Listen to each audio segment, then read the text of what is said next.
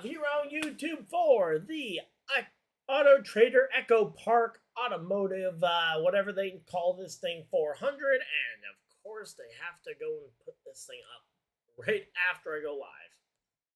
Not trying to use the race tracker, because I don't even think it would really work with our overlays the way we got it.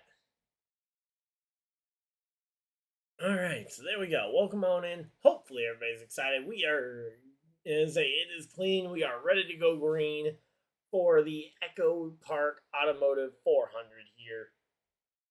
Should be a good one. Hopefully you guys are excited as well. I know I certainly am. As we are getting this one all set up.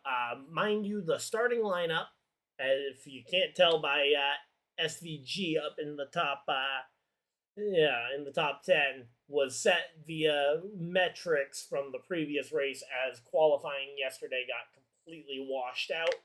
No laps at all turned in I don't think any laps were turned in practice or qualifying. Ultimately, the race also got cut short yesterday for the NASCAR Xfinity Series race, as Connor Zilisch, en route to his fourth victory of the season, second oval victory of his Xfinity Series season and his Xfinity Series career. A great start for the young rookie there, and cannot wait to see what he does in the Cup Series here.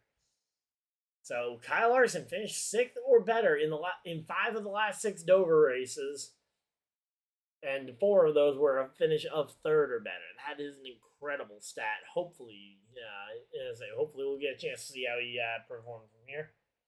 Hey Trev, how's it going? Elliot on the pole. Yep. Via the metric between the points result from the previous his current point standings and all that.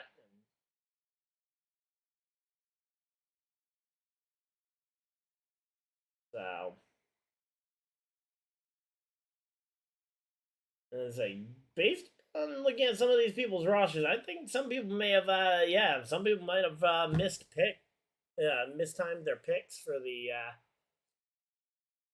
NASCAR Pick'em thing. So I will not be upset about having to go up against SVGs in some people's lineups.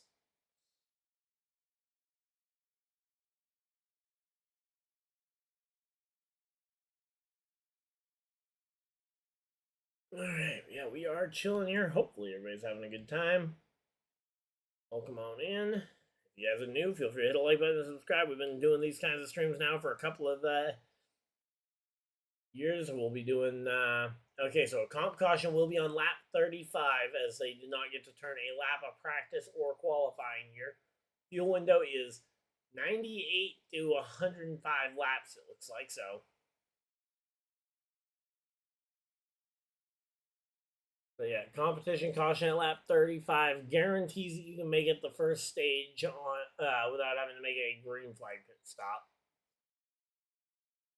A 40-foot elevation difference in the racetrack as you head up and down the banking here. Again, the concrete monster is just insane. So are some of these camera angles that they can get with these drones.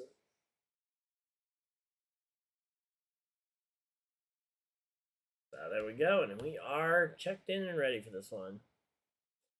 Celia has won Dover before, so maybe this will be Dover win number 2. Well, hey, I certainly think it's possible, but I also think it's going to be tougher to win this one. Purely off the fact that you got to remember that you got to compete against some of the best the sport has to offer here. It's not going to.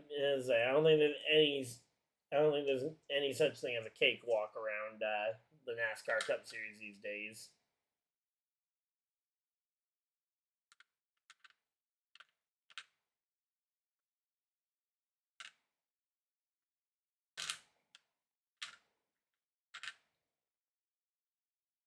But yeah, there we go. We're in Elliott, though. The 2 chases on the front row will be an interesting thing to keep an eye on, though, throughout the day.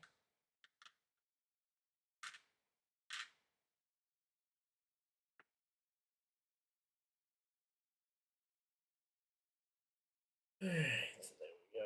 We're just checking out. We're just checking everything out, making sure it's all good. Red Sox game is starting, so hopefully we'll be able to actually keep up with the Red Sox game, and maybe the Red Sox will actually avoid being terrible today. Because yeah, we don't talk about yesterday's game.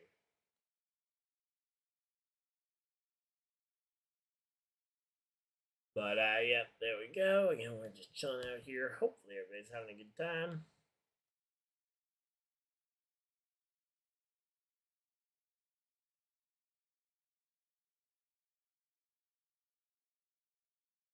Oh, and we got a bot.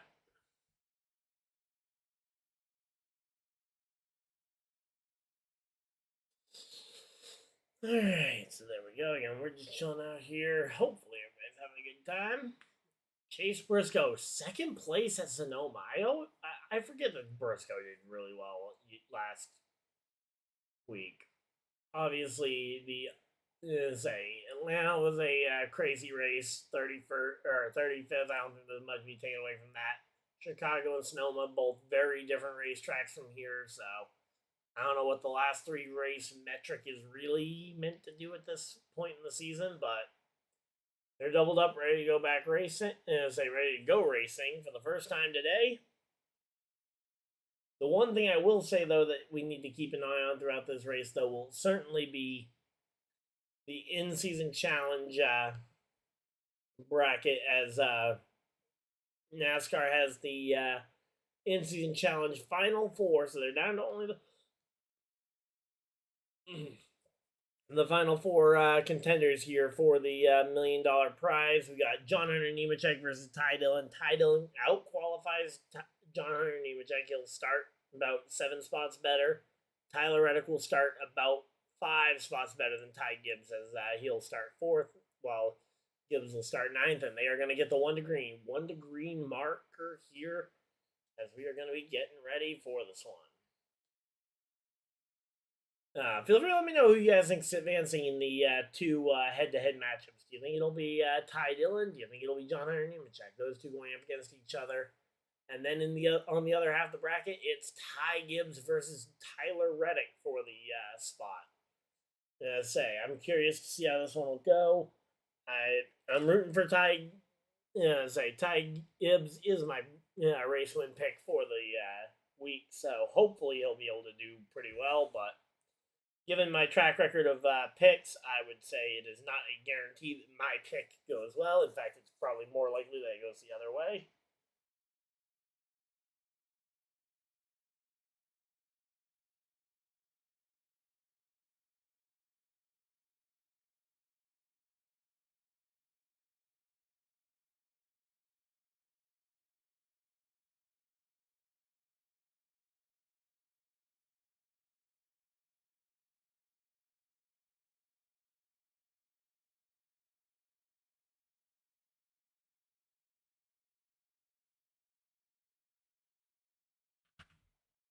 All right, so here we go. Pace car is off.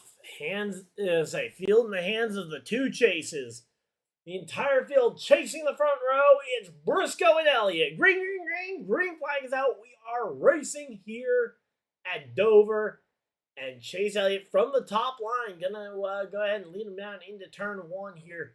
Briscoe holding pretty tough on that out on the inside line, but that outside line looks to be just a little bit better here early on in the first half lap. Briscoe, though, inching ahead of Chase Elliott, and Reddick falls back behind his teammate. Behind his manufacturer teammate. And yeah, the inside line ends up taking the lead here early on. So what looked like into turn 1, it looked like the outside line had the advantage. Maybe it was just because it's a control car, but yeah, the bottom line ends up taking over control of the race there. And a really slow 34 car checking way up to try and make sure he doesn't wreck. And Todd Gillen nearly just caught John Hunter Nemechek's front bumper as he was slowing way up. Again, I'm not sure. We'll have to see if there was a cause as to why he checked up so much, but he looked really off the pace there. As right now they are making this one happen.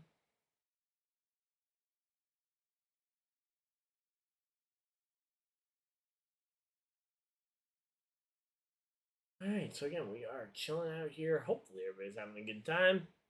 Yeah, if you guys are enjoying these live streams, feel free to let me know by leaving a like and subscribing if you guys are new. Here we go. We got Ross Chastain looking up the inside on Justin Haley, looking to try and make a move here.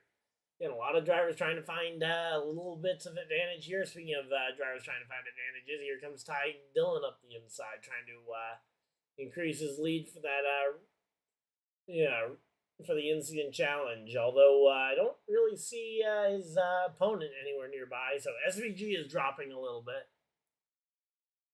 Just having to notice SVG has dropped now all the way to 10th after starting 6th on the oval. His best quote unquote qualifying position on an oval, or his best starting position on an oval, but yeah, again, not really a truly earned spot because of the fact that it was determined via the metric.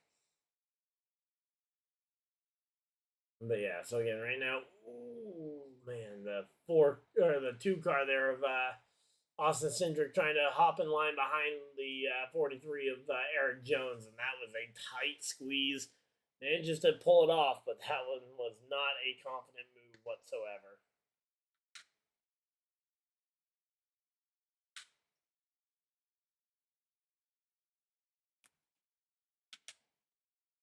All right, so there we go. Again, we're just chilling out here. Hopefully, everybody's having a good time. So yeah, SVG back 14 spots already. All the way, he's dropping like a absolute concrete brick here. I mean, SVG home. OMG, one of the lines that I came up with on the fly when we were watching him in his very first Cup Series race. And yeah, he gets shuffled out of line and just drops way back here, trying to jump in line in front of somebody. Ultimately, he gets ahead of the 41 of Custer. Custer already looking to the inside. And Stenhouse going 3 wide around the outside, making it look like SVG is literally just standing still. What on earth am I watching here with Shane Van Gisbergen? I mean, I get it. He's not an oval star by any means. And you do have to make it to the end of the race, but really? No fight? 20 miles an hour off?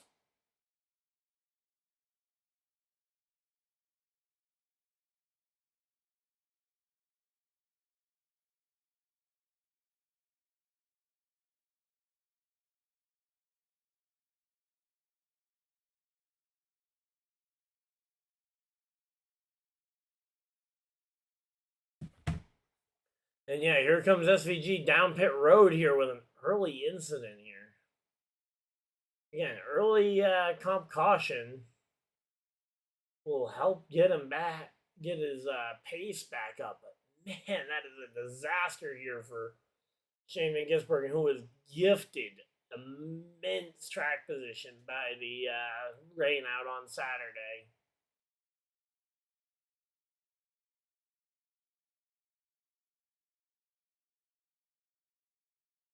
Especially at a fast track like this, you're going to lose multiple laps in a hurry here. Briscoe's been able to lead all but 1 lap here. Elliott was able to lead that very first one, but Briscoe's led the rest of them, I believe. Briscoe's led them from the drop, and Elliott just led this most recent lap. But yeah, again, Briscoe already having a win. He's already locked into the playoffs. Chase Elliott also, I believe, is officially locked in as well to the playoffs, so he no longer has to worry about his points position. But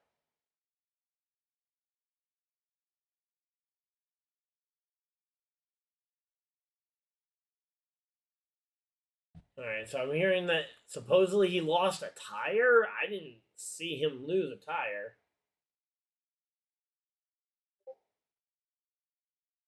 But yep.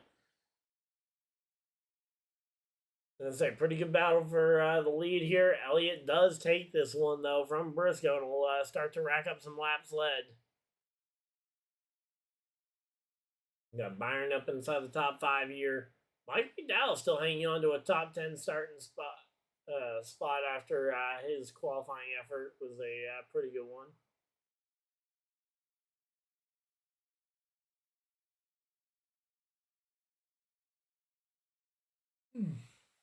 But yeah, so again, 17 laps complete here. We're halfway to the comp caution. They are storming around this track.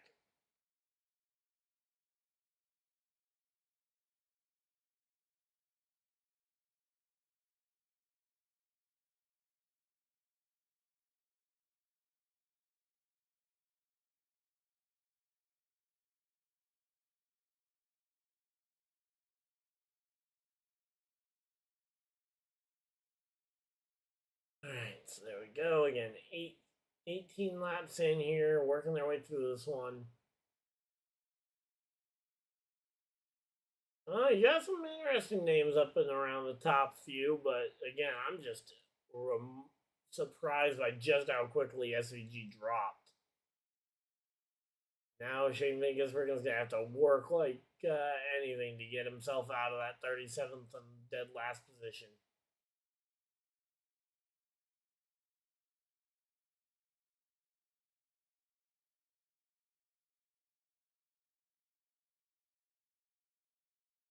Alright, so we're just chilling out here. Hopefully everybody's having a good time. Alright, 20 laps complete. Working our way through this one.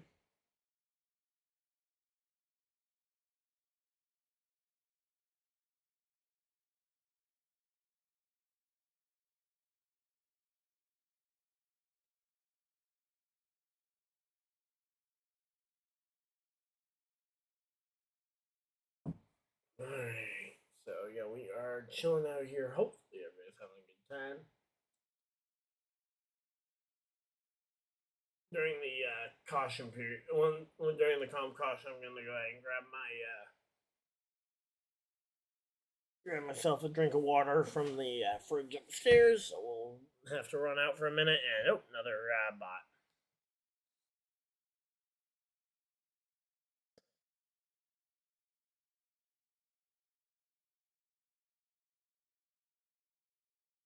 Alright, so we're just chilling out here though, and Chase Elliott's trying to drive away from the field.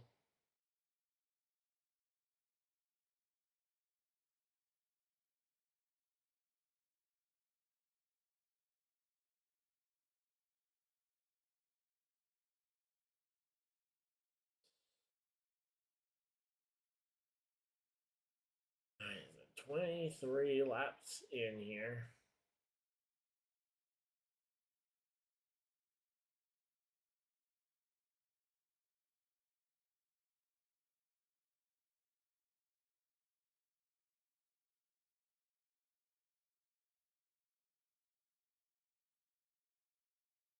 Alright, so 10 laps to go till the comp caution here. We are working our way towards it in a hurry here.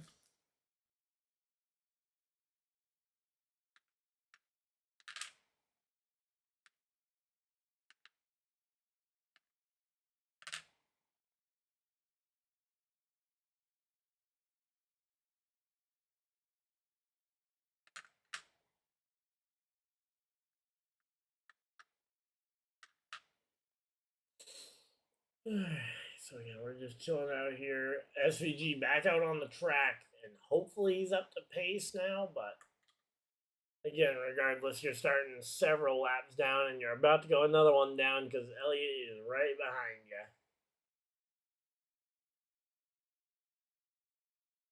Front tire issues should be all good now. Yep, wait, a puncture on the right front. Yeah, right front was flat. Okay, so yeah. I mean, hey, I guess that explains why he was 20 miles an hour off the pace. But as I say, he did a good job at making it not look that way there. So.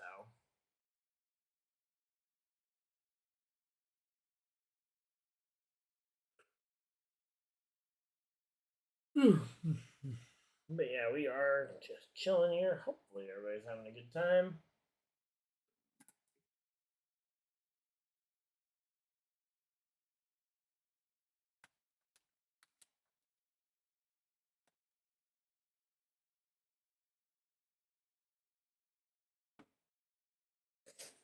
Hmm.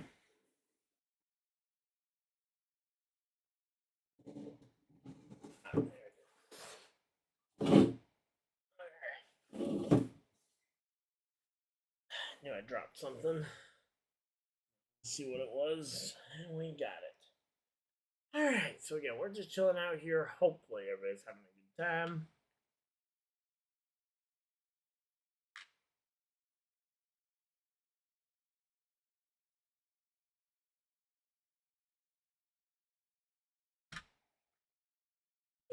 But yeah, they're talking about the in-season challenge here as we're getting closer and closer to this or not even halfway. Why did I say halfway? It's not even close to halfway. But yeah, for this competition caution, we are coming up on.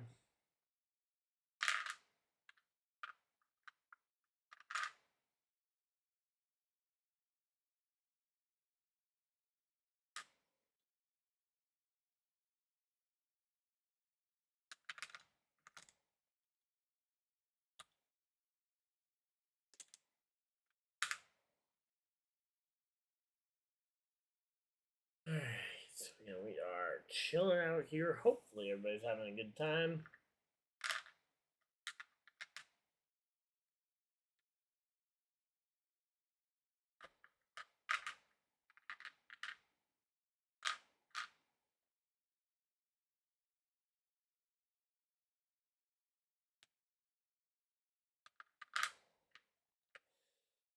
Alright, so again, we are climbing up on that half, or not. Why do I keep going halfway? It's not halfway.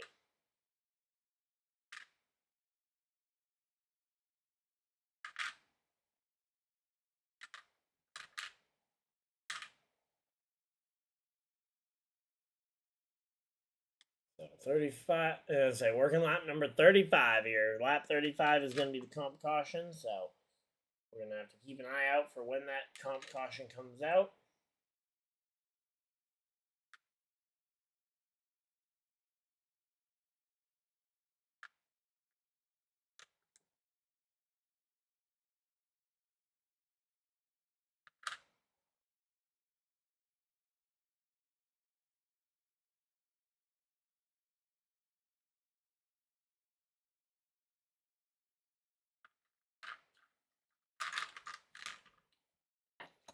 Alright, so there it is. Comp caution is thrown. Yellow, yellow, yellow. Yellow is out. Oh, man. Sorry, I'm a little tired. We had a lot to get done this morning, and yeah, it has definitely been a chaotic day. Not to mention the amount of rain we are getting right now is insane.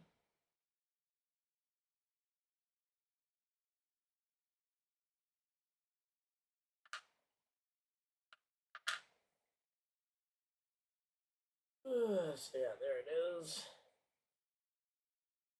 Field slowing on down.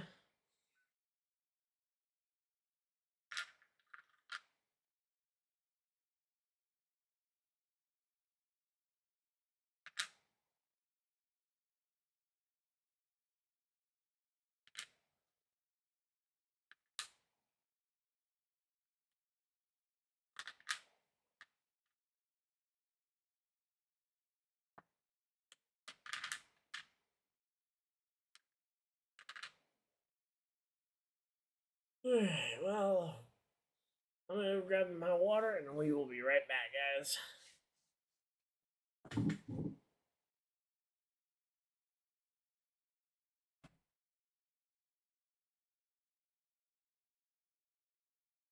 Well, I'm actually gonna bring up some of my water cups from past streams while I'm thinking about it.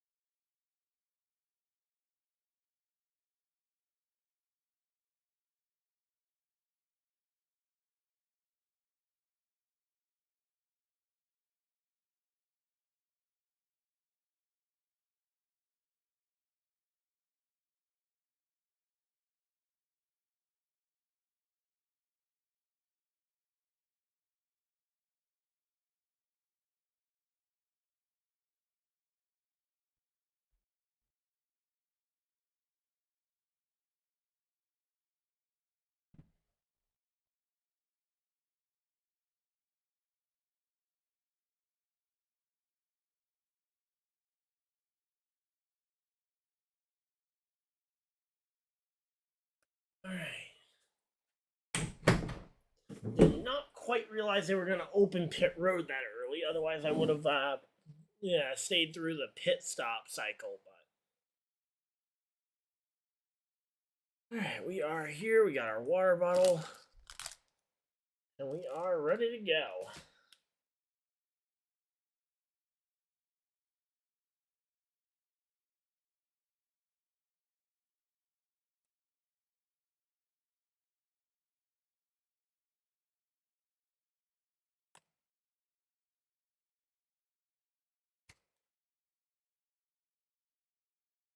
All right, so welcome on in. Hopefully, everybody's having a good time.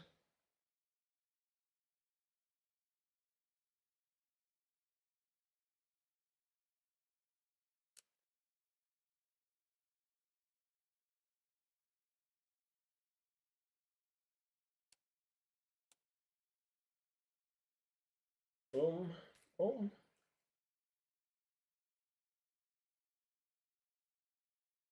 All right, so yeah, we're just chilling out here. Hopefully, everybody's having a good time.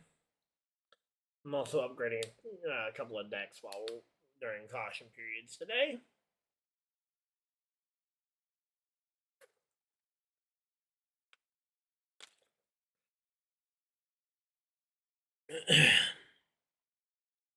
There we go. All right, now we got some some. All right, let's go ahead and get this card out of there.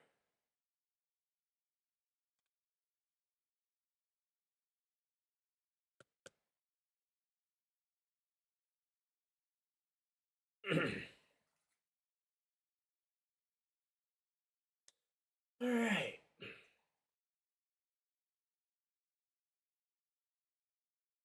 So yeah, we are chilling out here. Hopefully everybody's having a good time. Also, you guys do enjoy trading card games or want to learn more about the Pokemon trading card game, feel free to check out my gaming channel where we just uploaded yesterday a new video talking about the talking about and commentating over a trading card game match that I played at one of my local card shops this past week. And expect more videos like that coming shortly as well. In fact, actually, after this stream, I'm going to be doing a voiceover for another battle, so.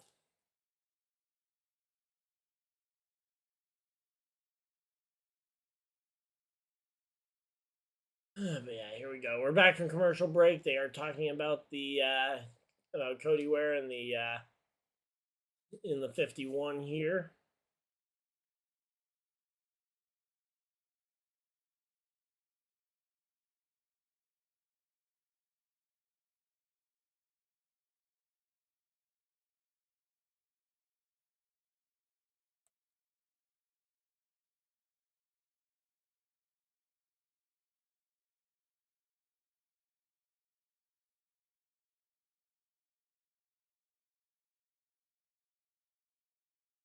All right.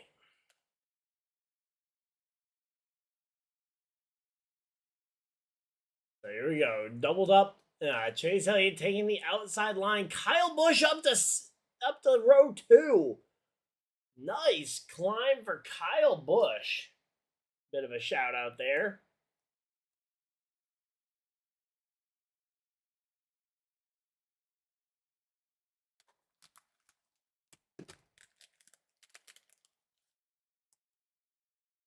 So here we go. They're doubled up, ready to go racing. And we will be back to racing at the end of this lap here. Again, lights are off on the pace car. Chase, Christopher, and Busch, the front 4. Elliott, Briscoe, Bell, Busch, Byron, the top 5. Mike McDowell still hanging on to a top 10, although that pit crew definitely not up to snuff quite yet. Pace cars off, field in the hands of the 2 chases. Green, green, green. Green flag is out. We are racing here at Dover. And we are back, hopefully with a little bit more energy now, but. All right, we are, as yeah, there we go. Oh, hey! Chase Elliott with a monster opening lap. Nearly a half-second separation in less than a lap. Are you kidding me? 0.56 at the end of lap 1. And at the end of lap, and he is continuing it. Chase Elliott on a monster tear. And I am not even meaning to make a joke, but I just realized the Monster Mile pun there. I legit did not realize that until I said it. But Chase Elliott over a second out in front. He's gained a half second on the first 2 laps, and they continue to fight behind him.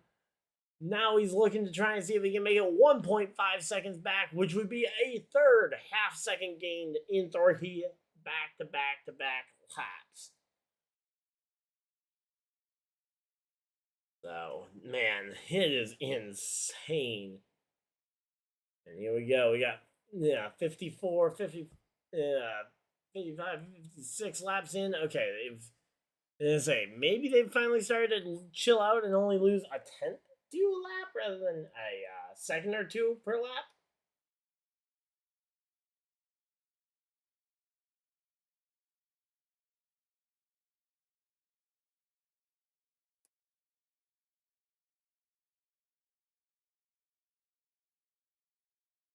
Yeah, no, everything else is for the other deck that's in the car still, so can't upgrade that.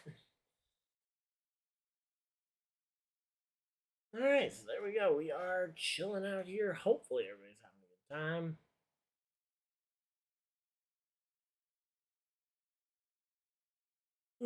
Man, but yeah, we are. There's a Chase Elliott is just cooking here. I mean, hey, you know what? It's nice to see Chase Elliott doing it instead of and I mean absolutely no offense on him, but Kyle Larson does this regularly. It's nice to see some of the other Hendrick drivers finally showing some of that pace that Larson does, because Larson, while I feel like he's earned a lot of the accomplishments, ever since getting in that 5 car, it feels like he's had just that next level speed that not even his teammates could really replicate outside of Byron at times. But even then, we never really saw Byron dominate a race the way that Larson has at, say, Bristol last year, or Homestead earlier this year, or Bristol earlier this year.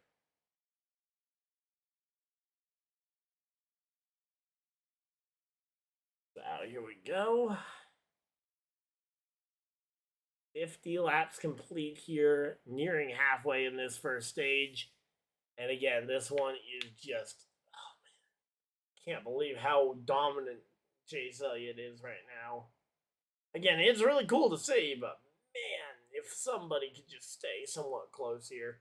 Kyle Busch has dropped back to 6th place here. I would love to see Kyle Busch be able to get this one done. And Ty Gibbs has actually gotten ahead of Tyler Reddick in the shuffle. I don't know if that happened during the pit. I didn't happen to notice if that happened during the pit stop or not, but Gibbs and Reddick are currently 7th and 8th, and Ty Gibbs is currently the leader of those two, fighting for the in-season tournament bracket.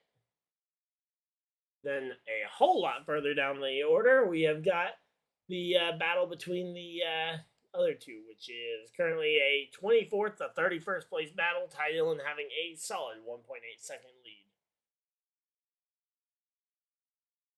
versus Reddick being 0.34 seconds behind there. So a third of a second back of the 54 here, and closing in on the back bumper of Kyle Busch, trying to put Kyle Busch back there.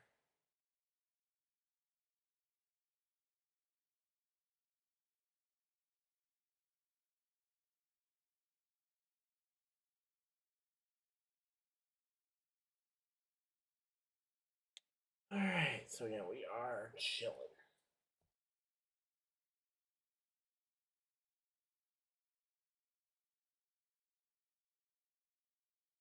Alright, let's see. What do we got? Do we got the leaderboard? Actually, you know what?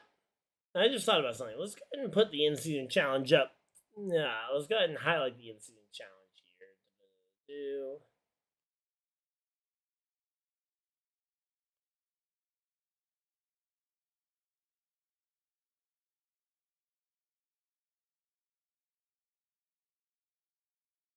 Okay, yeah, that was a completely different website. Let's go ahead and grab this link.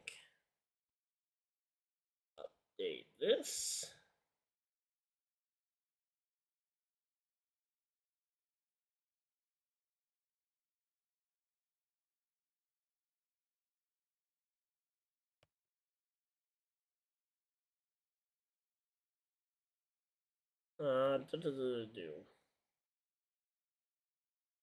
Boom.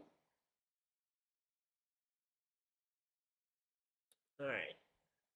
Let's go ahead and get this resized here.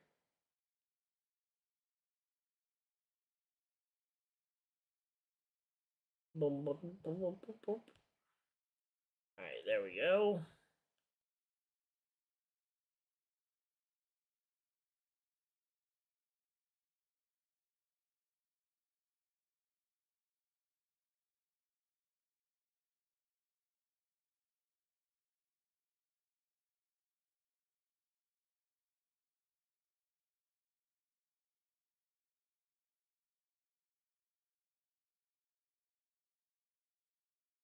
All right, there we go. Across the top here. Oh, my face cam's getting blurry. Give me a second. All right, so there we go. Again, we are chilling out here. We have crossed halfway in this first stage here. Chase Elliott 2.5 seconds out ahead.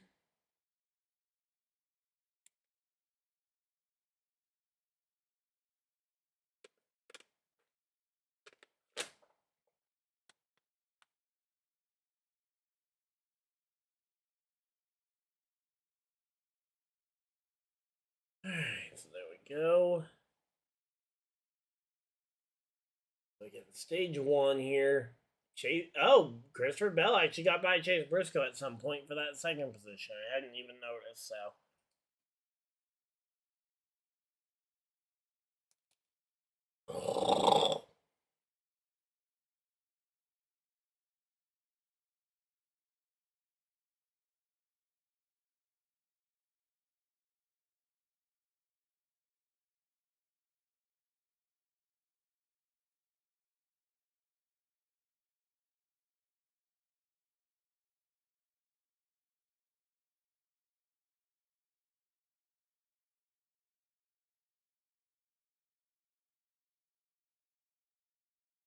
Alright, so again, we are just chilling out here. Hopefully everybody's having a good time.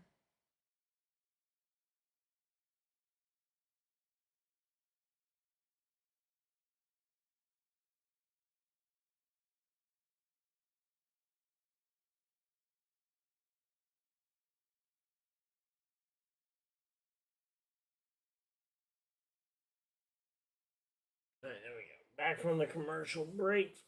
64 laps out ahead, and right now they are showing Joey Logano running down Alex Bowman here for the ninth position.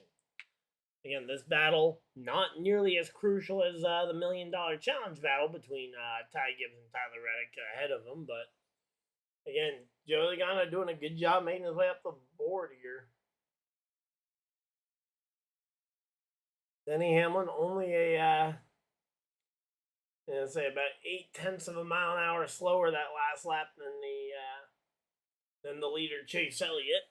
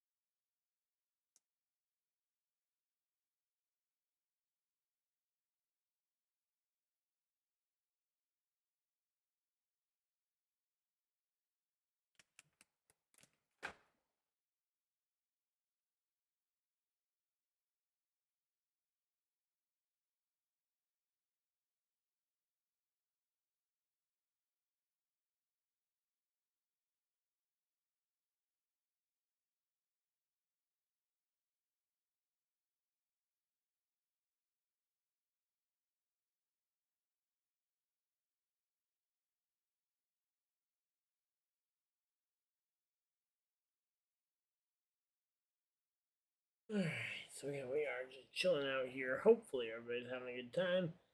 Feel free to let me know who you think is going to win this race, too. I would love to hear you guys' opinions on this.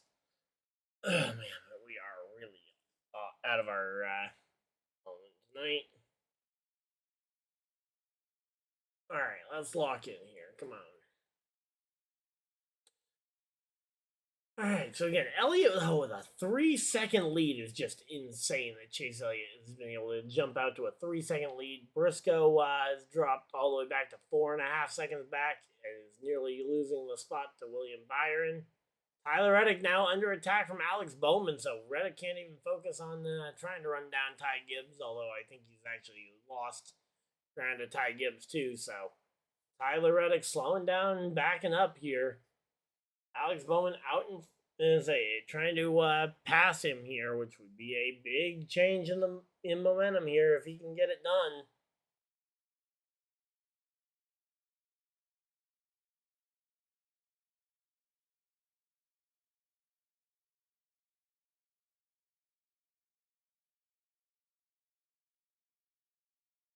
All right, so there we go. All right, well, we are chilling here.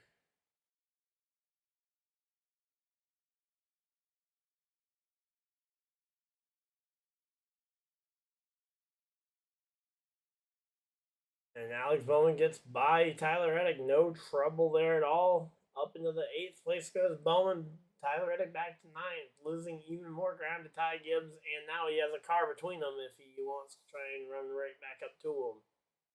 Although I'm not sure Tyler Reddick, again, right now has the car to run right back up to Ty Gibbs.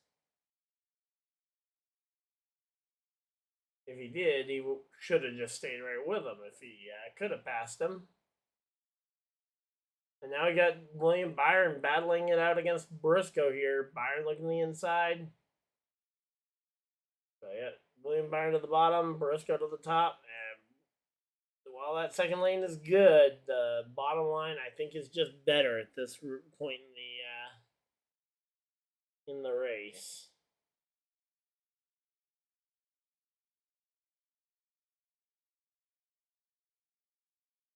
All right, so there we go. Yeah, we are chilling out here. Hopefully everybody's having a good time.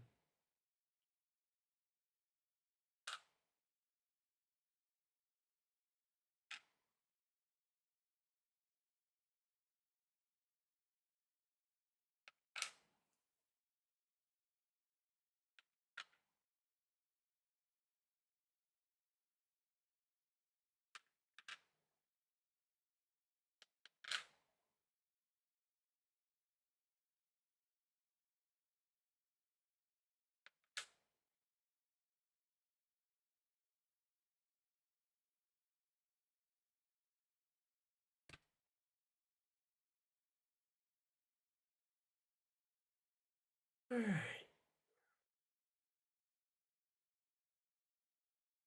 So again, right now, 44 laps to go in this stage. Hamlin has gotten by Briscoe as well, so Briscoe is dropping all the way to 5th now. So Briscoe not exactly doing himself any favors in the running here, trying to run this race as best he can.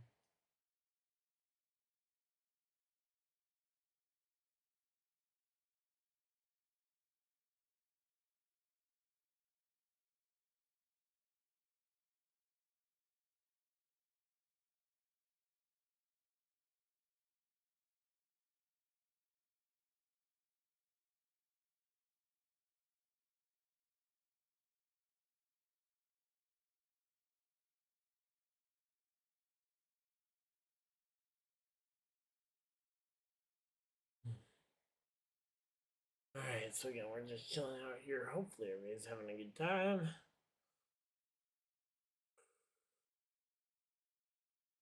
But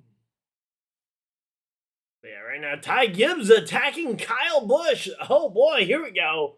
Ty Gibbs making a move. Let's go. Alright, Ty Gibbs starting to make a move, but Kyle Busch also closing in on Briscoe, so we could very easily see a 3-way battle for position here. Busch trying to pass Briscoe, Briscoe trying to hold off Busch, and Ty Gibbs trying to pass both of them. So again, could be a lot of different ways this could go here, and yeah, 40 laps to go, still plenty of time. But right now, Elliott's still clearly out in front. Although Christopher Bell's starting to reel him in, I'm starting to think maybe Elliott's short run speed that he gained there early might be offset by the loss of by what looks to be a loss of time later on.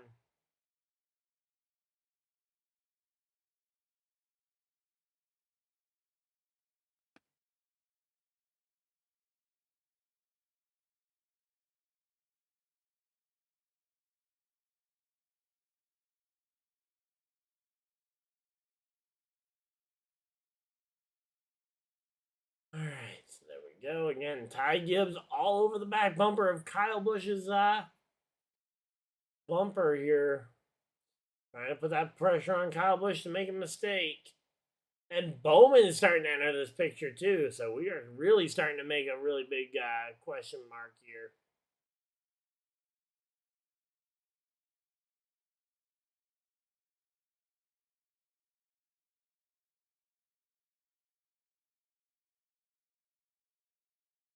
All right, so 84 laps in here, making this one happen.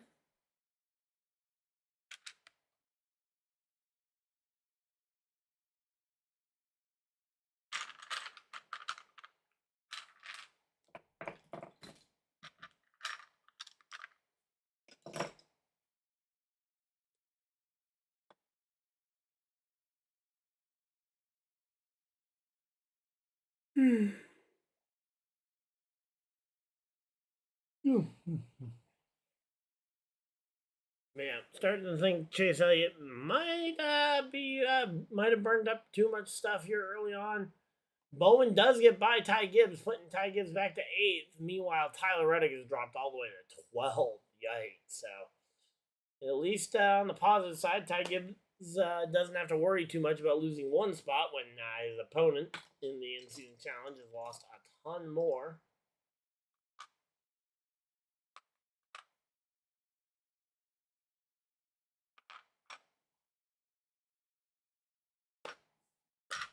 All right, so there we go. But yeah, again, this is also the first race of the year that the 2311 cars will not be racing as chartered entries. So obviously that doesn't really make a big difference once the race begins, although it does change the payout amount that they will get at the end of the race for their 3 car effort. But yeah, the biggest thing that it does is it does not guarantee them into races. So if I think NASCAR has already confirmed that the Indianapolis entry list will not be more than 40 cars, so yeah, they will not be at risk of getting bumped at Indy next week. So they'll be good for the $1 million challenge, which is kind of the biggest concern. If Reddick were to make it through this race and then get bumped out at Indianapolis due to a qualifying incident, that would be an insane way to lose the $1 million. Who's going to be the winner? Well, so far it's looking like Chase Elliott, but Elliott's been getting caught by Bell a couple of tenths every lap. My original pick pre-race was Ty Gibbs, who is currently sitting in the 8th position. But yep, I am not from the future, so I can't tell you who's going to win. Otherwise, I'd be in Vegas making millions betting on races, because then I would know for sure.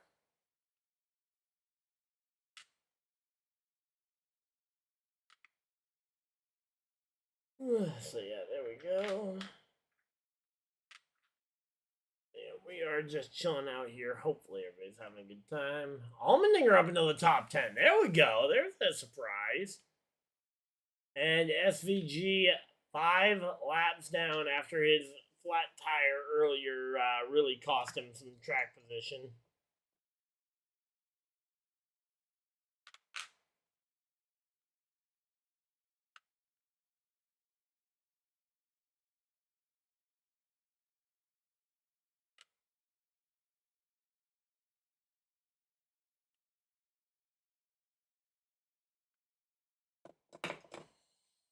Alright, so there we go.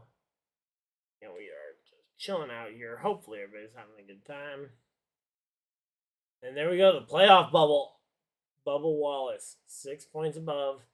Ryan Preece 6 points out. If Bubba Wallace were to say fail to qualify at not Indy but at Daytona later this year, obviously we know Bubba is a great super speedway racer, but one instant in qualifying could potentially be the thing that sends him out of that race and would flat out qualify Preece for the playoffs, because all he'd have to do would be finish with at least 7 points, which shouldn't be too hard. So here we go.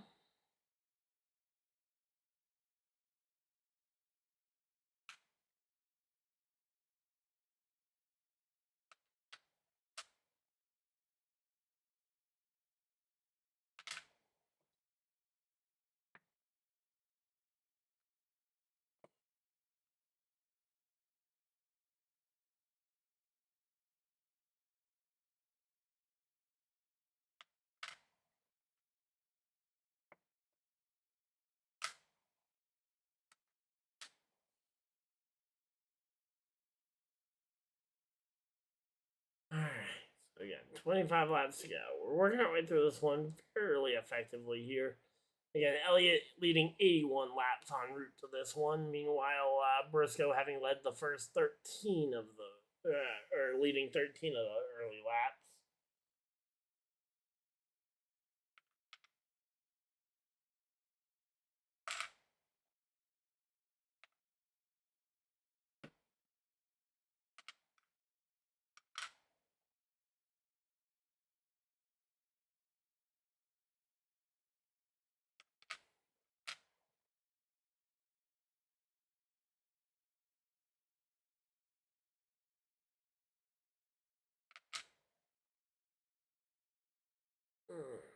Alright, well, here we go. Again, we are closing in on the end of this one. 98 laps in here. 23 to go.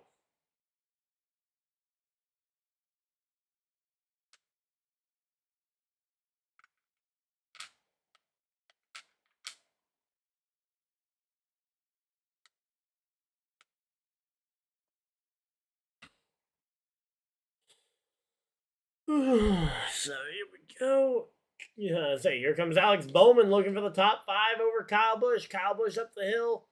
And it looks like Bowman's going to have a pretty easy clear here for passing Kyle Busch.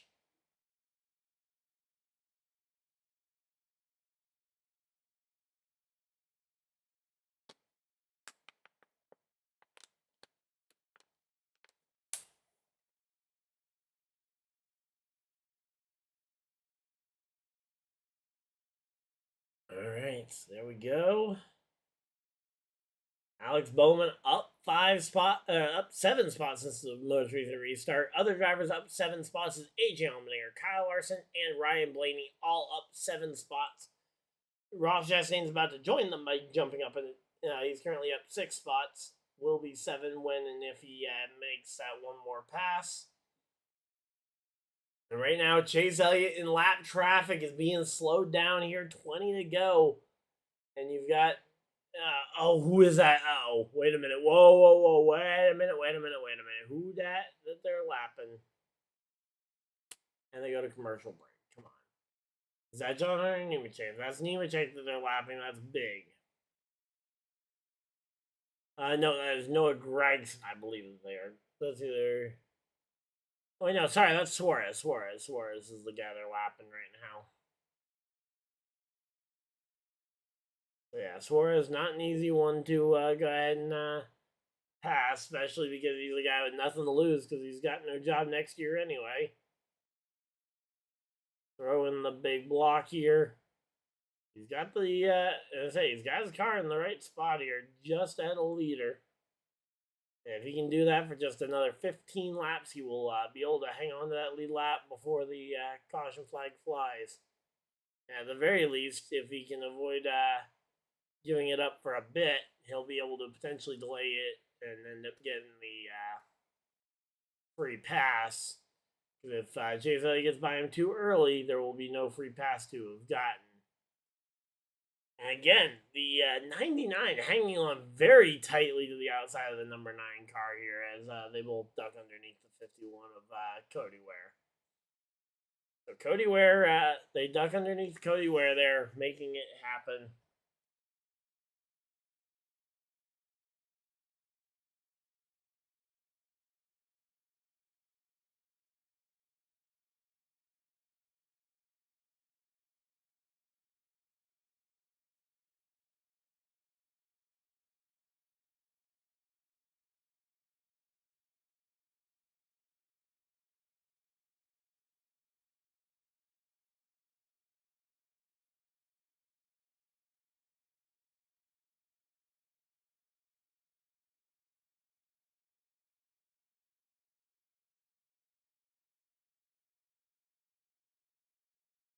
Alright, so yeah, we are chilling out here. Hopefully everybody's having a good time.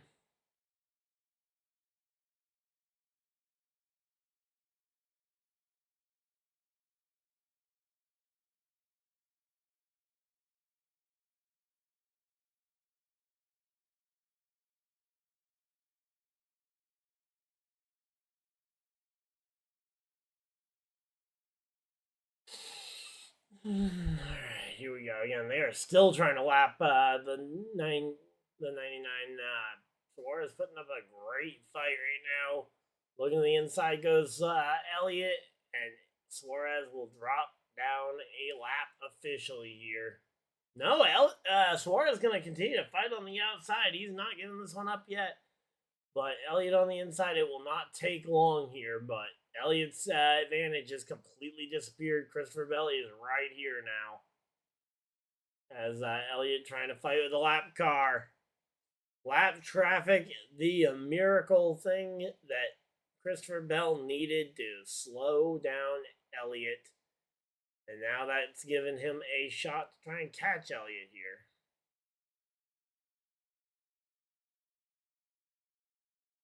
But right now, those two are dicing it up for the lead lap. 10 laps to go, and Bell is gonna want to try and see if he can find a way past Chase Elliott here.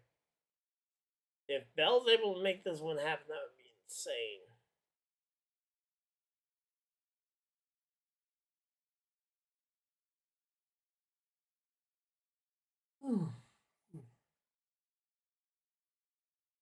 All right, so here we go again. Right now, Elliott just hanging on to this one by fighting with Daniel Suarez, because as long as the two of them are fighting, means that Bell, to make a passing move, would have to make a 3-wide move, which is a much riskier choice of move than one or two, than trying to go 2 wide here. But there we go. They get single filed back out. Elliott to the inside. Bell up on the outside. Bell gonna try and see if he can ride some momentum here. Off the corner. Up the inside. Let's see. Bell to the bottom of the racetrack on Chase Elliott. Elliott up the track. And this fight for the lead here. Bell. Oh, Elliott off the corner. Dives to the bottom. He knows he does not want to give up that bottom again. Looks to the inside. He is going to clear the 99 for the lead. Or sorry, 99 for going a lap down. And a 20 of Christopher Bell gets stuck behind the 99. Former teammate there. Actually, I don't know if they weren't technically teammates. I don't think at the same time at Joe Gibbs Racing, but former Joe Gibbs Racing driver, not gonna probably give the Joe Gibbs cars behind him much of the help, although he did just massively help by getting Chase Elliott a whole lot closer to him.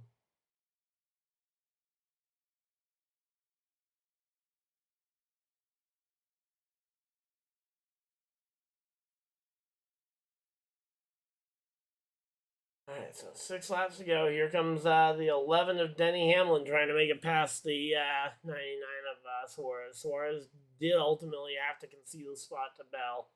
And looks like he will concede a spot to Hamlin as well. So here we go. 5 laps to go. I don't know if 5 laps is going to be enough to catch and pass Chase Elliott.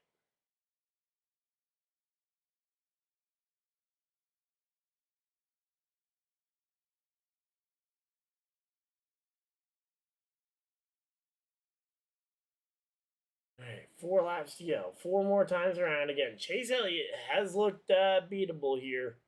Just a matter of how Christopher Bell manages to play this one.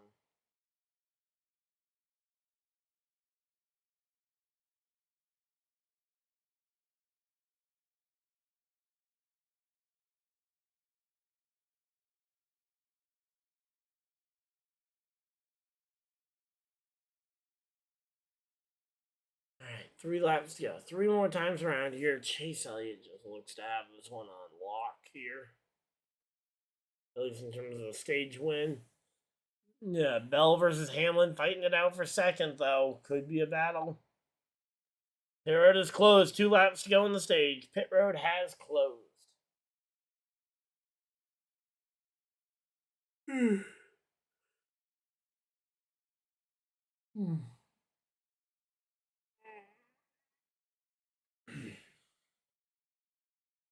here we go. Oh, Eric Jones, flat tire! Flat tire for Eric Jones. Caution flag may fly here as we're closing in on the end of the end of the first stage here. 1 lap to go in the stage. And again, flat tire there takes him out of contention at the very least. And here we go. Can Chase Elliott lap the 42? No, he does not. Oh, I thought he was about to lap the 42, which would have been massive here.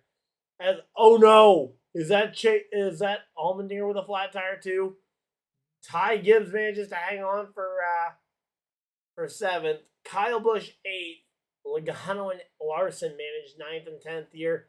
And AJ Allmendinger with a flat tire as well. 2 flat tires on the last lap of the stage. What on earth?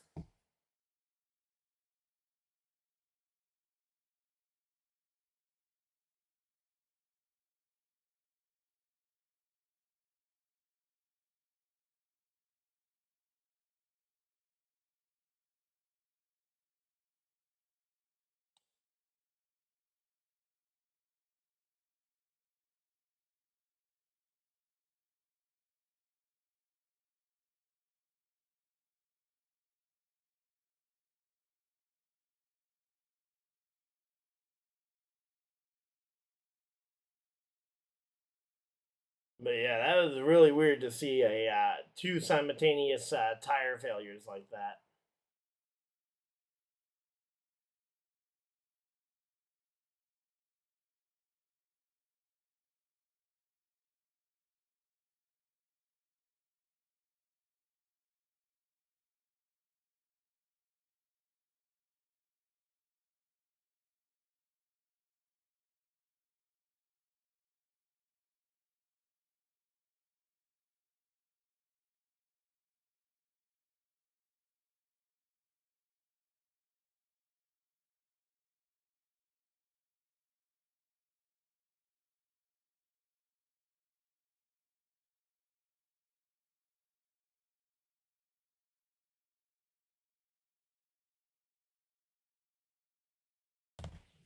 Alright, so again, we are just chilling out here. They go and bring out the caution flag. We are just chilling.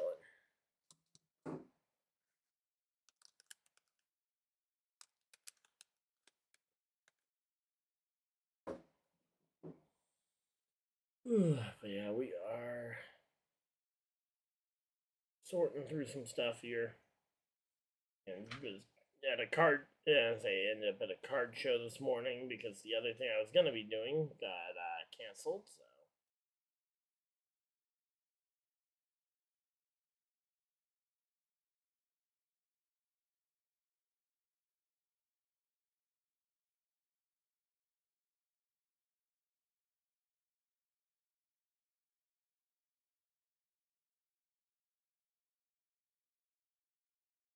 Alright, so there we go. Daniel Suarez. And now they're going to talk about it. Here we go. Yep. Eric Jones, flat tire, coming to 1 lap to go. Man. So yeah, I feel like Eric Jones's tire was out of nowhere, and then we just see a car limping along. I thought it was maybe Jones too, but it was a completely different color, and I was like, no, that's not Jones. That's a second tire going down there. It was AJ Allmendinger, the driver of the other car, that lost a tire.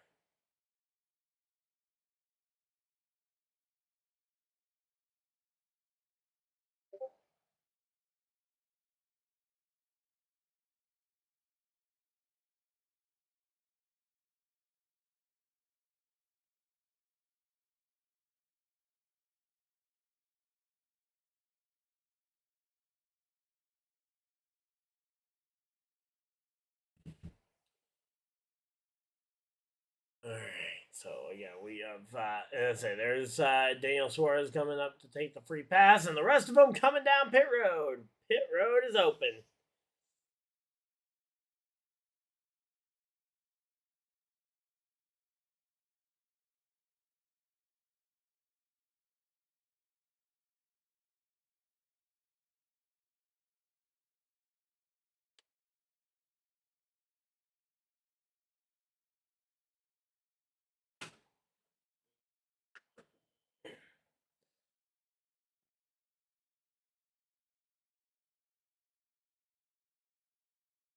There we go. Denny Hamlin with a 9.3.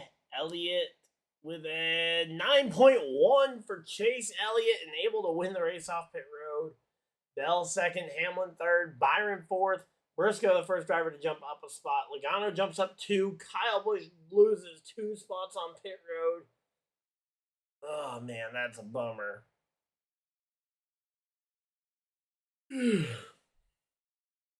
But yep.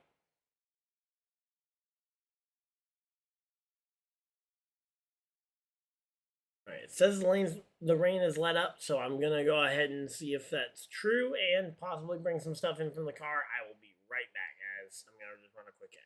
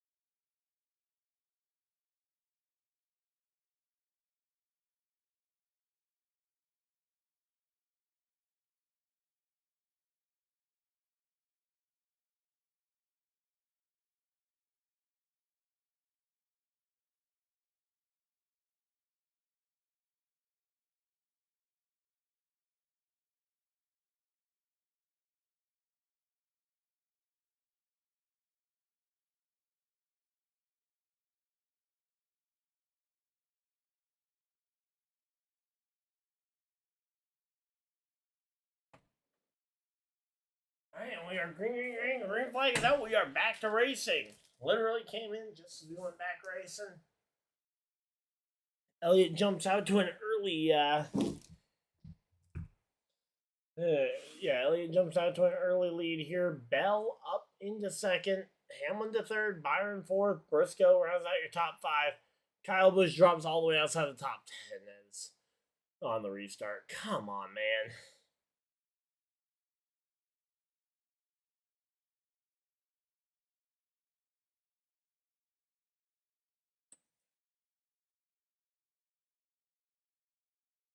There we go. There's the good deck. There's the new deck.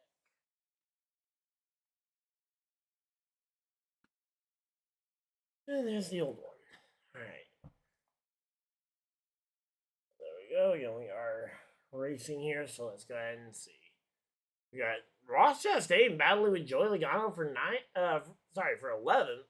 Kyle Busch had passed them both for to jump back up into the top 10 for the moment, while these two fight it out amongst themselves here.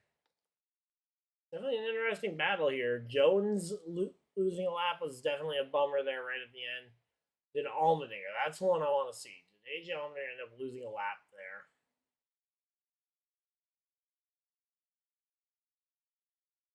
Micah McDowell still hanging on to a top 15. I mean, it's not quite the top 10 starting day that he had, but for a road course guy who was basically only at the front due to a road course, due to the road course being the determining metric for qualifying, it's not too bad. And yeah, right now we got Blaney making moves. Blaney's moving really far up to the front. I'm kind of surprised to see how fast he's moved up.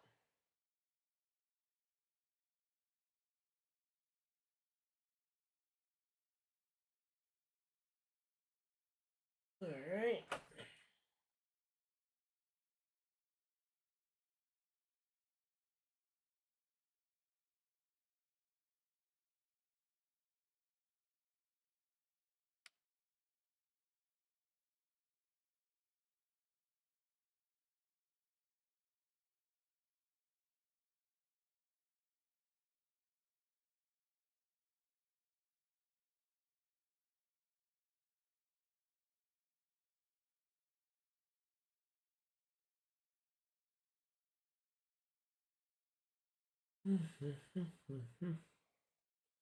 Alright, so again, right now we're working our way through this one. Carson Hocevar, haven't said his name much today, up into the 17th position here, trying to fight his way past Tyler Reddick, who has dropped way back and has made this one very much a Ty Gibbs show for the in-season tournament battle.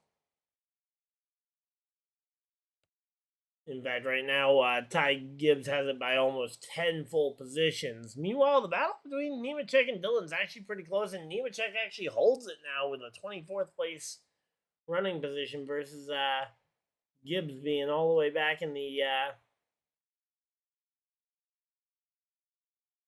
or not between Gibbs, between Dillon being back in like 26th or so. Sorry, 28th. Alright, so we are just chilling out here. Hopefully everybody's having a good time. So yeah, again, Nemechek having taken the advantage over Dillon here. And say, could we see a Nemechek? And saying right now we're looking like a Nemechek versus Ty Gibbs final here at the Indianapolis Motor Speedway. Meanwhile, Ty Dillon and Reddick both trying to fight to see if they can earn a starting spot back in this one.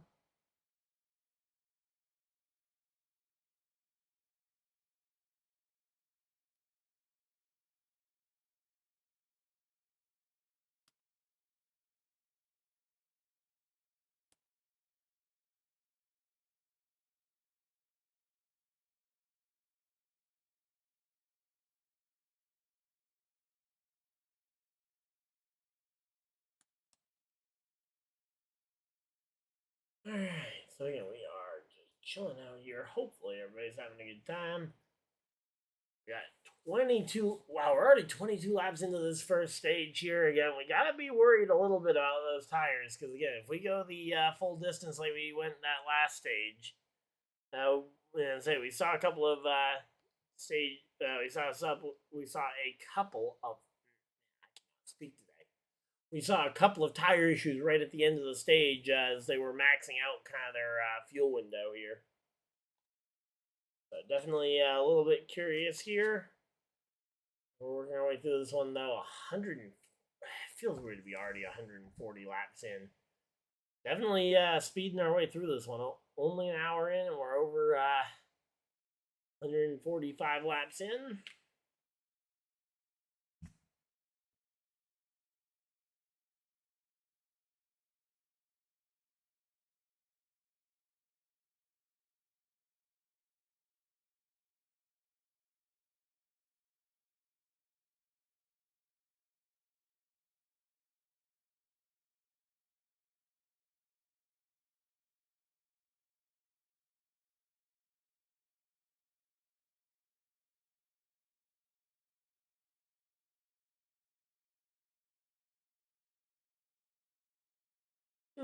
So yeah, there we go. We got Bowman past. Bowman and Gibbs battling it out a little bit for position there.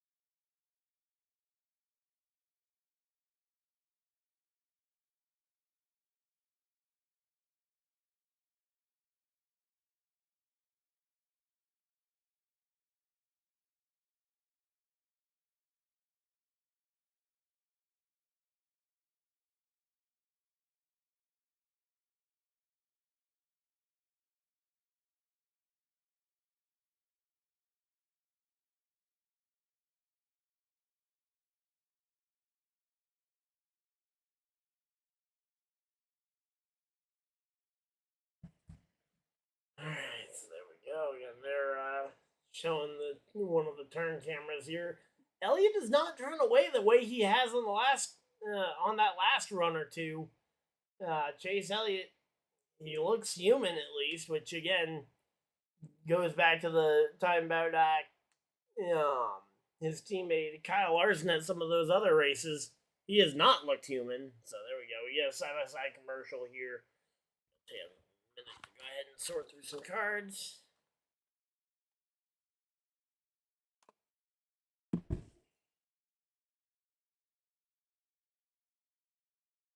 Boom.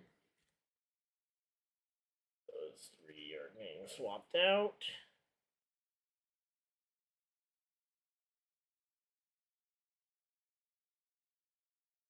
What was that one? Okay, so that one's getting swapped out.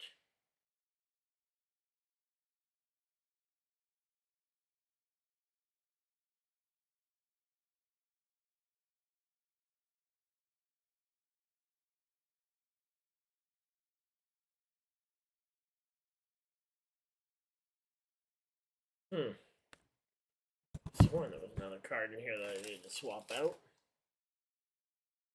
Oh, yep, there it is.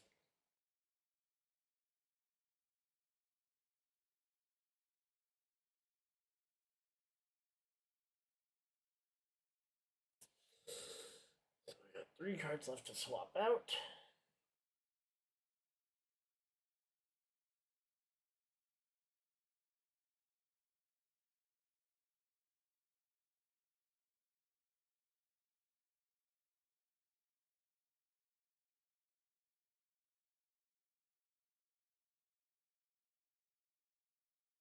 Alright. Hey Tater, how's it going? Yeah, right now Chase Elliott leads this race. We're currently under a side-by-side commercial break. We got Briscoe and Bowman actually starting to battle it out. There we go. We're also just updating some decks because I've got couple of decks that I went and got some pieces for at a card show earlier today. So, and wow, this card is in great shape.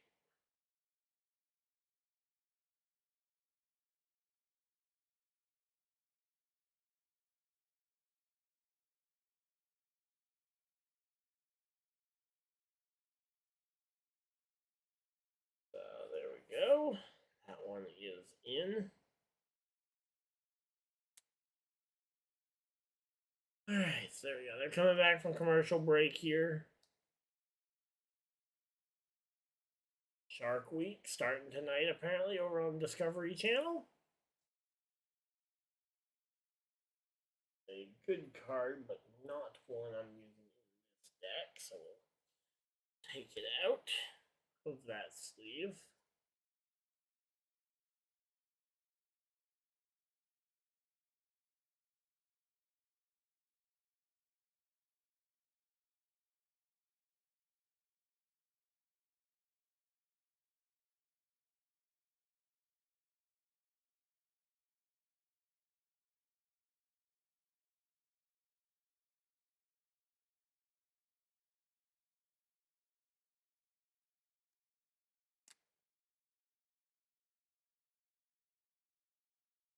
Alright, so here we go. We are just chilling out here. Hopefully everybody's having a good time.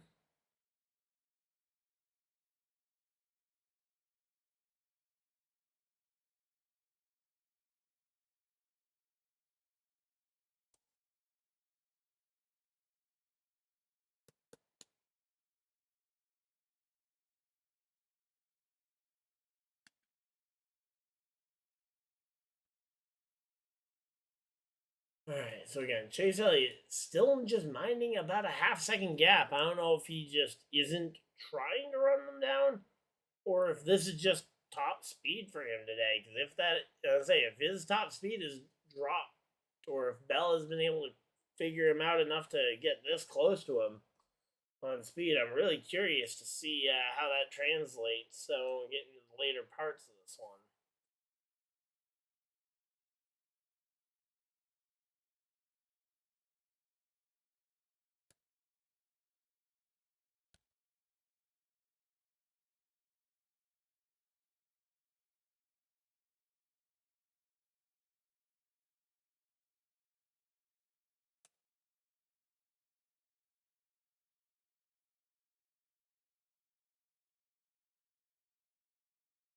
Alright, there we go.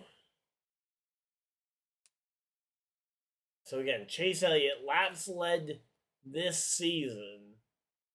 He has led a lot of laps. He's led 150 out of 163 laps so far today. An absolutely dominating performance by the young. Well, I say the young. Elliott, how old is Chase Elliott now? Did he hit 30? Did he hit 30 a while ago and I'm just not remembering how old he is? Alright, let's see. How old is Chase Elliott? 'Cause I remember him being fairly young. Okay, he is 29. He turns 30 later this year. I was going to say, I do feel like he's nearing that age 30. So, again, not exactly the oldest guy around, but when you think about athletes, typically, especially in more directly physically demanding sports, although you do have to be very fit to drive these race cars.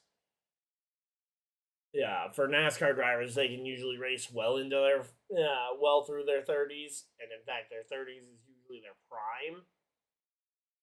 Yeah, meanwhile, in other sports, like, for example, in football, hitting age 30 for a wide receiver is essentially them hitting their deathbed. Not always, but a lot of the time. So, yeah, right now, Elliott hanging on to this one, but in traffic and really struggling to make time through the traffic.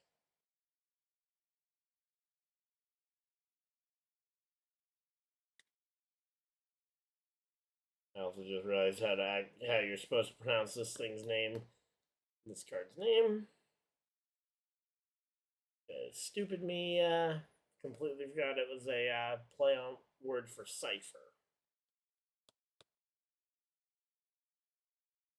Play a digital cipher.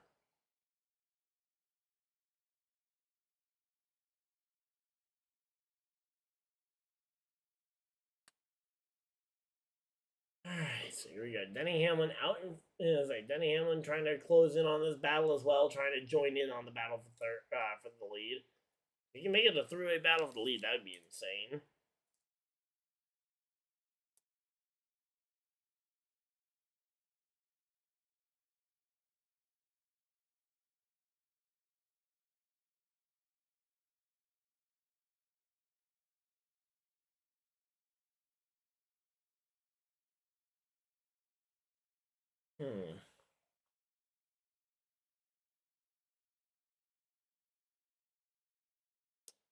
Thinking that was supposed to be a different card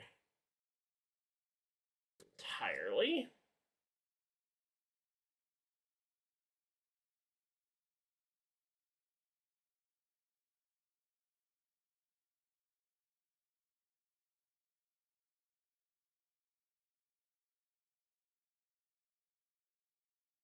That card that I put in there does not really apply very much to the deck. Alright, so we're 50 laps into this stage here. So we're about 80 laps to go. This would be about the time, if we were going to see some green flag pit stops, this would be the time to start looking for them. Although I would not be shocked if we potentially see these drivers try and wait this one out. Yeah, for a potential caution flag, because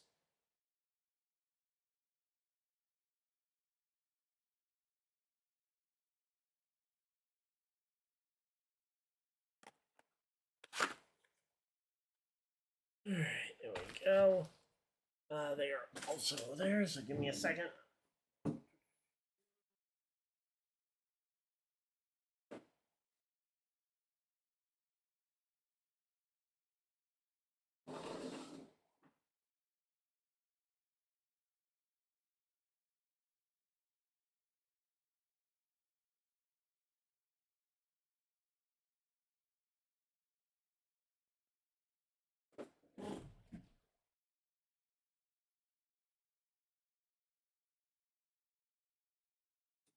Alright, there we go.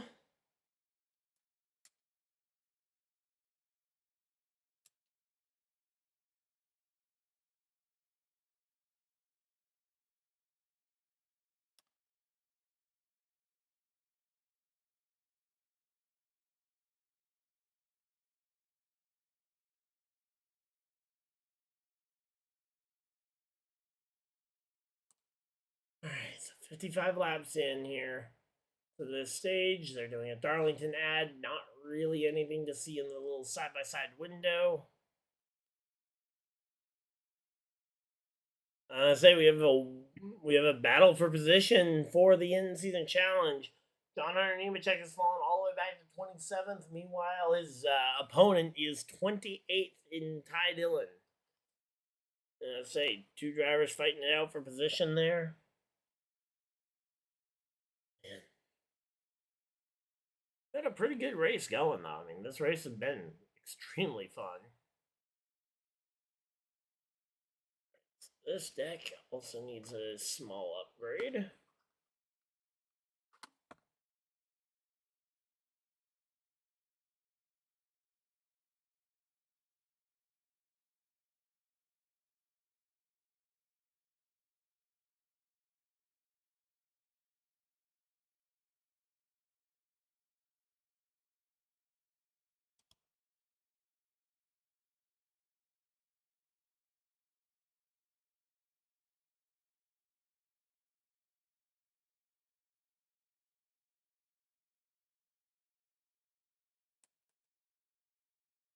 Alright, here we go. Back from commercial break. Chase Elliott appears to have gotten through the lap traffic without completely derailing his day, which is always your kind of biggest worry when you're running in and around traffic.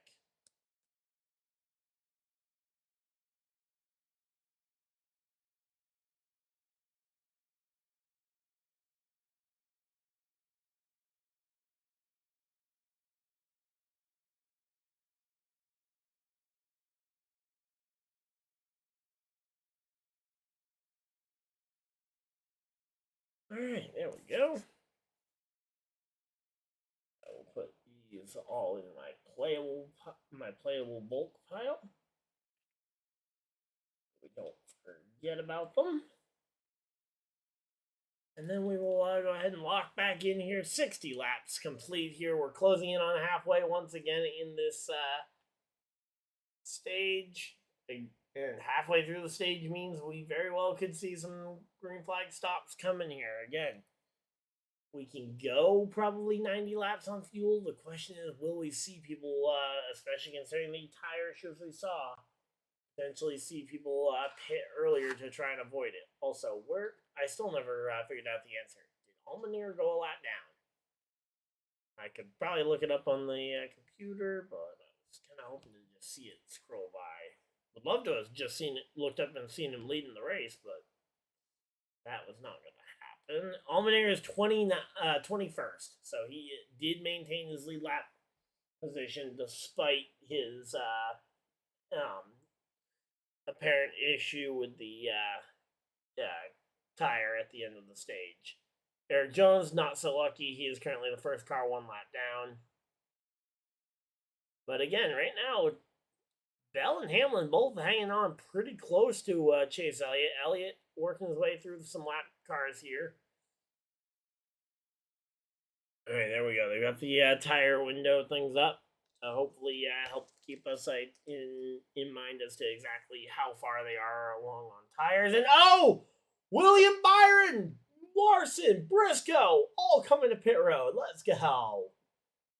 William Byron, Larson, Briscoe, all coming to pit road. We're going to start this pit window the second that we were already talking about it.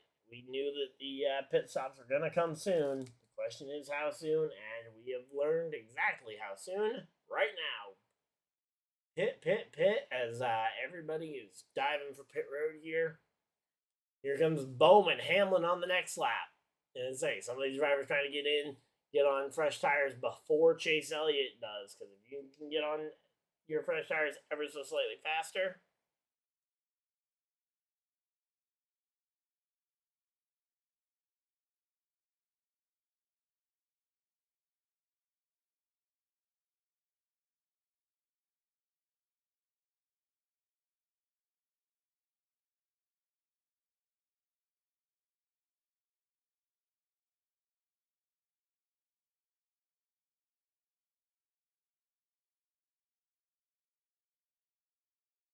Alright, so there we go. Literally all that deck is missing. 1 EX and 1 Genie. Here we go. Race leader Chase Elliott comes to pit road. Elliott, Gibbs, host of our stays out. Gibbs, Bubba Wallace, Chastain, Allmendinger, all coming to pit road here. A lot of drivers cycling through pit road right now. Kyle Busch down there, Blaney on pit road. Curious to see where this lands all of them. I just realized, wait. Oh no, Reddick's not. I can't believe. I just realized. No.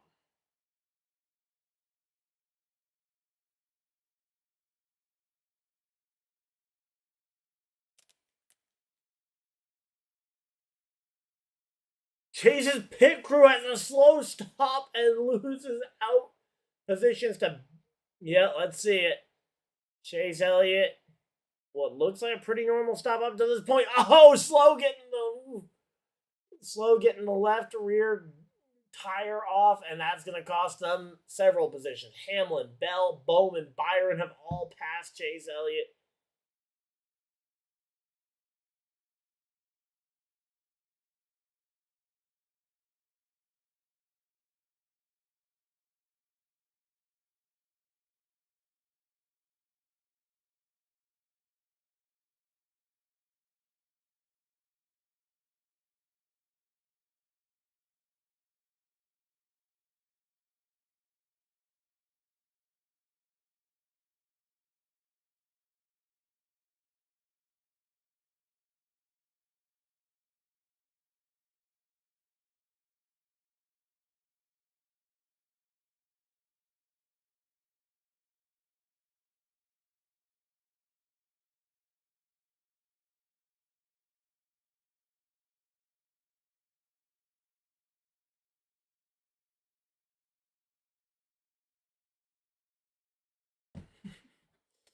All right, so there we go.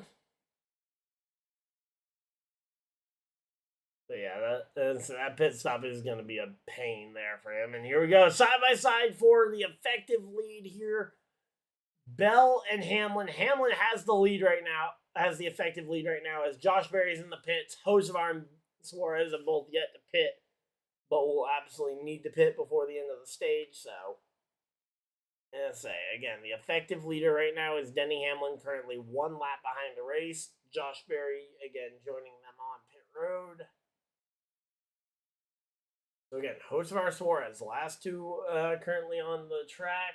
Question is, how far can they go? Can they make it all the way?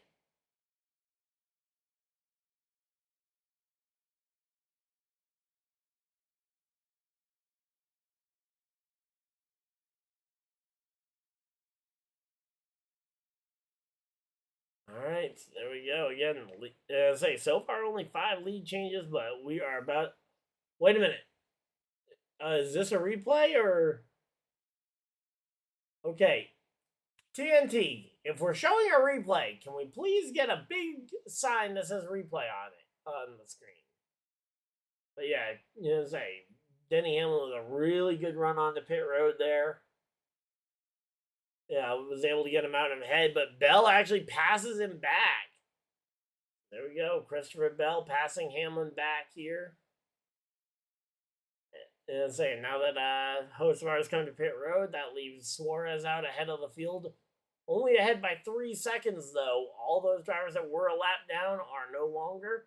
And Ty Dillon currently the last car on the lead lap.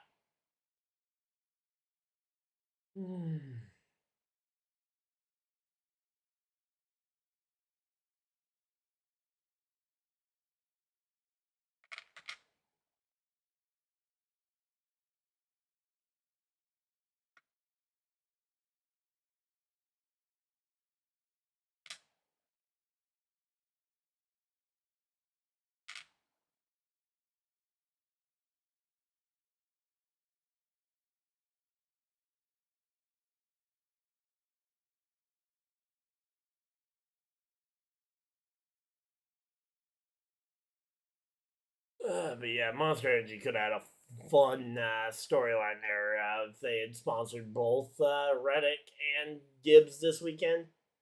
Having the 2 Monster Energy cars fighting out at the Monster Mile.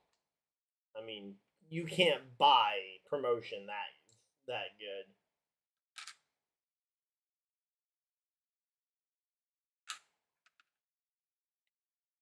All right, so again, we are chilling. Hopefully, everybody's having a good time.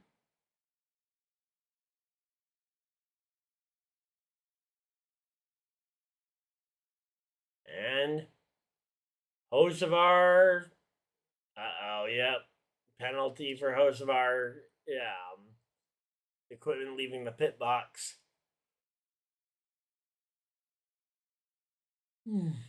All right, so that is going to be a big one for Hocevar here. All right, let's see. Where is Ty Dillon in reference to his rival for the spot? So John Hunter Nemechek is a lap down, and Ty Dillon's about to be. So they are both on the same lap essentially here, as Christopher Bell has passed Suarez. Yeah, so Ty Dillon versus John Hunter Nemechek. They're gonna keep battling it out, but if one of the two of them can get the free pass here, that'd be insane, and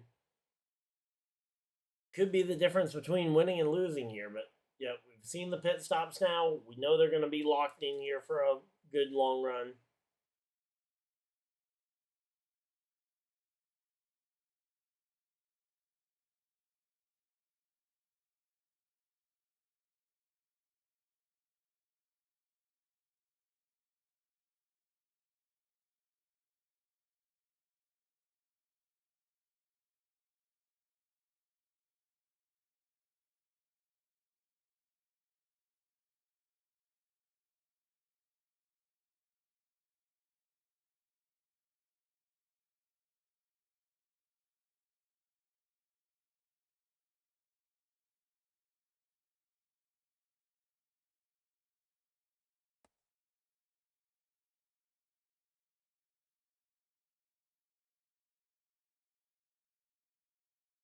Alright, so there we go. Again, we are just chilling out here. Hopefully everybody's having a good time.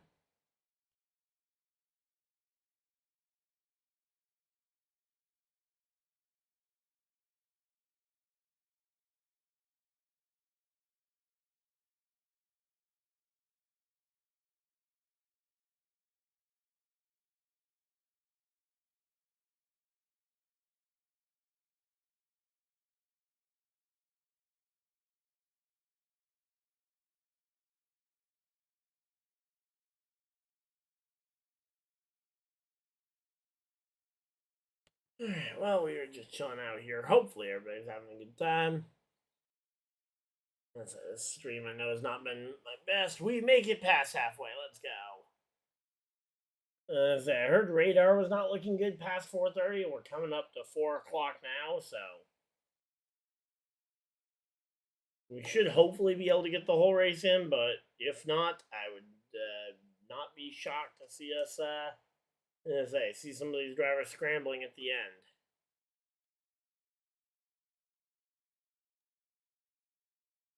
All right.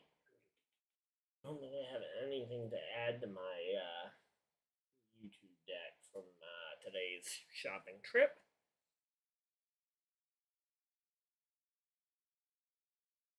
Had time, I would swing by Walmart, but we can swing by there any other day of the week and hopefully find a pre-built deck or two.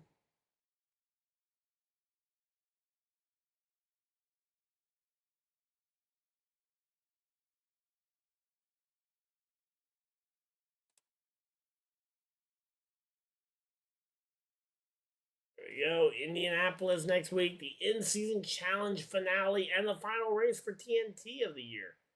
I feel like we just blinked and missed you could have blinked and missed the entire TNT portion of the season. 4 p.m. start time for the Xfinity Series next week.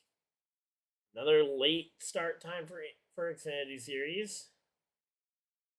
Again, Connor Zilic, though, has looked impressive. So again, right now they're out there running this one. Suarez hanging on, though. He has not had to pit yet. He is still up inside the top 10, but he has got to be saving and, basically just hoping at this point that he has enough in the tank. Oh, for a second I thought that was Ryan Blaney, and I was like, how is Blaney 20 or not 20th, but not on the lead lap? But yeah, no, Blaney is in 12th. Barry is running the advanced auto parts colors today.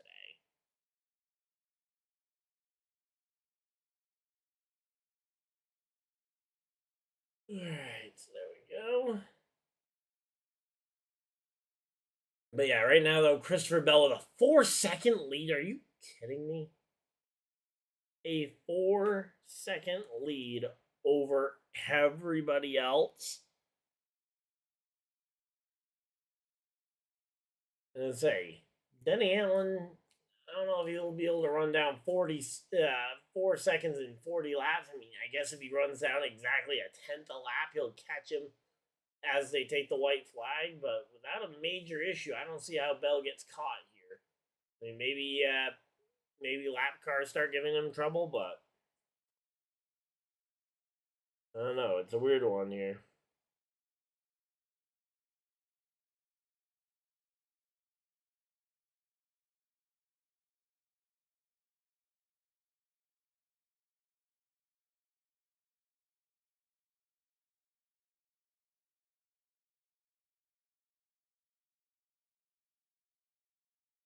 Alright, so yeah, we are just chilling out here.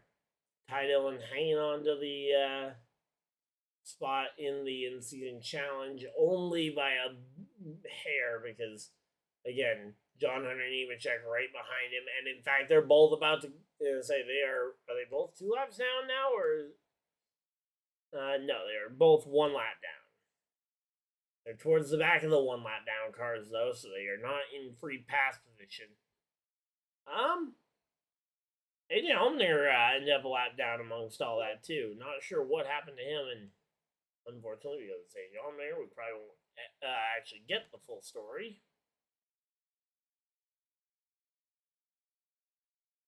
But yeah, as of right now, though, 20 Oh, title in 25th is the first car one lap down. Okay, there's just not very many cars exactly one lap. Oh, the 77 of Hocevar nearly takes out the leader. What was that move? That was stupid. I mean, luckily it didn't work, but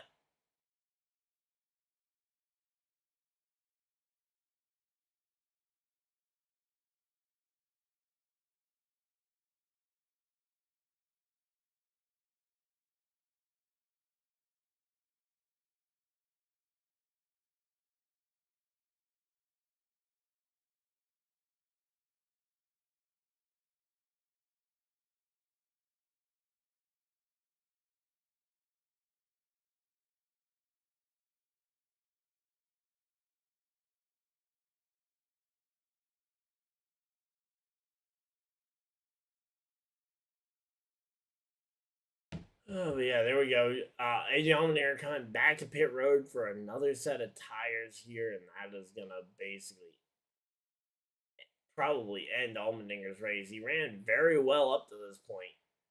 Up inside the top, started off nearing the top 15, then got his way up into the top 10 for a period of time, and then just lost it.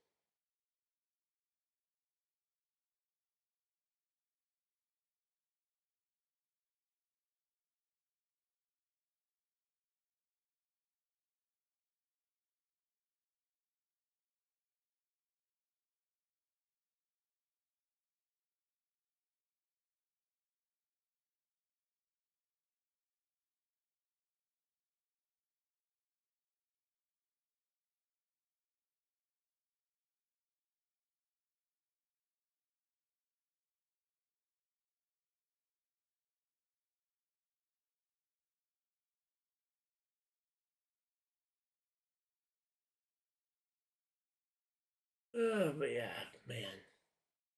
No idea what Hocevar was thinking with that one, but yeah, Hocevar off course here now. Yeah, and again, the fact that he missed, I'm not going to hold it too much against him. Come on, man.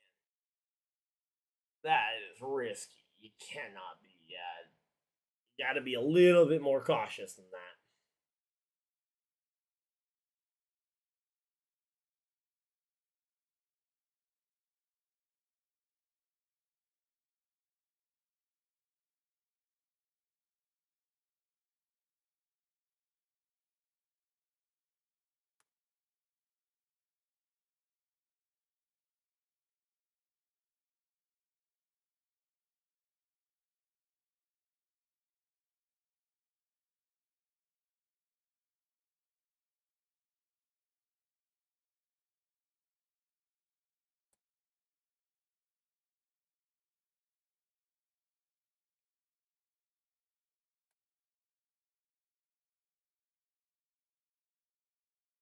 All right, so here we go. Bubba Wallace getting in here.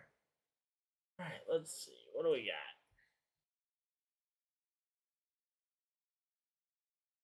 got? All right, so Bubba Wallace plus 16 on the cut line over Ryan Preece.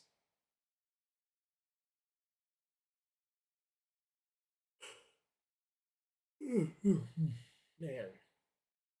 So again, Bubba Wallace doing a really good job here. Ryan Preece not faring so well here. Let's go ahead and get our lineup taken care of here for the as we're getting close to the end of this one. Especially where we're up inside the front.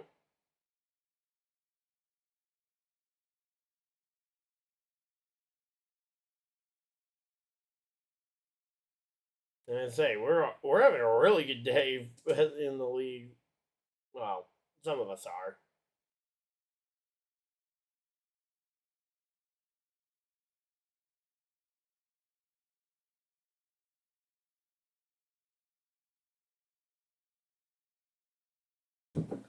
All right, so there we go.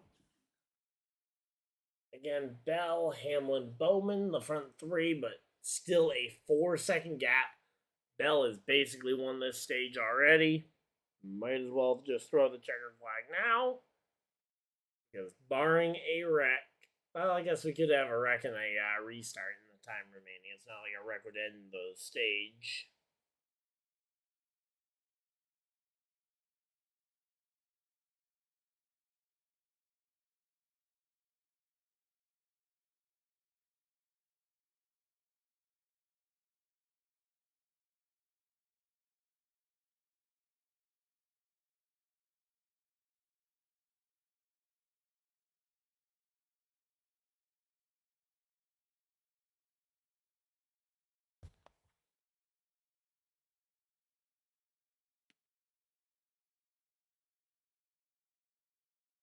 Alright, there we go. So we got a Denny Hamlin ad going on here. And I am still fairly out of it here.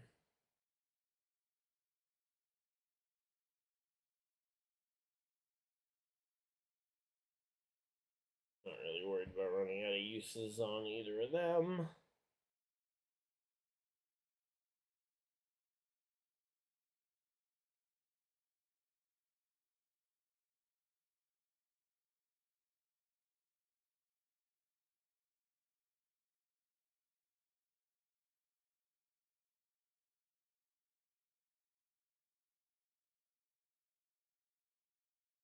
Oh wow, this roster is actually doing pretty well. Oh yeah, that's the roster. Alright.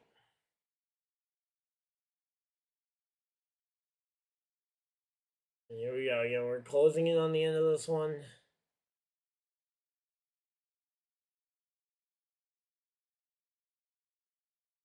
Still a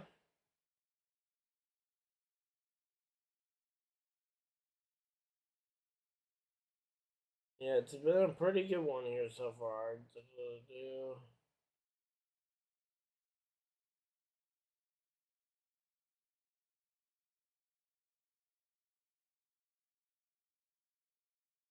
Nope, no one I really want to save uses on, but this does get us more points, so there we go.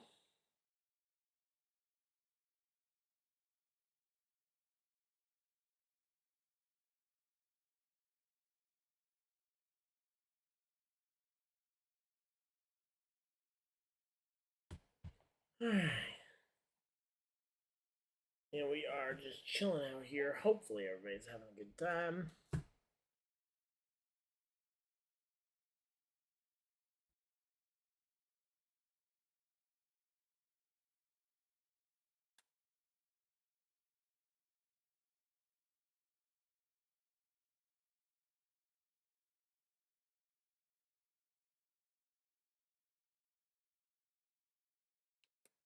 Alright, so again, Chase Elliott, so far, wow, the Henry Motorsports cars have all ended up together after all this. Third, fourth, fifth, sixth.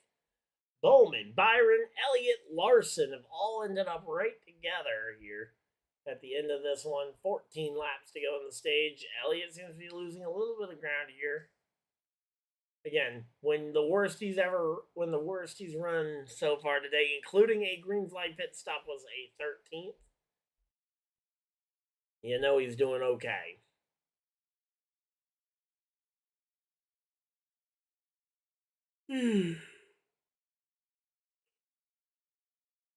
But yeah, it is a real big bummer though when your pit crew costs you 5 spots and you're currently running 4 spots back from the lead.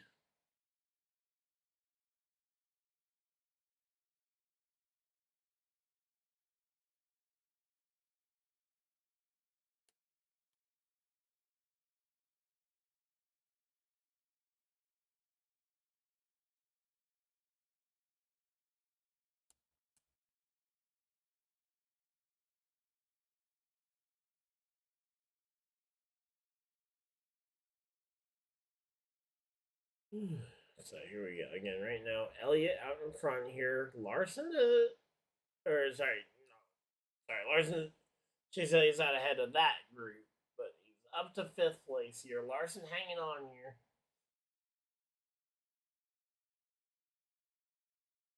here.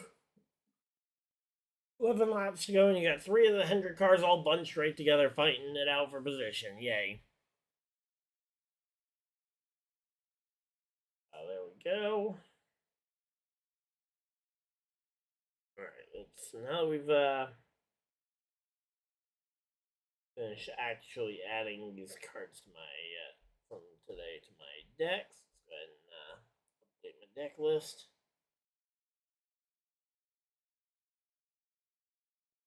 Boom.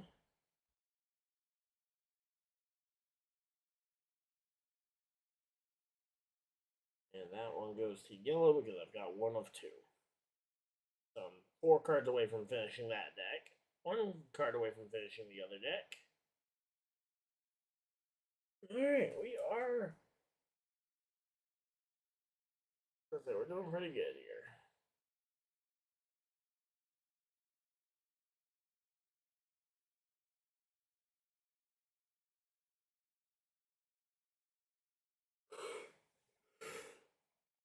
Man, I am a little tired. Just a little bit. But we are just chilling out here. Hopefully everybody's having a good time. 7 laps to go.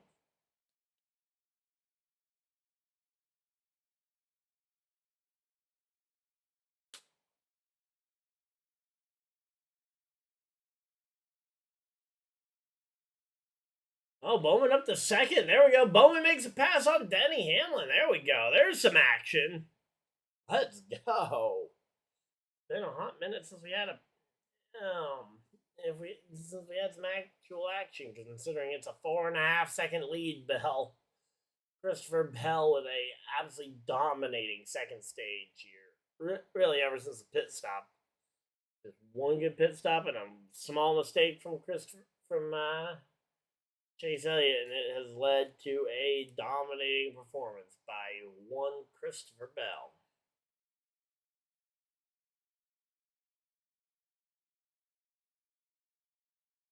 Ooh.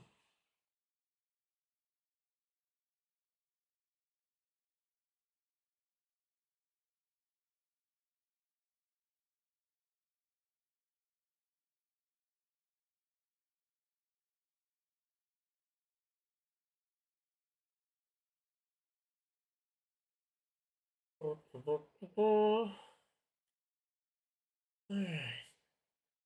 4 laps to go. We're closing in on the end of this one. It is going to be a tight one down to the checkers.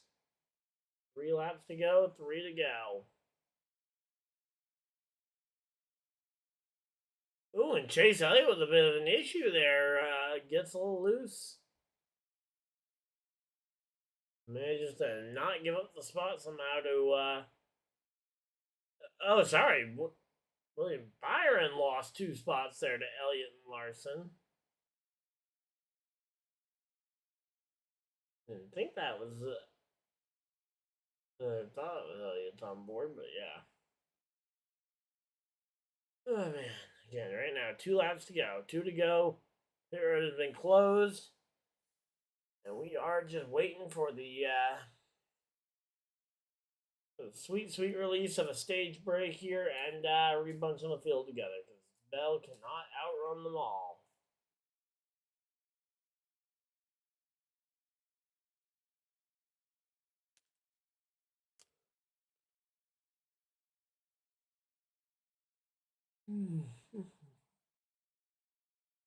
And there it is, stage win. I have no idea, for Christopher Bell this season. He'll get 10 points in his playoff point, as we'll go ahead and see the end of this one. Bell, Bowman, Hamlin, Elliott, Larson, the top 5. Byron, Briscoe, Gibbs, Blaney, and Bubba Wallace, the other drivers to earn points here in this stage. And the first driver to miss out on points ends up as Tyler Reddick. So Tyler Reddick ends up in 11th. Good thing it isn't about points earned. It's only about finishing position at the end of the race. So, and say, Tyler Reddick's still just as good a chance to try and beat Gibbs as ever. So, he'll just have to run him down from there.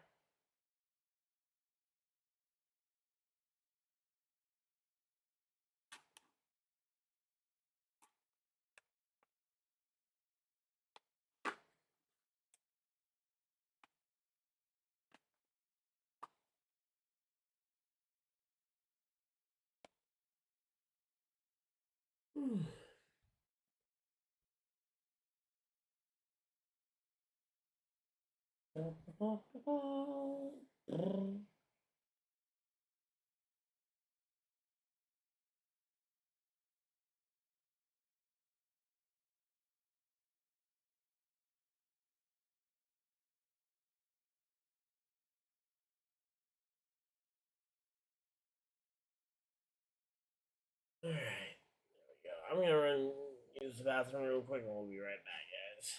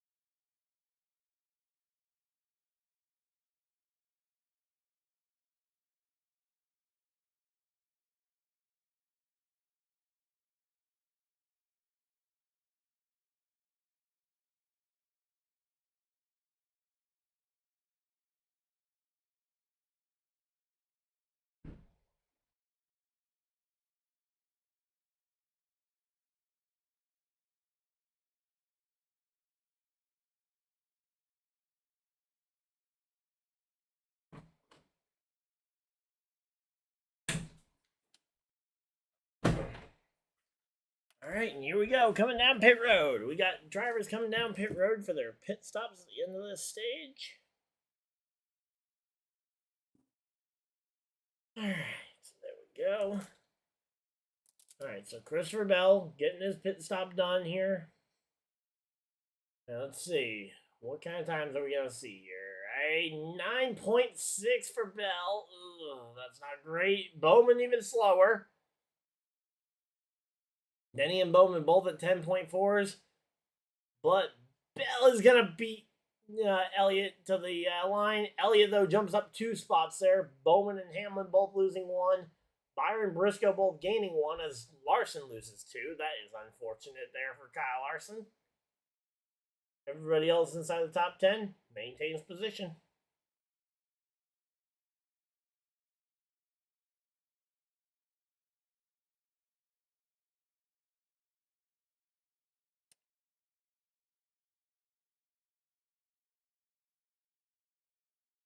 Alright, so there we go.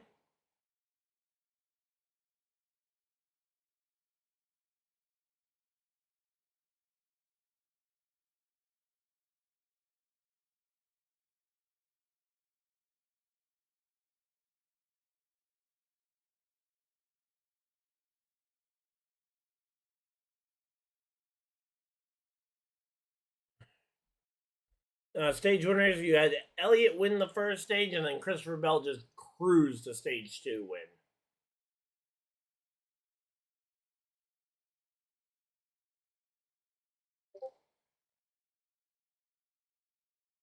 Yeah, so Christopher Bell just won the second stage by a 4-second margin, and Chase Elliott dominated stage one with, and now has over 170 laps led on the day. So, yep. And again, we are over halfway through the race, so even if we do get rain, the race will be over today. There will be no coming back tomorrow and finishing the rest.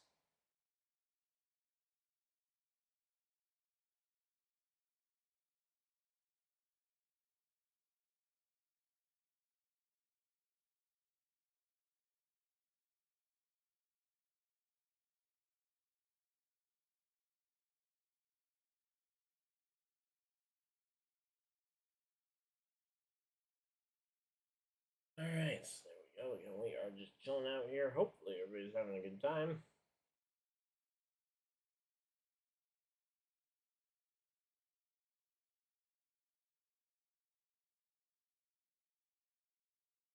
We got 9 people jumping in here. Thank you guys for everybody that's decided to spend a portion of your very valuable Sunday here with us as we're getting ready for the final stage, 150 laps of the checkers.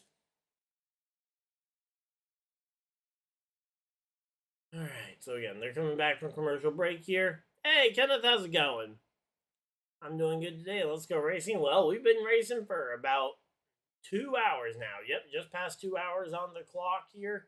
2 hours, 2 minutes, and about 30 seconds. But yeah, I just realized during this stream, though, could you imagine the sponsorship opportunity Monster could have had if they had sponsored both Ty Gibbs and Tyler Reddick at the Monster Mile, who were facing off against each other? That would have been an amazing storyline they could add. The Monster versus Monster battle at the Monster Mile.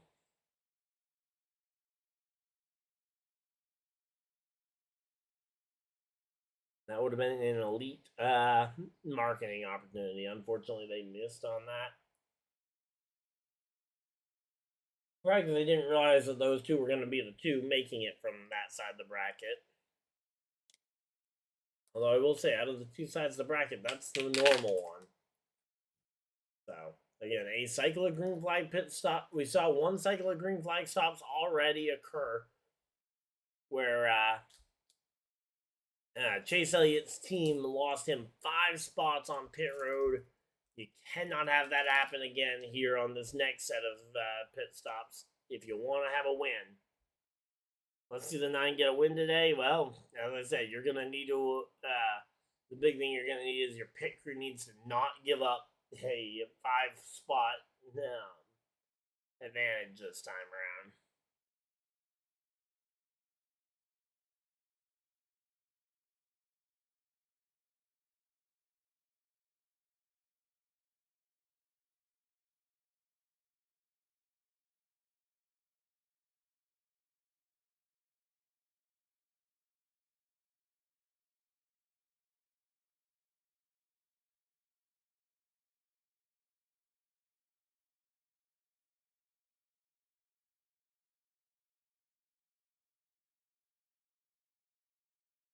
But yeah, so again, Elliott, though, has looked very good today. I'm very glad I put him in my fantasy team.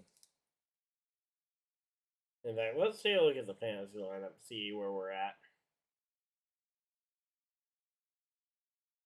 All right, we are currently in 3rd place here. Oh wait, yeah, no, that's all correct. Yep.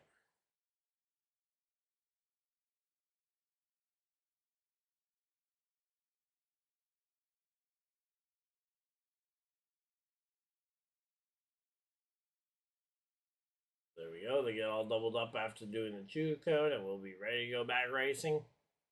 What might be the final restart.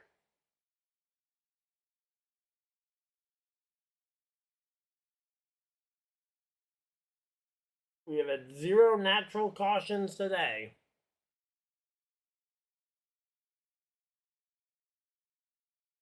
Yeah, 0 cautions for contact. The 1 caution that wasn't a stage break.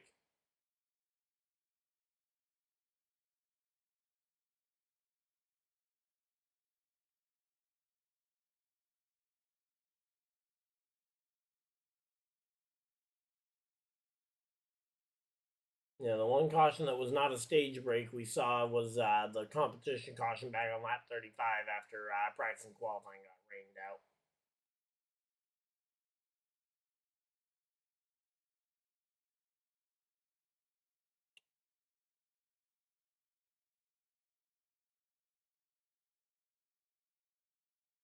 All right, so here we go. We got Bell. Oh, Christopher Bell goes around. No, no, no, no, no, no, no, no, no, no, no, no. And manages to somehow not get hit by anybody. Slides down to pit road. And there's the fourth caution flag of the afternoon.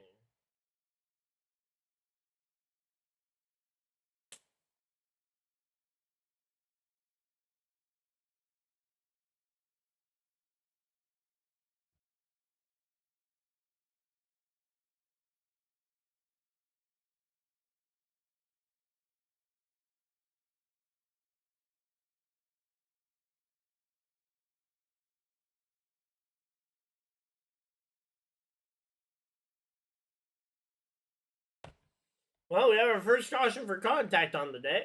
Or, well, caution for cause. We'll call it caution for cause here. All right, so what caused that here?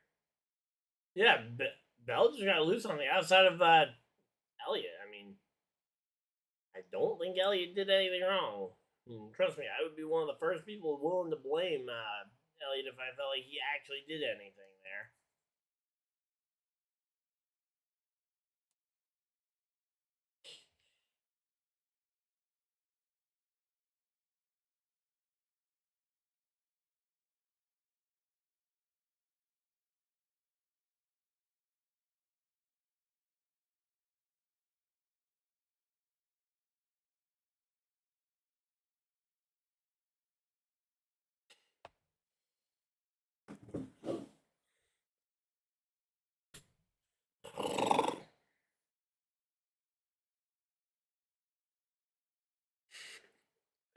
But yeah, man, Christopher Bell just, man, I still cannot believe he got out of that one without any significant damage.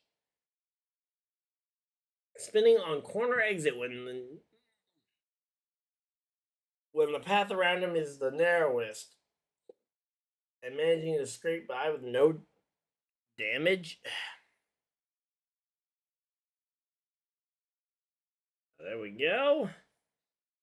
Now Christopher Bell's gonna have to put all that great speed that we saw to good use to drive back through the field. But now it's Elliott versus Hamlin in the front of the field again, and we saw earlier when Elliott had track position, he absolutely dominated the opening stage and a half.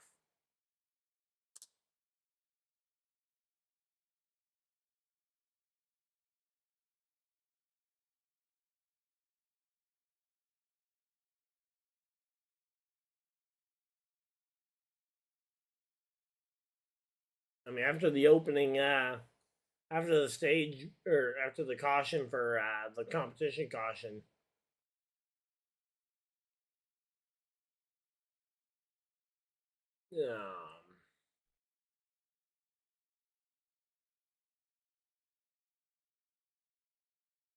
But yeah, after that one, we were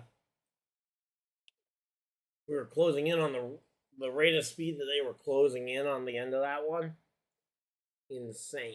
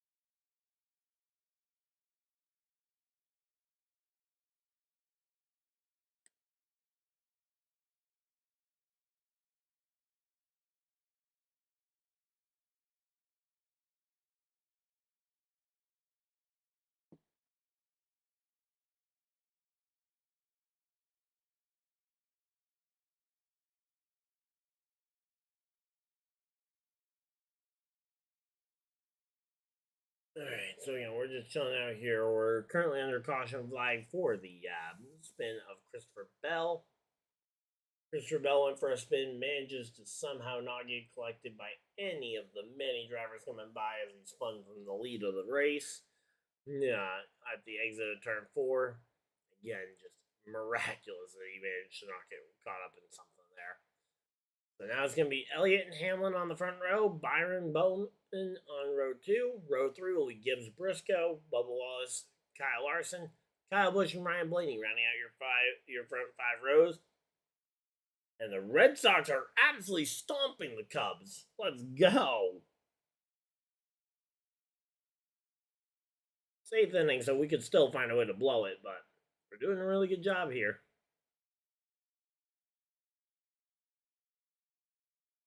Here we go. Pace car is off. Field in the hands of Denny Hamlin and Chase Elliott.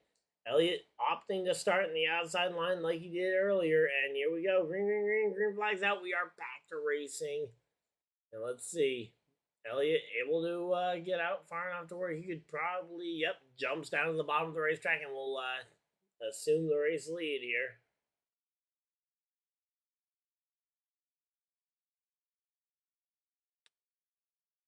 Now, if Bubba Wallace could just find a way to get out of that spot, we could potentially be talking about a Kyle Busch pointing his way back into the playoff scenario.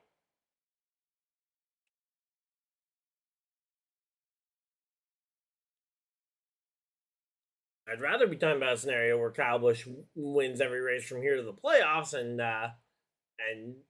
comes stomping into the playoffs with a lot of momentum, but that just is not very likely. So, but if Bubba Wallace were to fall back, though, I think Kyle Busch could be a very competitive car for the championship. Not that Bubba wouldn't be, but I think, again, to try and get into the playoffs, it's going to be a tough road for Kyle Busch. Speaking of Kyle Busch on Bubba Wallace, here we go. Here they go, side by side.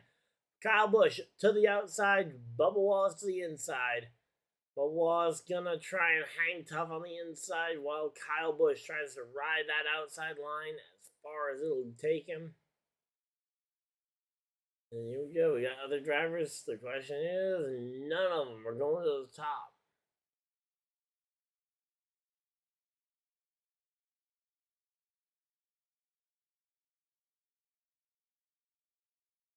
Alright, so here we go again. Kyle Busch on the outside battling against Bubba Wallace looking for the lead for the top spot here of these cars.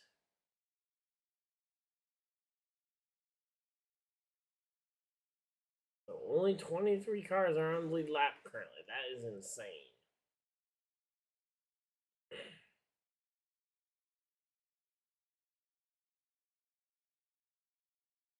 Especially because since we're off back-to-back caution, that means that we've got 2 drivers have already gotten free passes back on the lead lap.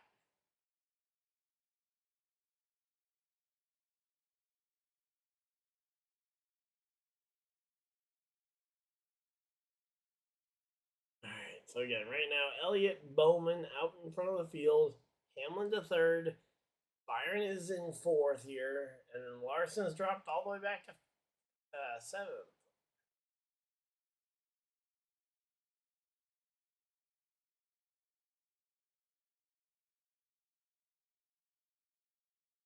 Alright, again, we're just chilling out here. Hopefully, everybody's having a good time.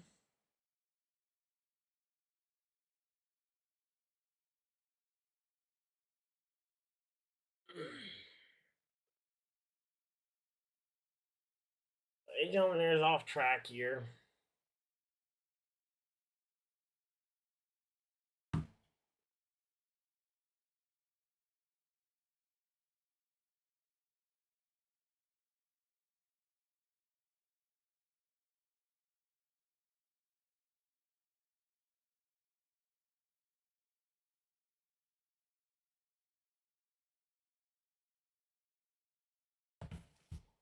So again, Chase Elliott trying to lead his trying to get up to 200 laps led on the day. Currently at 188.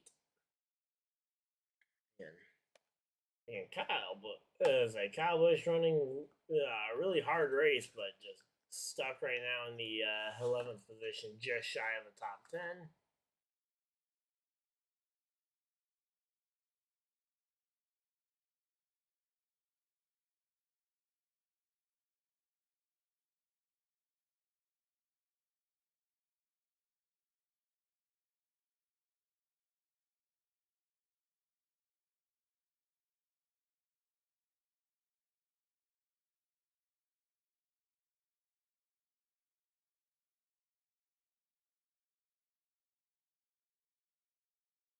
Alright, here we go. We are just chilling out here. Hopefully, everybody's having a good time. Chase Elliott out to a 2.5-second lead here. Working our way through this one.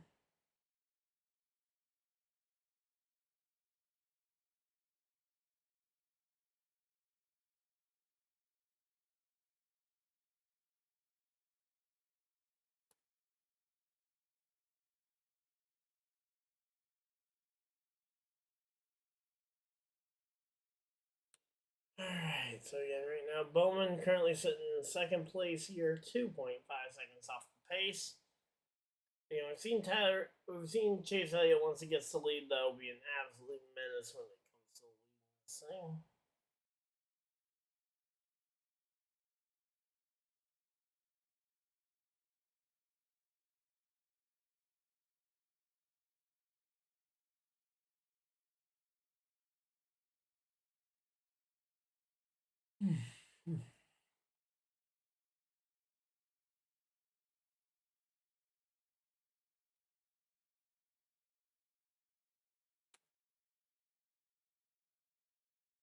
Alright, so again, we're looking at this radar here that was supposed to be coming.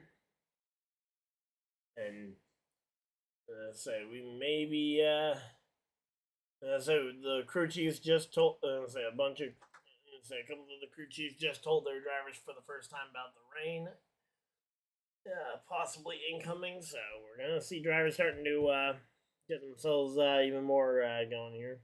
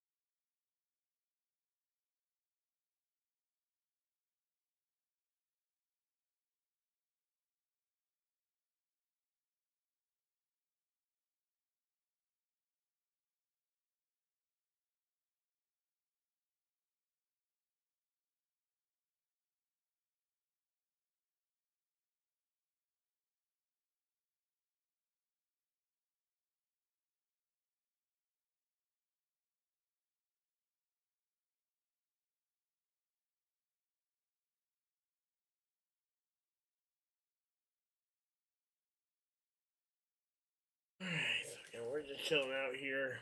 Hendrick may get a 1-2-3. Hendrick might get a 1-2-3-4 like they've gotten before at this track specifically. They've gotten a 1-2-3-4 here, yeah, one other time. Yeah, and it was Bowman leading the way with Elliott second, third was 24, and then or sorry, no, it was Bowman first, Larson second, Elliott, then Byron. I think if I've got my numbers right. But yeah, we are just chilling out here. Hopefully, with time. But yep, it has been a long day already. Yeah.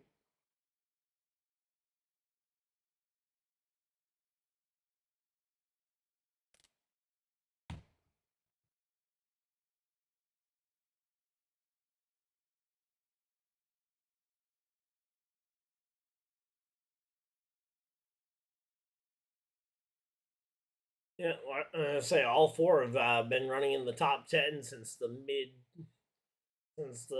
latter part of that third stage.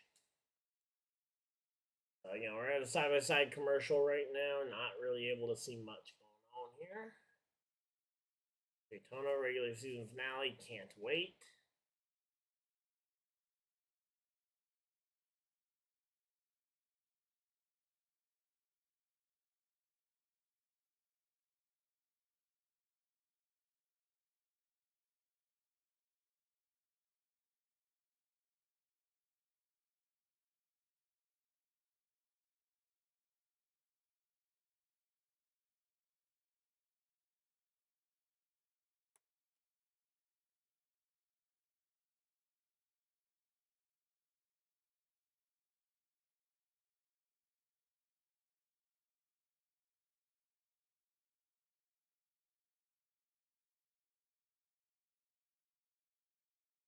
Alright, so we are just chilling out here. Hopefully everybody's having a good time.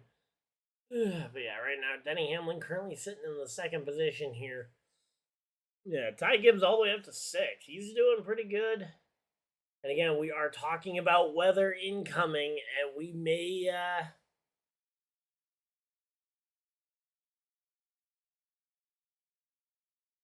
and Chase Elliott has officially clinched most laps led of the afternoon. He has broken the 200 lap mark. There we go.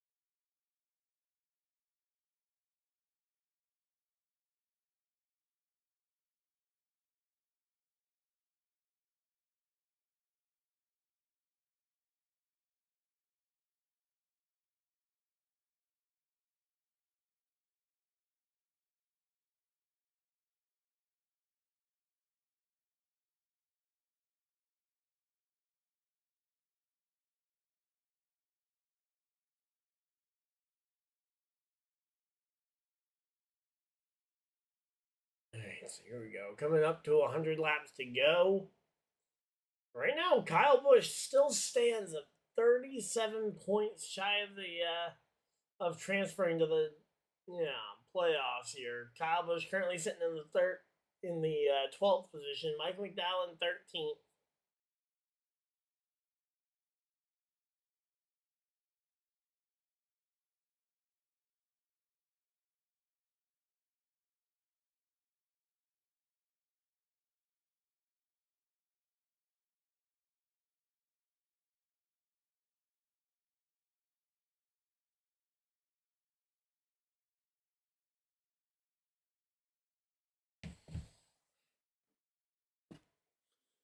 Alright, so again, Mike McDowell's been extremely consistent over the course of the day.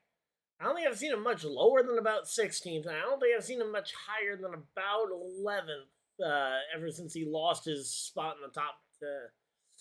Since I saw him kind of drop back at the early portion of the stage. Started as they ran the first 35 laps inside the top 10. And then after that restart, I believe it was actually the pit stop that put him down outside the top 10. And then he's just kind of been hanging in the mid-teens almost all afternoon long. Here we go. Mike McDowell, the inside on Kyle Busch. Let's go, McDowell.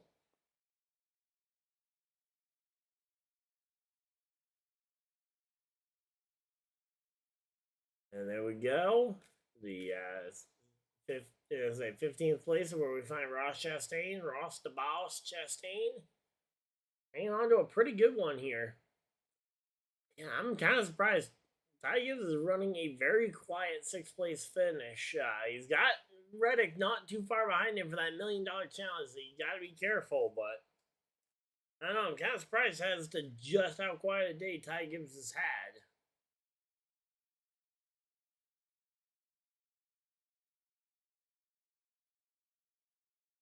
There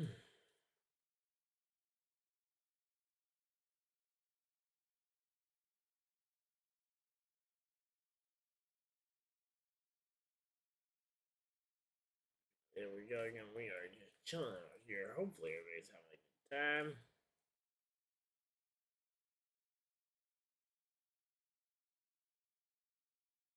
Oh man. Yep.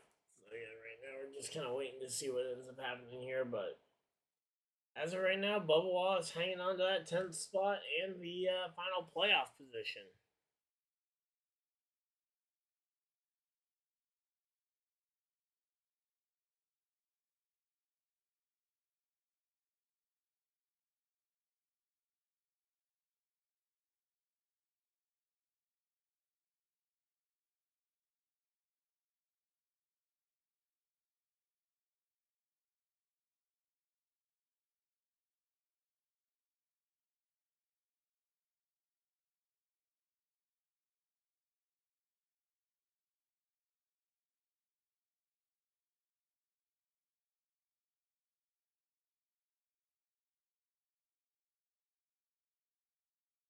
Yeah, we're just chilling out here.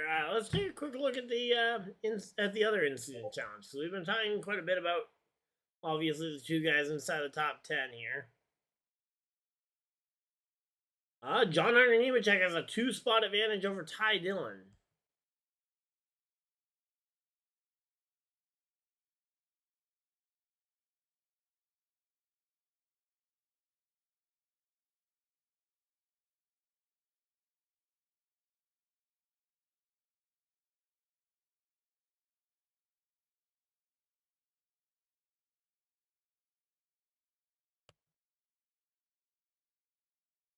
All right, there we go.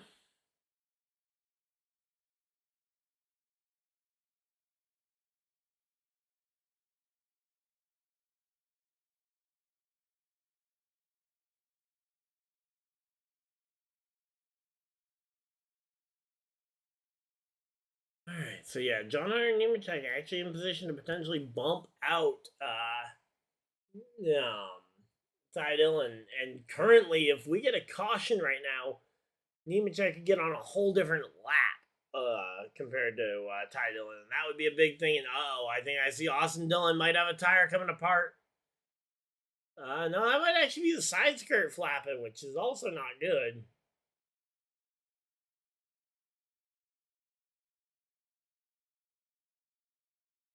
Is there a caution by one brother, messing things up for another? Haven't seen that before. Totally haven't seen a Kurt Busch caution ruin a Kyle Busch performance.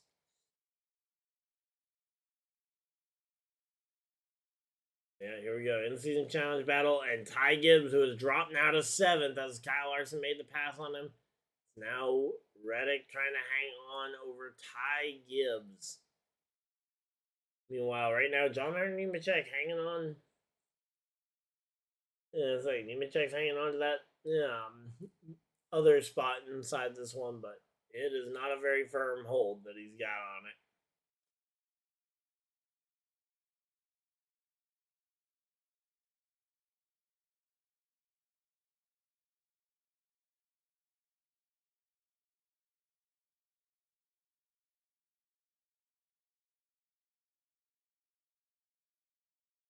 Alright, so yeah, we are just chilling out here. Hopefully everybody's having a good time, but man, I'm so tired. It's been a long day already, and the rain definitely did not help this morning.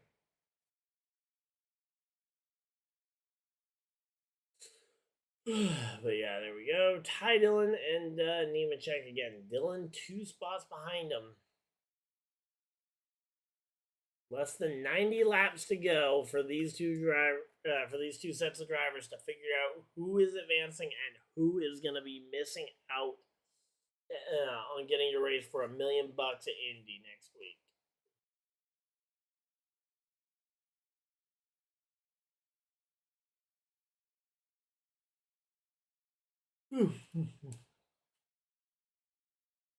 But as of right now, Denny Hamlin's holding steady. It's just the problem is it doesn't seem like Hamlin has enough speed outright yeah, dominate here. And where has Bell ended up after all this? I mean, Bell wasn't. Oh wait, no, yeah, Bell did fully spin out, so he's having to come from pretty deep. Well, let's see.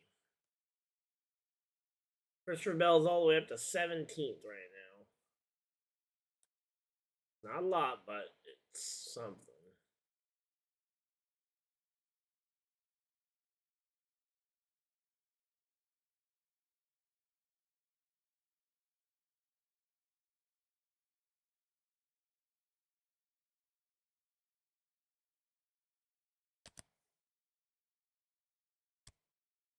Alright, there we go.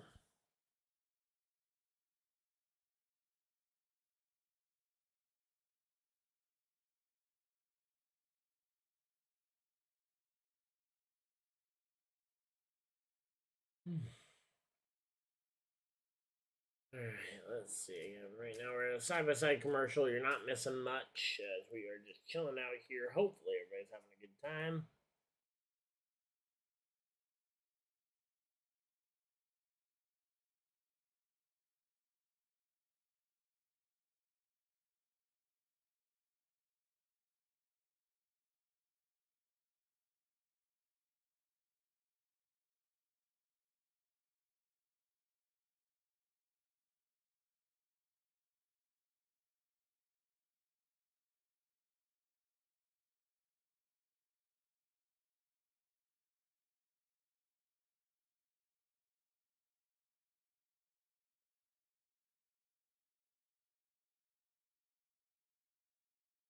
Alright, so here we go. Yeah, we're just chilling out here. Hopefully everybody's having a good time.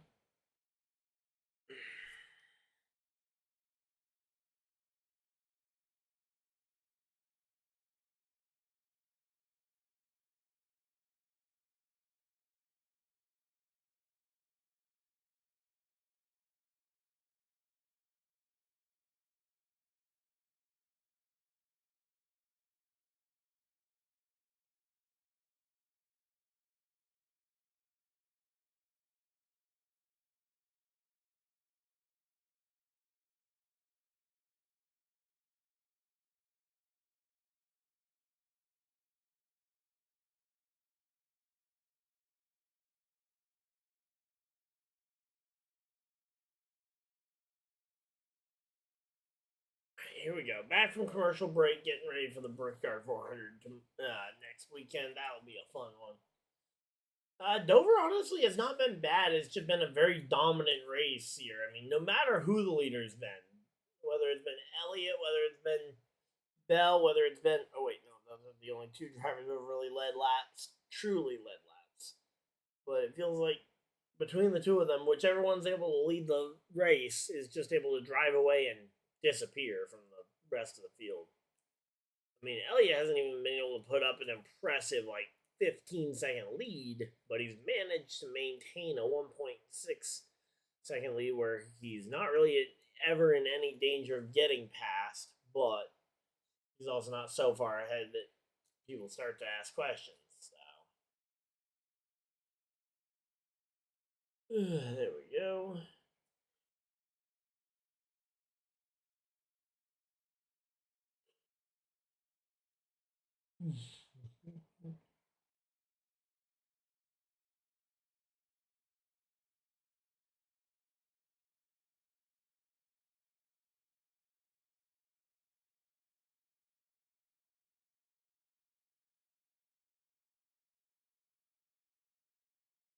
Alright, so there we go.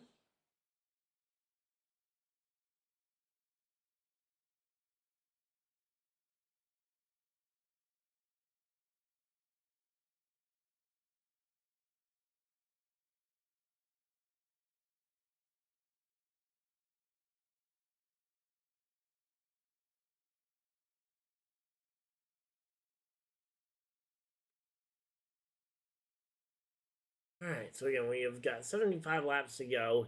Not a lot of time left. We have crossed halfway in this stage, and oh, Kyle Busch way up the hill. No! Uh oh, that's not good. Kyle Busch way up the hill. And oh, pit stops are occurring. We got ourselves our first round of pit stops here. Chase Briscoe, the first driver to dive onto pit road here. Well, maybe Kyle Busch was just prepping for a pit stop here, but there we go. Larson on pit road. Byron comes to pit road. All right, we got a bunch of drivers cycling through here.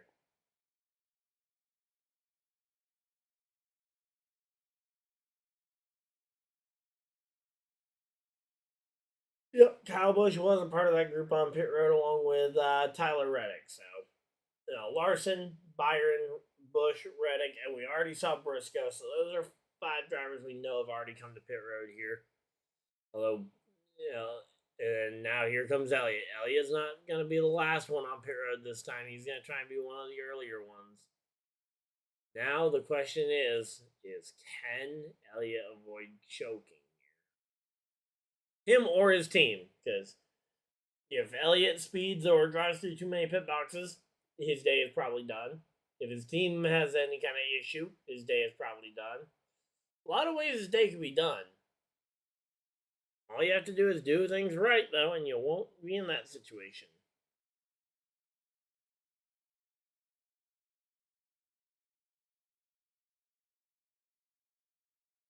All right, there we go. Nice quick stop there for Elliott. Does not look too bad there. Denny Hamlin also coming off pit road here. Bubba Wallace, Mike McDowell, the front 2. Noah Gragson, 3rd. Chastain, 4th. 5th is Cindric. 6th, Bell. 7th, Zane Smith. 8th, Busher. 9th, Keselowski. And running out your top 10 is Austin Dillon.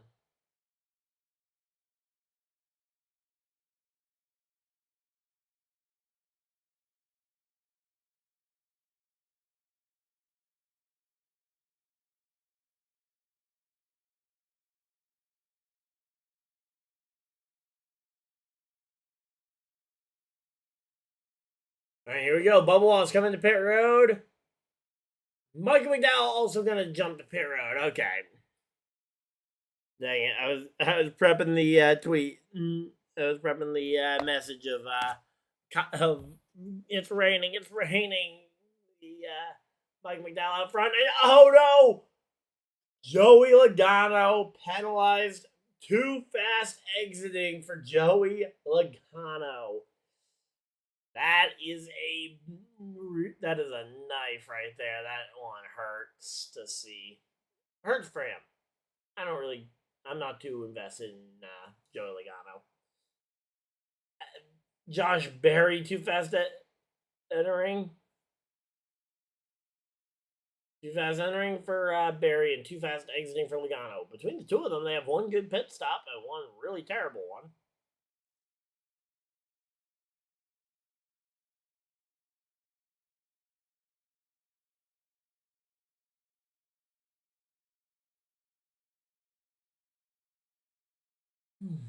But yeah, right now, Noah Gragson currently up in the first place position here.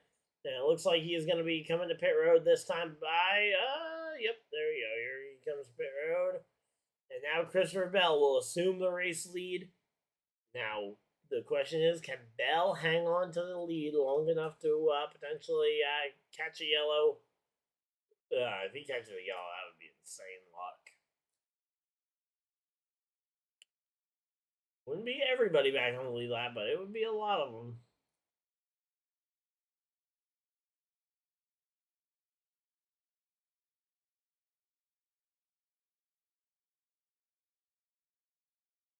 Alright, so right now here comes so we got 3 drivers on the lead lap here, and here comes Haley to pit road. Just Haley to pit road. That now leaves just Bell and Dillon left on the racetrack here. And Bowman getting into some contact there with Brad Keselowski.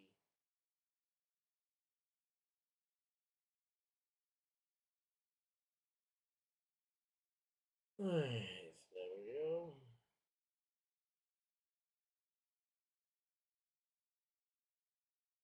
Alright, so again, right now we're working our way through this one. Elliott ahead of Hamlin here, the battle for the lead.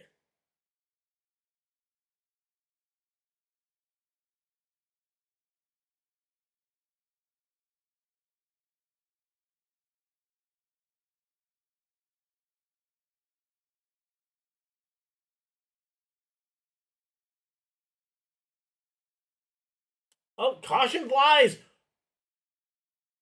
Christopher Bell gets the caution flag he needed.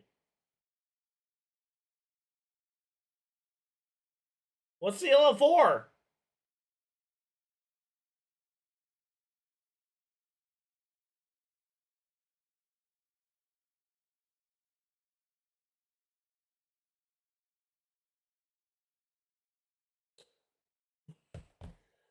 There we go. Christopher Bell. Austin Dillon. Could Austin Dillon win his way to the playoffs here?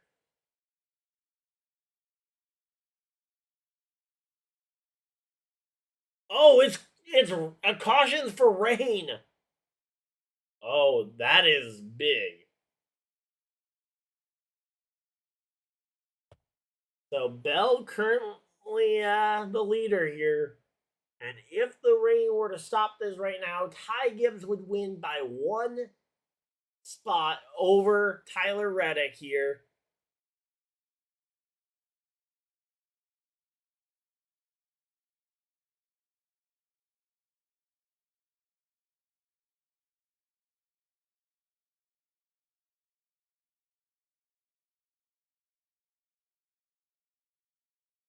I say that does he did let Ty Gibbs back on lead lap though. I'm curious if NASCAR will look at that.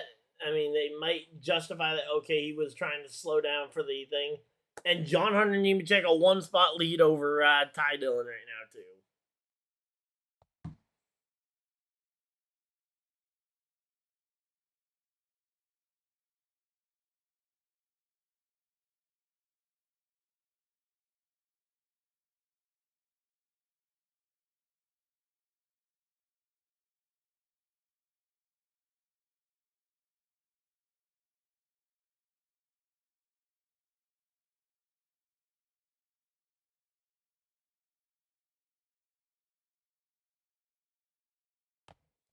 All right, so 62 laps to go. Again, we are currently under caution flag for rain here.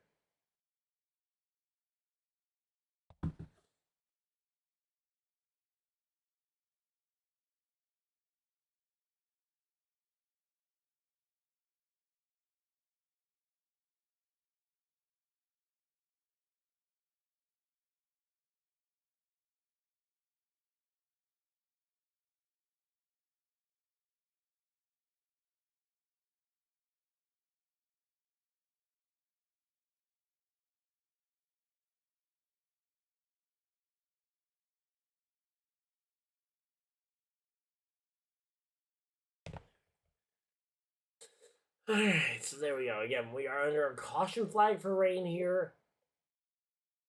Oh wait, are they putting Ty? Did they put Ty Gibbs? Yeah, they put Ty Gibbs back. Yeah, they put Ty Gibbs in. Yeah, back in eighth. Looks like. I thought he had gotten back on lead lap, but regardless, he's still above the cut line, which is, or not above the cut line, but above the transfer line to make it into the next round. Which is kind of the biggest thing that matters, but.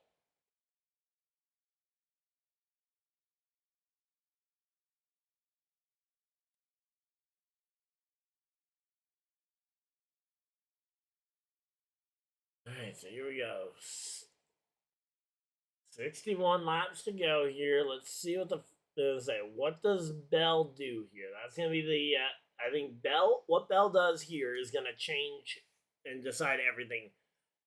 Bell hits pit road. Christopher Bell hits pit road, handing this lead to Denny Hamlin.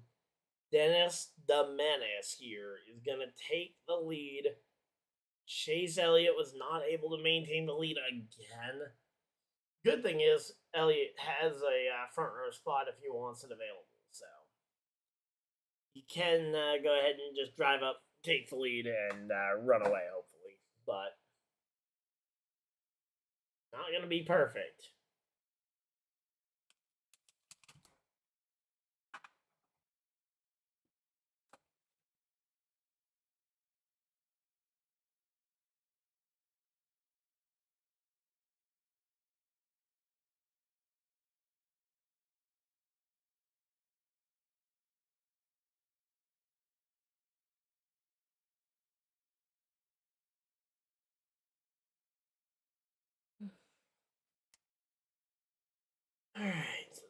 Again, we're just chilling out here.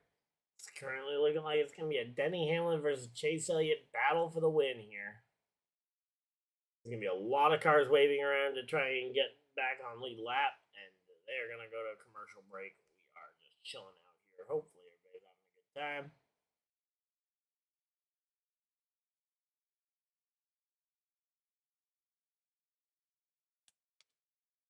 So, yeah, after this, I'm going to take a small break from content, and then I'm going to go ahead and I got to record a couple of things for the gaming channel. I also got to edit a thing for the channel today, too. Honestly, that might just get delayed to tomorrow because I am tired.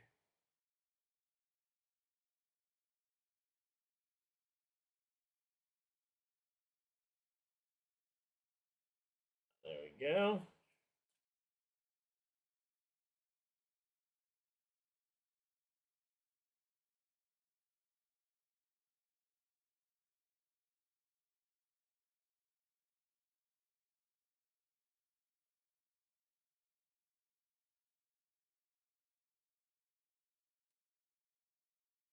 Alright, there we go.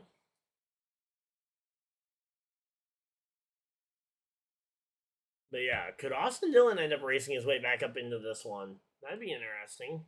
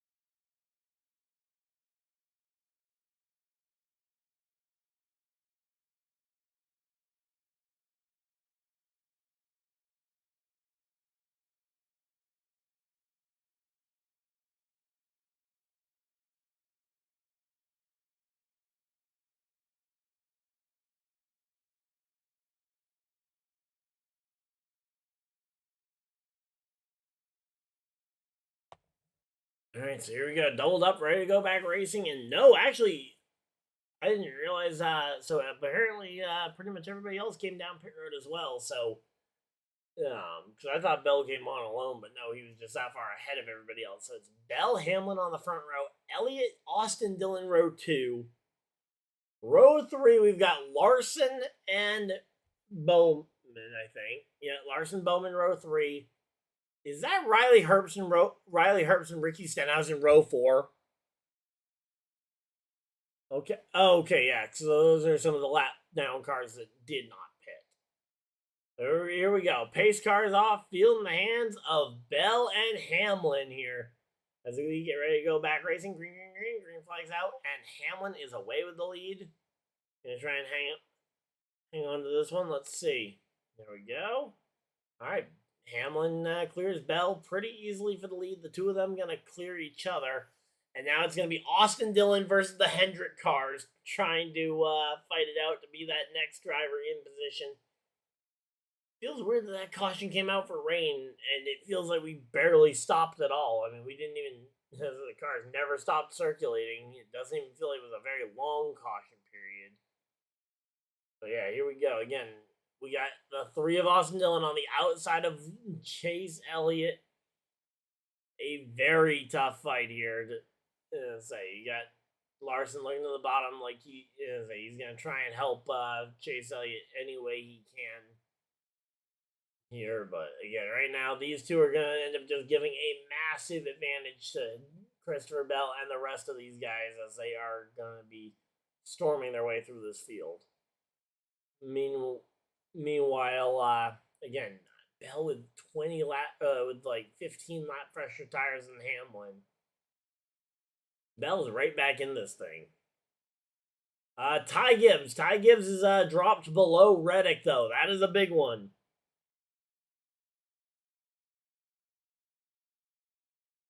Again, right now, Austin Dillon is barely hanging on to this spot side by side with Elliott, battling it out for spot number 3 here.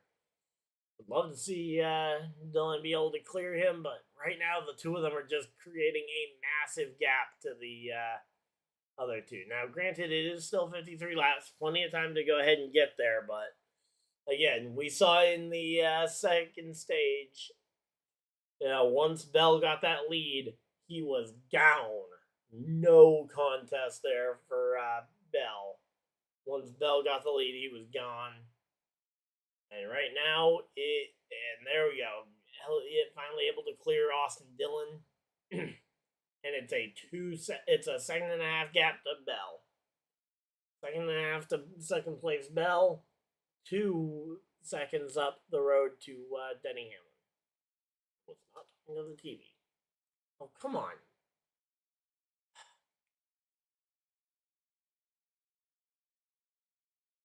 I was not trying to turn off my TV.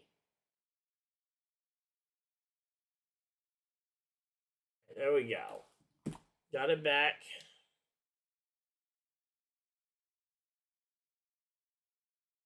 All right, so again, Bell is on. Hamlin managed to get the lead over Bell here, which is kind of surprising. But yeah, Austin Dillon though not able to hold off Chase Elliott for third, and now he's back to fourth. It's not going to go well here, I don't think. Again, right now the big one though is how far up the field can Ty Gibbs get before running out of time here. Because right now, Ty Gibbs is 1.6 seconds back, and John Hunter, Nemechek, and Dillon are still battling position for position, nose to tail here. So we got some pretty good battles in the in-season tournament in this race. Again, I think we kind of knew that these two matchups were going to be pretty good. I think a lot of people's worries were that next week, and it is kind of a fear of mine as well, I think next week's going to be a bit of a letdown. I think Reddick versus John Hunter Nemechek would be an absolute blowout by Reddick, but hey, who knows? Maybe Reddick ends up in trouble early, and we see it. But then that's the other half of the thing. If Reddick gets in trouble early, I guess if he does get back on the racetrack, then it becomes maybe a storyline. But if he's more than like 2 or 3 laps down, it's like, okay, how does Reddick even start to get his laps back before he even starts worrying about where on earth the 42 is for the position? It's going to be an interesting one here. 46 laps to go today still. We've got plenty of time going on here. Hopefully everybody's having a good time. But yeah, Christopher Bell, though, trying to make some momentum happen. And Elliott 2 seconds behind. He's catching Hamlin, but I don't know if he's catching Bell. I think Bell might actually be faster than both Hamlin and the cars behind them. So, again, right now, Bell can only be as fast as the car in front of him here when he's not getting a faster lap. I don't know who has the fastest lap of the day right now. I think that would go to Denny Hamlin, it looks like. Denny Hamlin might have the fastest lap of the day right now. But yeah, right now, though, Denny Hamlin over Bell. Bell over Elliott.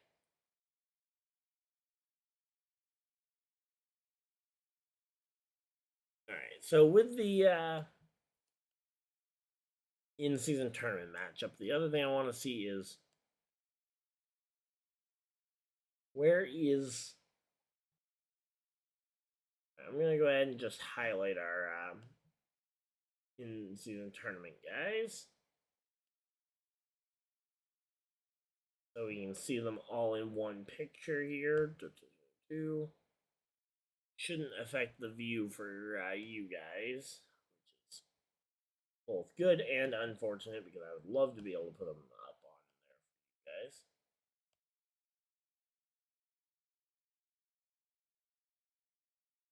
There we go. So, last pit stop, all of them did not pit under this most recent caution because they were taking wave rounds.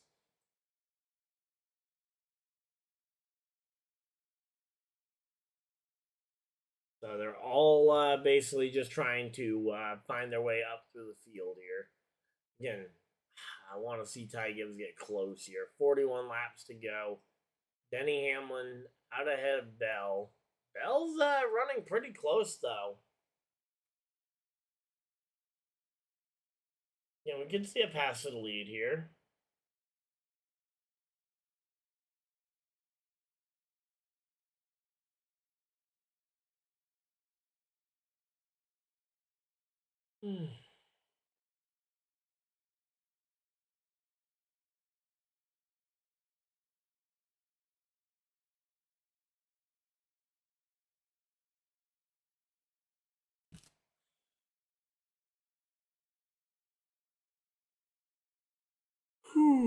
Okay, here we go.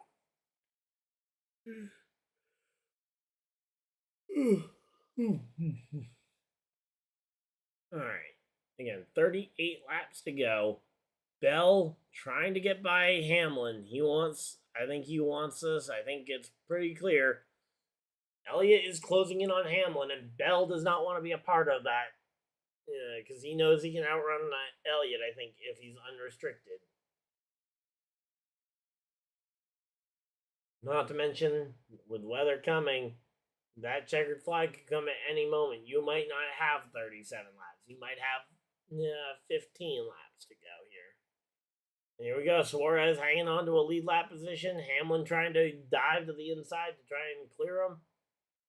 Suarez nicely out the way. Good job, Suarez. Giving plenty of room to both the leaders racing for position.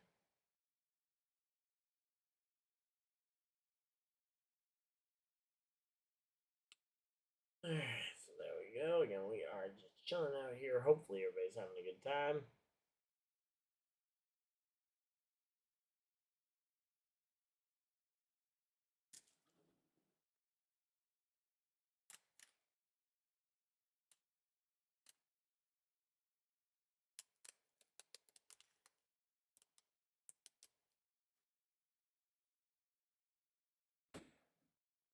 Alright.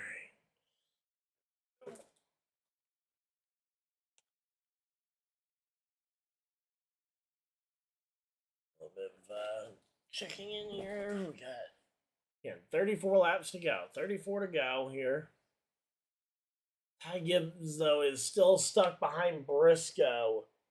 Yeah, in 11th place. That is not going to work out well if he's trying to catch Reddick. He needs, as I say, Ty Gibbs needs something to happen to Reddick at this point because I don't think he's going to catch him on his own.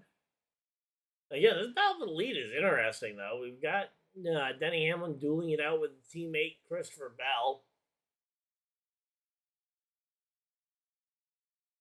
And again, Elliott, the faster Elliott starts to close in, the more that pressure is going to be felt by Christopher Bell. Because again, I think Bell is faster than Elliott. Problem is that Hamlin is not. So.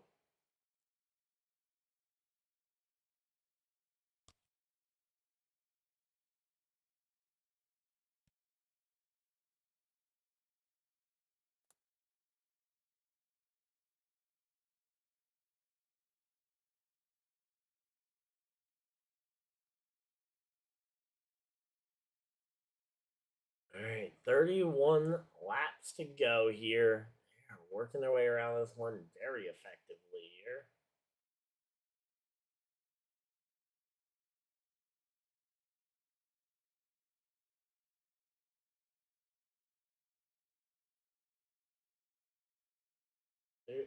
Let's say 30 laps to go. 30 more times around here.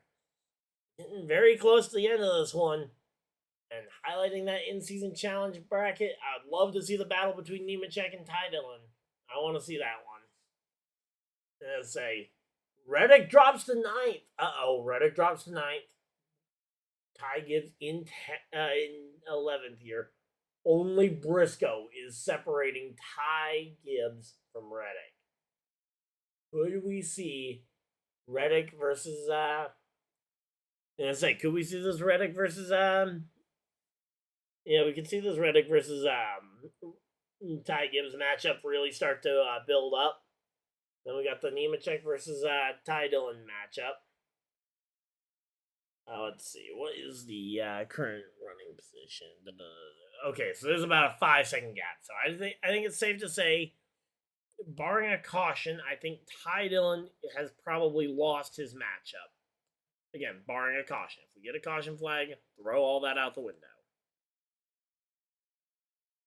And then Ty Gibbs, a 1.5-second gap with a teammate in between himself and Reddick here. I think there's a much higher shot that we could see that one happen, especially where there's... Yeah. Again, Ty seems to be right on the back bumper of his teammate here.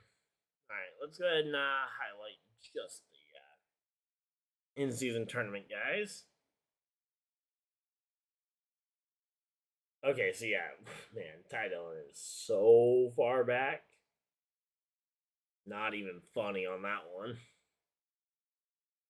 Again, Ty Dillon and Reddick are actually fairly close, but yeah, I mean, Dillon's about a straightaway behind, but Gibbs is getting closer. Again, this is interesting here. Ty Gibbs getting even closer to Reddick here. Again, everybody on these fresher tires out in front of the field is gonna start to, oh, I just realized Elliott's on older tires than Christopher Bell too, so if it becomes a head-to-head fight, although Hamlin also on those older tires, and he's been able to hold off his teammate, but I think you got your answer right there as to why that's been able to happen. But yeah, everybody else on fresh tires, though, are just going to be able to hold off the drivers on older tires here. Again, Dillon versus Nemechek. I think that battle is probably over. But Gibbs and Reddick are definitely close enough that we could that could still end up being a storyline here.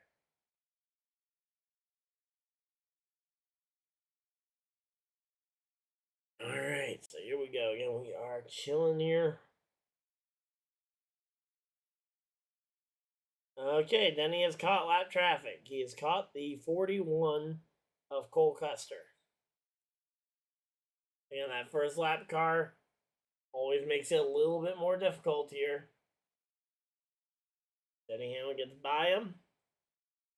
Now, is he just going to play nice with Bell, or is he going to try and fight hard with Bell too? Okay, yeah, no, he gives plenty of space to Bell. Because I expect he'll probably give plenty of space to Elliott.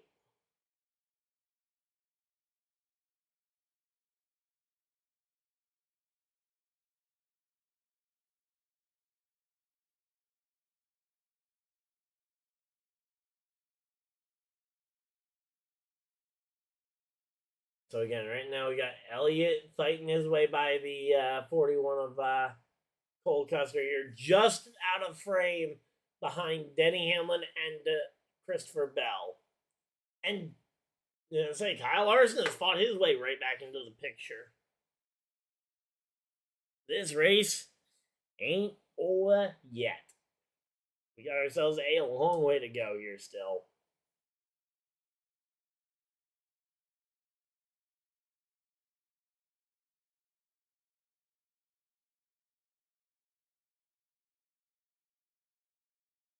Alright, come on, come on, come on. Yeah, Reddick literally trying to hold off Briscoe and Gibbs as hard as he can right now, or at least has to be conscious of the fact that that Briscoe and Gibbs are right there. Because again, all Gibbs needs is one lucky break here to try and get something going. Alright, everybody's tires are now in the yellow. And oh, speaking of yellow flag! Caution! Caution flag flies.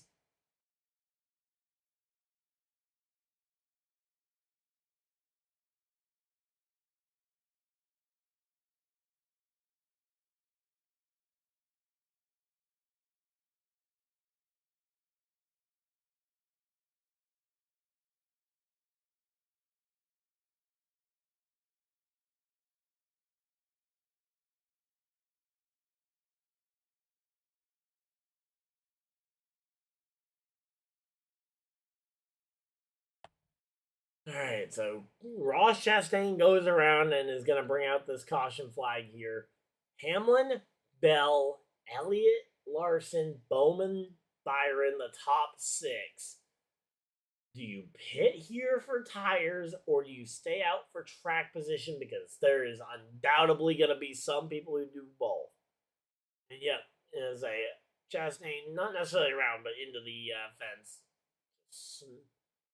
Honestly, based on that entry angle, I think he may have lost a tire there.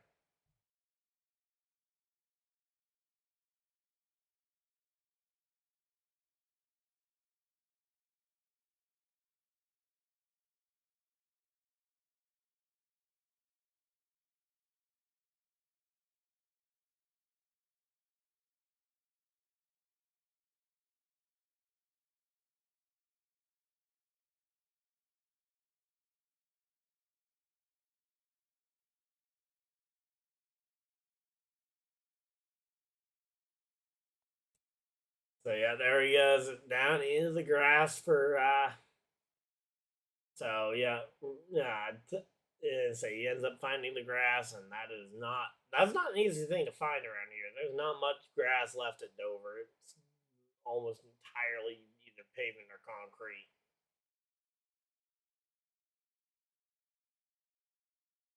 So yeah, here we go.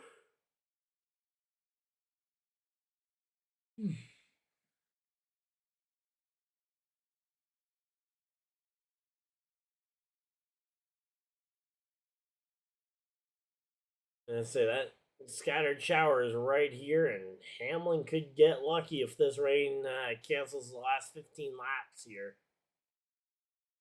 But as of right now, I would be, if I'm Bell, I'm hoping for a restart because I think I can beat my teammate. And if the two of us start on the front row, I can win this race. Now, if I'm Hamlin, no, I absolutely don't want this race going back green because I know I'm not. I know my tires are slightly older than my teammate behind me and everybody else.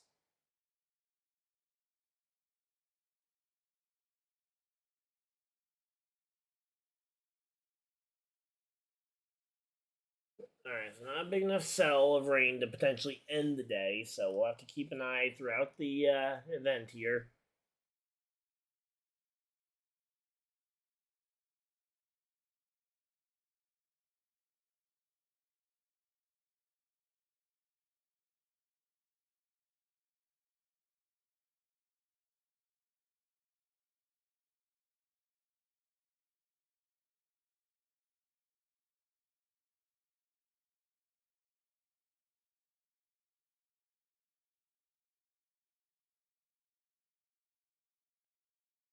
But yeah, is a we are probably gonna see because there is definitely a lot of rain coming here.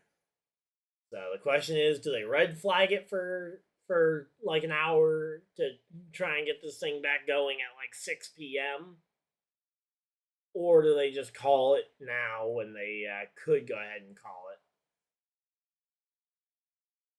it? So we'll go ahead and skip around to ads and hopefully we'll.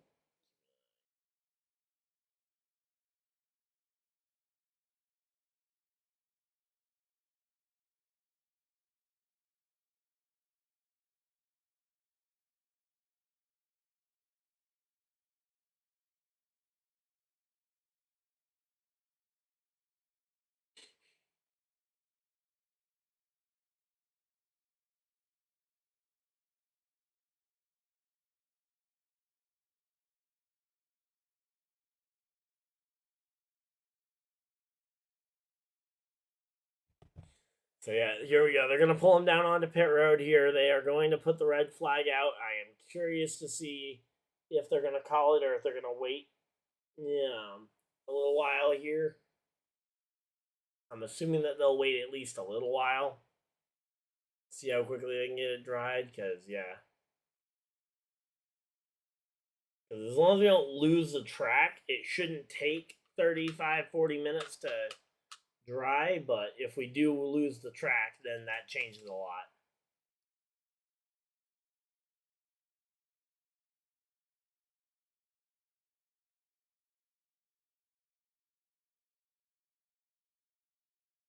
Yeah, rain is picking up here. Red flag has been displayed.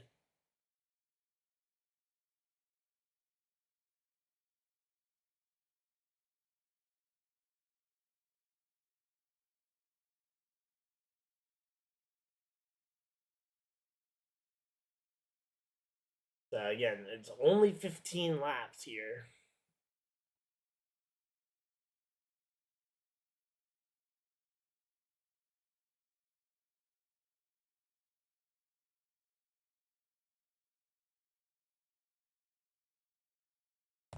But yeah, looks like it will be a at the very least it's going to be a caution red flag here for a little while.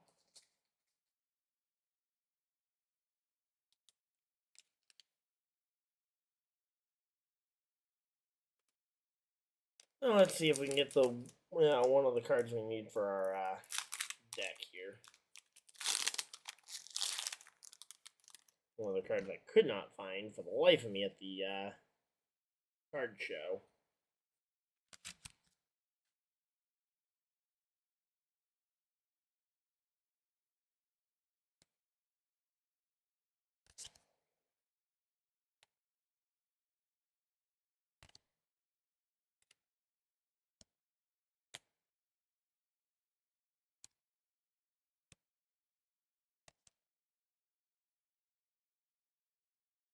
All right, nope, nothing in pack one for the for that.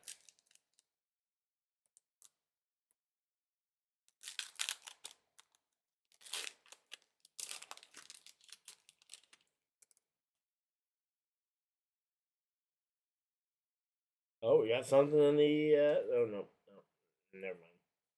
Thought I had something in the reverse slot. That'll be playable. Nothing else really of any note here. Playable, but not in the deck I'm close to finishing. Come on. Just need one EX.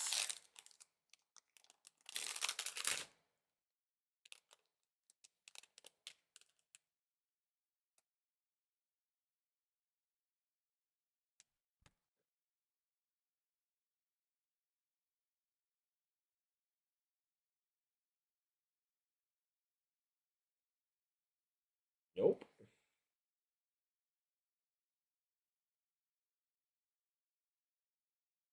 Alright, here we go. We're coming back from commercial break, and oh my, that is a lot more rain than we had a few minutes ago, and yeah, this one is very probably over.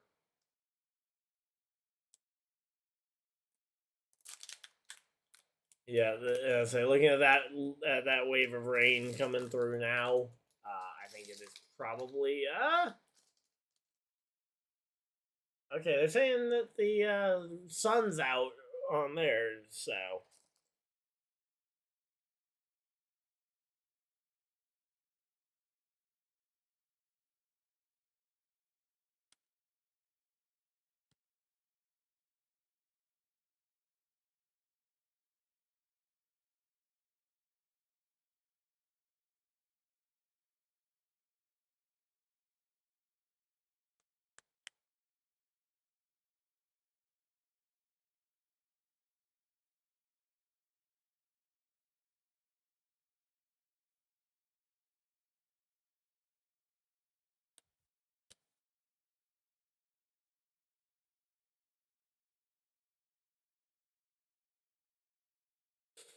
Alright, so again, we are just chilling out here, but yeah, that is a lot of rain. Yeah, I would not be shocked if this race is canceled here. They're talking a lot about Indy.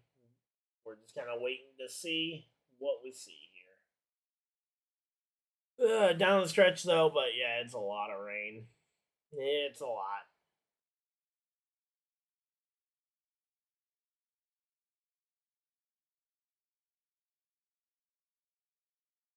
Okay, we do have a rainbow, so that means there's some sun, but again, there is a lot of rain here.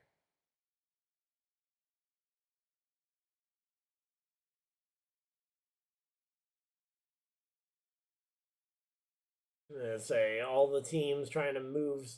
Oh, yep, the crew moving the trophy to a dry location. And again, right now, Bell taking the head sock off, which to me at least would indicate that we might be close. But yeah, once they officially lose the track, I think they'll just call it. But prior to that, we've got ourselves a racetrack still. So yeah, moving the trophy around. That picture looks a whole lot more comforting with the amount of sunlight.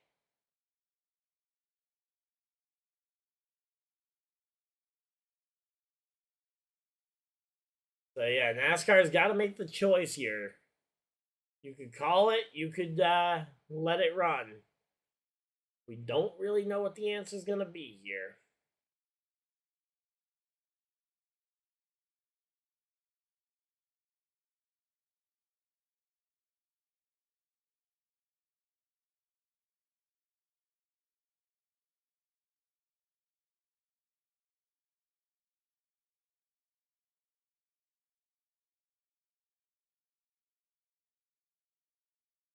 But yeah, I mean, for the fans of the track, I understand not wanting them to have to sit around for an hour waiting for 14 laps. For those of us at home, we can go grab something from the fridge, like go do something else while we're waiting it out, and have the race up on the TV.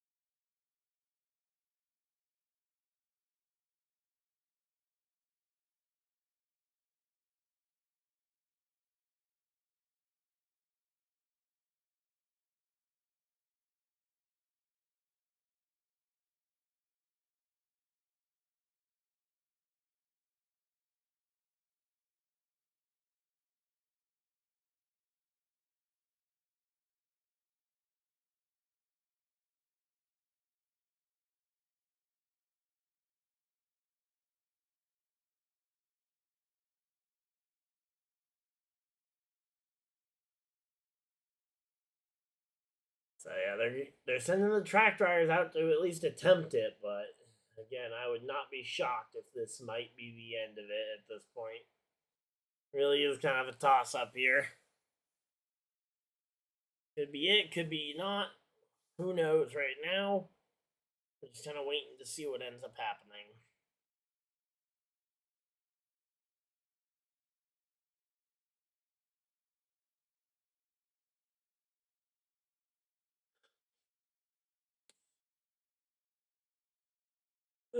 So yeah, there we go.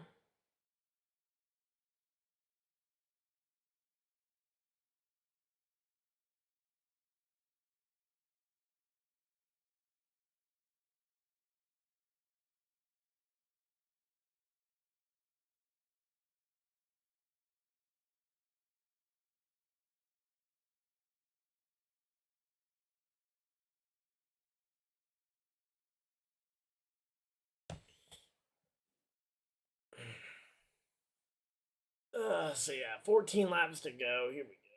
Let's see. Yeah, we're just chilling out here. Hopefully, everybody's having a good time.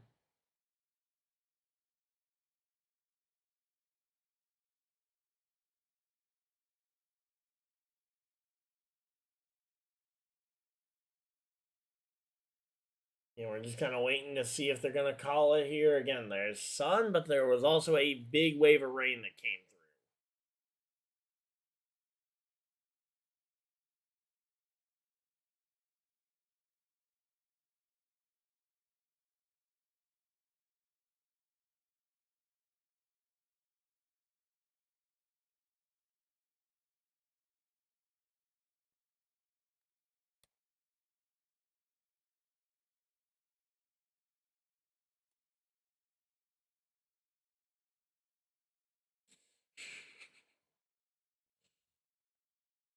Alright, so there we go. Again, we are chilling out here. Hopefully, everybody's having a good time.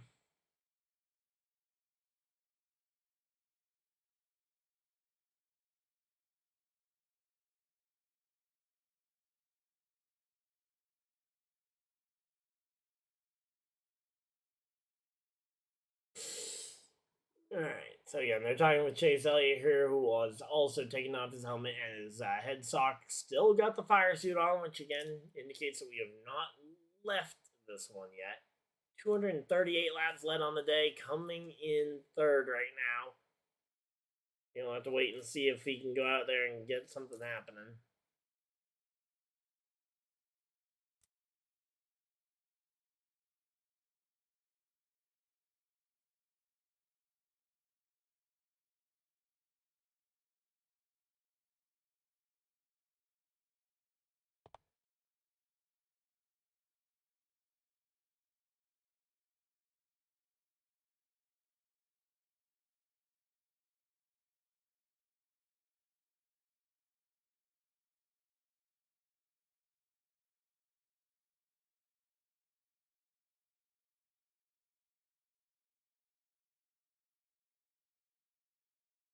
Alright, so again, we're just chilling out here. Hopefully everybody's having a good time.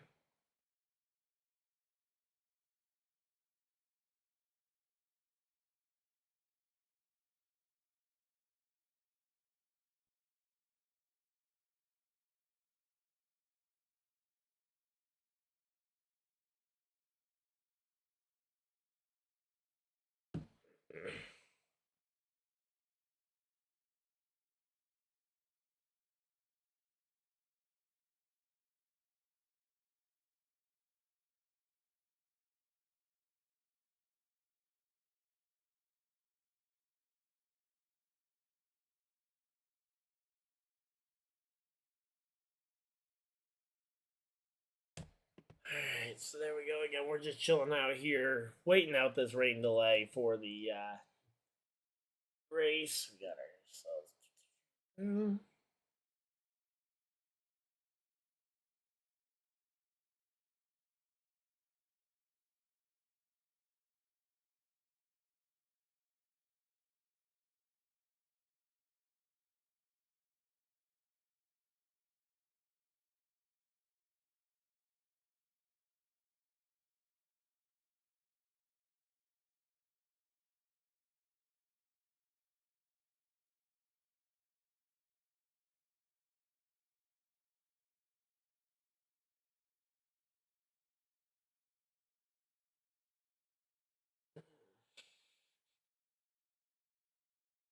Alright, so there we go.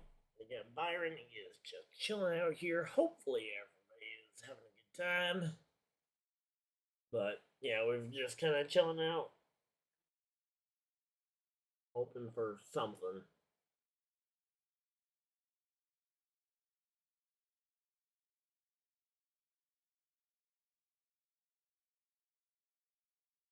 Again, all the TV, all the camera people are still in and around the track. And say, although they aren't holding their cameras up right now, so they aren't anticipating anything that they need to film overly quickly here again. It's going to be a short dash if they do officially wait this thing out all the way to the all the way to the resumption of the race, because it'll only be probably about 5 to 10 laps left.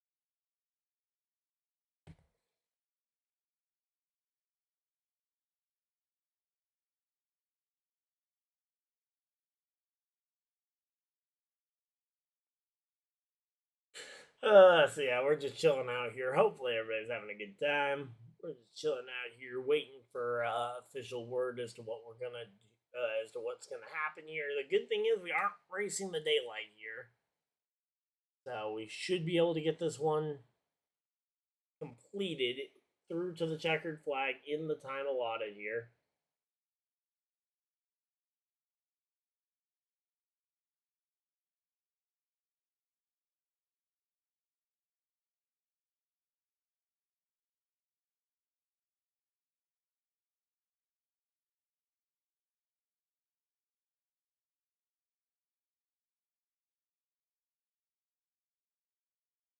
As a controlling the front of the field definitely is going to be the strategy. Now the question is, how many cars we got on lead lap? Because they are talking actually a pretty decent point here about this one. If we go back racing, which is an if at this point, not a guarantee. We got 20 cars on lead lap, so theoretically, Ty Gibbs could pit here. He'd restart 20th, and he could have 4 fresh tires to try and run down the 45. Problem is, I think he would need cars behind. I think he would need to know that there's cars behind him coming. Yeah, as well, because I don't think he makes that move without the confidence that he won't be starting 20th. If he can, and car covers are coming off. Let's go. The car covers are coming off. Let's go. There we go. Car covers are coming off.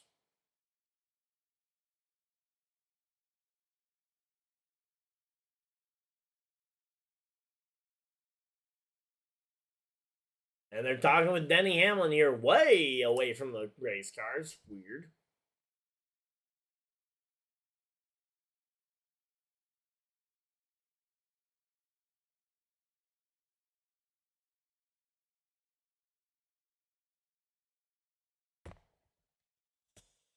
All right, so we are closing in on the resumption of this race. Again, only 14 laps to go right now, and it'll be even less than that when we go green. So Chase Elliott is third on two rights. I'm pretty sure he's on 4 tires. I think he took 4. Did he take only 2? Regardless, I don't know if, as I say, even on even tires earlier in this race, Elliott was not able to keep up with Bell. So I don't know if I trust Elliott to be able to make that difference. Now, the big thing is, as I say, Elliott, Larson, Bowman, Byron. That'd be a 1, 2, 3, 4. But yeah, I know what you mean. But yeah, that would be interesting. They've done it once before here. I don't know if they get both. I don't know if they can get all 4 to the 1, 2, 3, 4. I mean, that would take Denny and Bell having to both lose. I think one of the 2 of them is going to be able to hang on here. Team's trying to help drawing the pit box area as best they can. Again, I don't think we're in any sort of imminent danger of missing out on this one, but yeah, right now we're just chilling out here. Ty Dillon, that is a driver who really wants this thing to go back racing because, yeah, he is literally 1 spot shy of being able to continue racing for $1 million. And okay, neither one of them is a free pass. That would have been a really interesting situation. But yeah, Nemechek and Gibbs have been Nemechek and Dillon have been dueling it out. Only a difference of about 1 spot for most of this afternoon. So it's definitely going to be an interesting one as we get down the stretch here.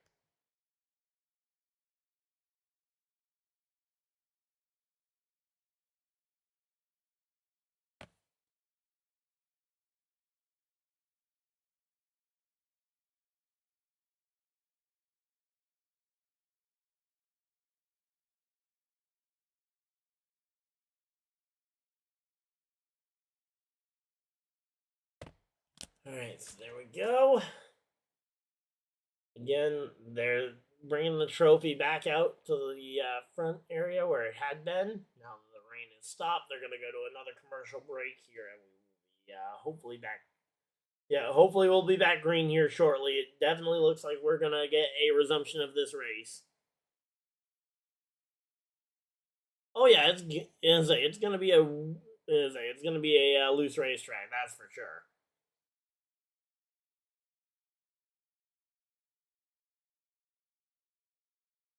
But yeah, as of right now, it's going to be an interesting one down the stretch here.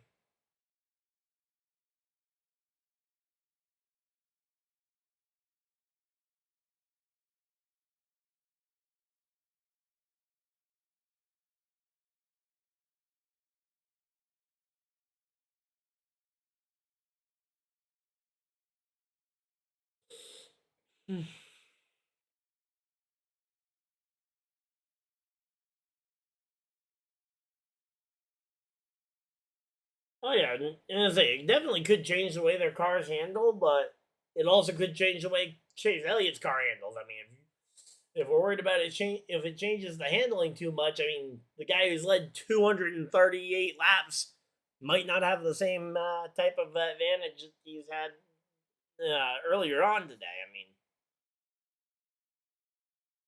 mean, I say that could very much be a difference. Who knows? Maybe Austin Dillon wins this. Okay, maybe not Austin Dillon. But hey, you never know. I still want to know if Ty Gibbs. If I'm Ty Gibbs, I'm definitely politicking right now. The entire rain delay, I've been trying to talk to people trying to get in the pits. Well, right now, Ty Dillon's not in position for the $1,000,000. He would need to get one position higher over John Hunter Nemechek for the spot in that one. But yeah, Ty Dillon's done an amazing job here. I'm hoping that it's him and Ty Gibbs next week, but right now, neither one of those is set up to be the case. We're going to have as of right now, we would have a John Hunter Nemechek versus Tyler Reddick duel at Indianapolis, which would probably be one of the most lopsided duels I've ever seen. Not that I've seen too many duels, but I've seen a fair amount here on the racetrack, so let's go ahead and skip around to ads as we're closing in on going back racing here. But yeah, the fact that that the first round happened at a super speedway and knocked out a lot of contenders definitely gave Ty Dillon the opportunity to try and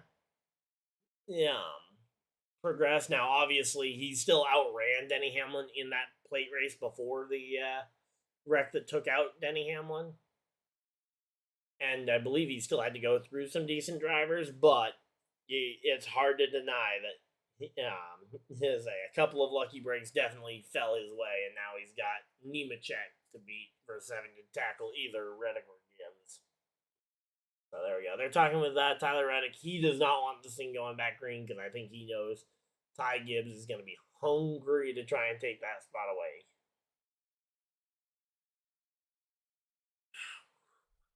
Oh.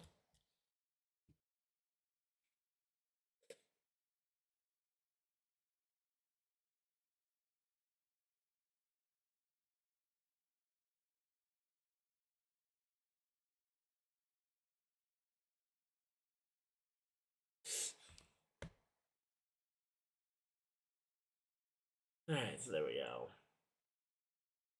Yeah, the other guys are known for winning races. Ty Dillon, not so much, and Cup. Oh, yeah, I know. Again, I would love to see Ty Dillon win the whole thing.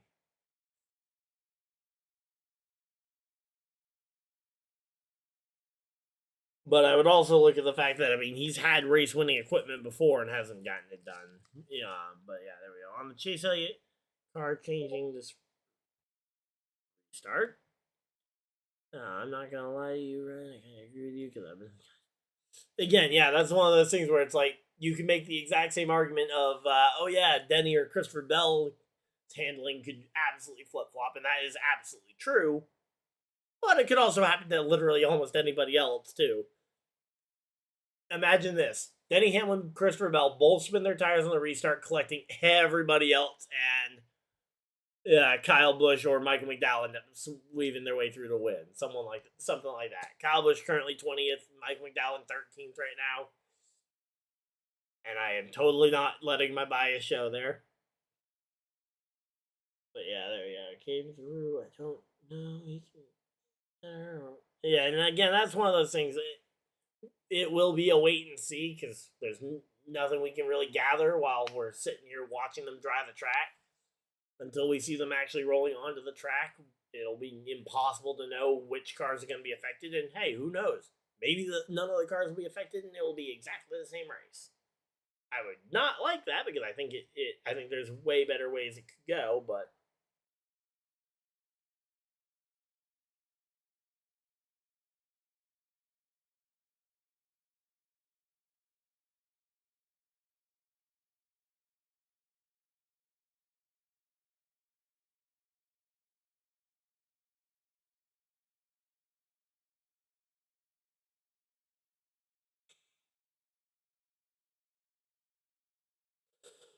Alright, so again, we are just chilling out here. Hopefully, everybody's having a good time. They're talking with John Hunter Nemechek now while we are just waiting for this official word that we're going that the drivers are climbing back in.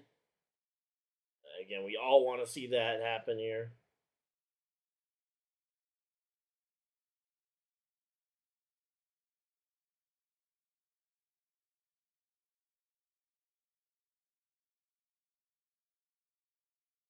But yeah, it's definitely a weird one here. Let's see.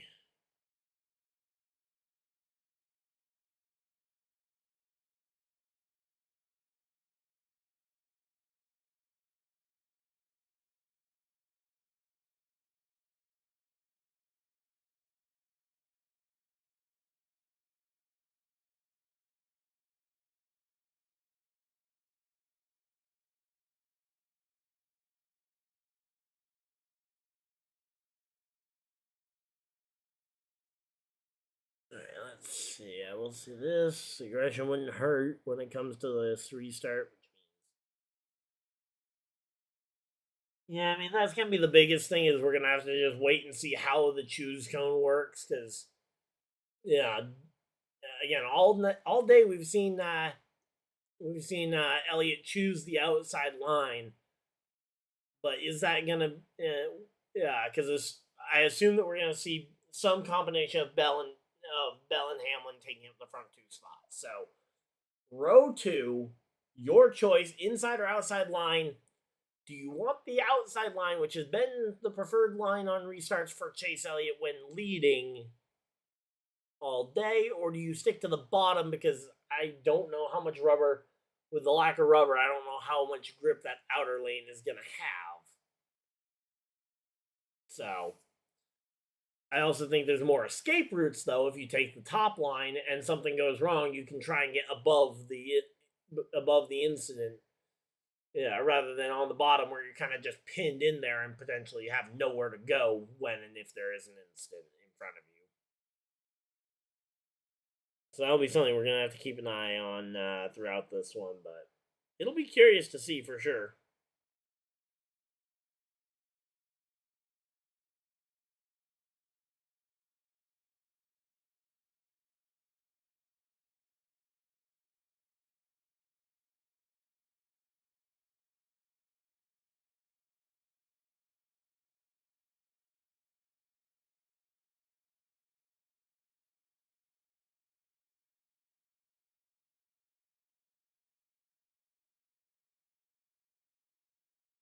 All right, there we go.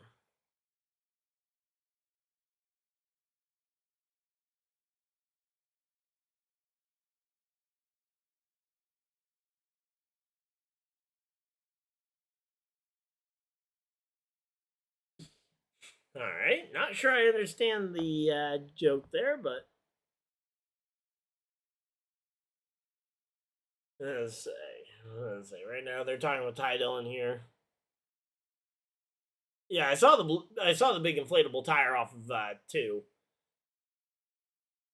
But when you say straight Christian McCaffrey the tire, do you mean pop it like how he pops his Achilles and ACL and all that other stuff? Or do you mean just running right through it? Because that's another thing that Christian McCaffrey also really does a lot of, is running right through people and popping things. So, yeah.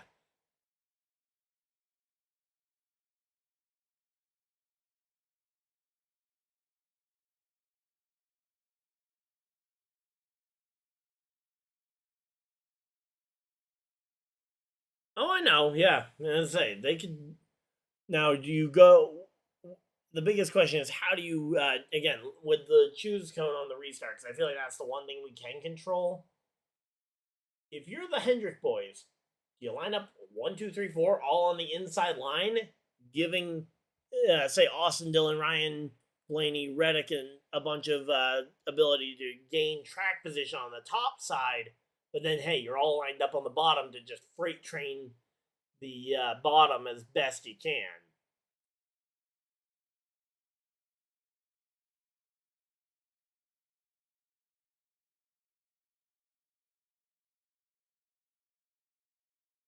So again, right now we're just chilling out here while they finish drying this one.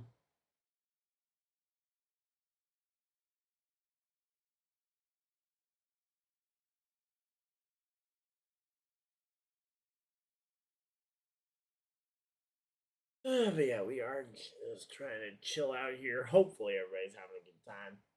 Again, I'm also curious to see where and they're actually talking about Briscoe right now, but I'm actually kind of curious to see if Briscoe shows any if his allegiance is going to be to his in-house teammate Ty Gibbs or his manufacturer teammate Reddick, or what role he ends up playing in the battle, because he's on that last run, he was the car that was the buffer between the two. He is currently 10th.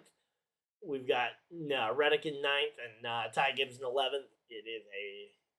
He is literally the sandwich in between.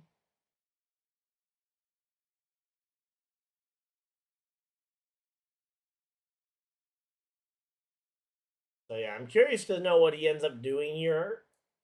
Say if he and Ty Gibbs both pit to try and maybe try and help Ty Gibbs here. I mean, that would be interesting to see what ends up happening. But again, right now, I think we're gonna have to wait and see what the pit road situation ends up looking like when we get later and later into this one.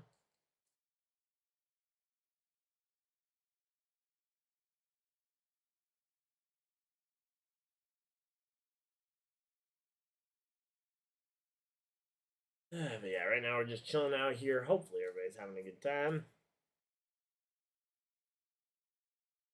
We are just waiting this one out while we have ourselves a very long red flag as they are doing everything they can to dry this track here.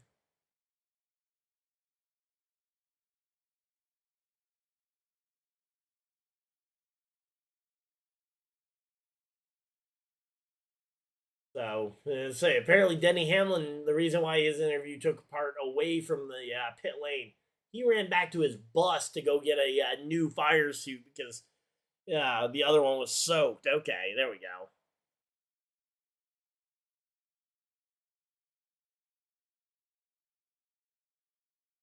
Well, and that's the weird thing about the highline at a track like Dover, because even if you're on like the bottom or middle lane, by the time you're exiting turn two, you're already right against the fence regardless. I mean, there really isn't much of a high line to work. I mean, that's my biggest thing about the high line at not Bristol. I keep saying Bristol. The high line at Dover specifically. I mean, I've tried running it on iRacing and, for what it's worth, Heat 5, and uh, and from between that and what I've seen from every Dover race I've ever watched, there really isn't much of a high lane you can make work, because, or you can't go too high because the track already forces you out towards that wall on exit. And if you try running an extra lane or two higher, you just end up smacking the fence and can't carry that momentum off the corner, which is what helps when you're running that high line at, say, Michigan, or running the high line at Bristol, being able to get that run off the corner by staying full throttle off the corner. I mean, that's the big thing that allows you to do that at some of the other tracks. The angles in the G-force at Dover just doesn't really add up to allow for that kind of third upper lane to really come into any sort of use. Kind of that Kyle Larson line that we normally talk about. At places like Michigan, you can run way up there against the fence, hang it full throttle, and get a pretty decent run down the back straightaway. But at Dover, the G forces, the energy just kind of already sucks you towards that outside lane. And it definitely is a weird situation there. There we go. But yeah, we are just chilling out here. Hopefully, we'll be back to racing here shortly.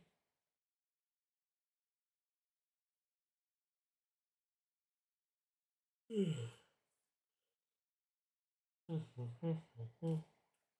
again, tomorrow we got.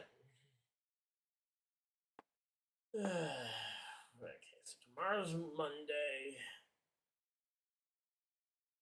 Hopefully we'll have something going here. Let's see.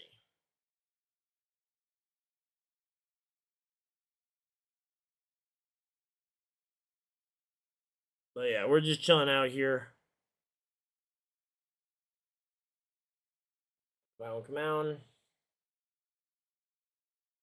But yeah, I guess weekend schedule coming up. I won't be home for trucks at IRP as I will be in the grandstands at my local dirt track for Sprint Car Weekend, as the Scone Sprint Cars in New England will be racing at my local dirt track Unity Raceway up in Unity, Maine. If you guys are remotely in the area, I recommend you guys come and come and check it out. It is absolutely worth the visit. And if you guys aren't in the area, feel free to tune in. I'll be live streaming the event up there, so hopefully you guys will enjoy that. And again, we will be we'll be live for that.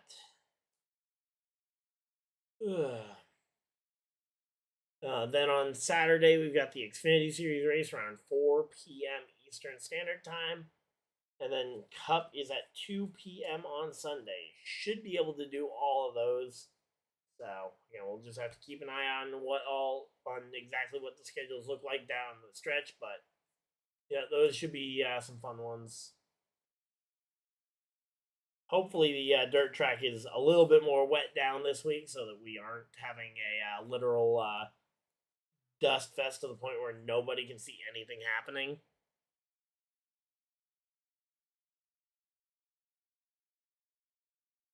So Kyle Larson right now talking about his car here. Again, Kyle Larson has looked good but not great pretty much all day long. I'm hoping we get a chance to see what he can do on this restart. Maybe he'll be the car to find something where nobody else can. But again, so far, Kyle Larson, not sure he's gonna have the. Gonna say he's yet to lead a lap today, but he's been running fairly good for a driver who had to start very far back.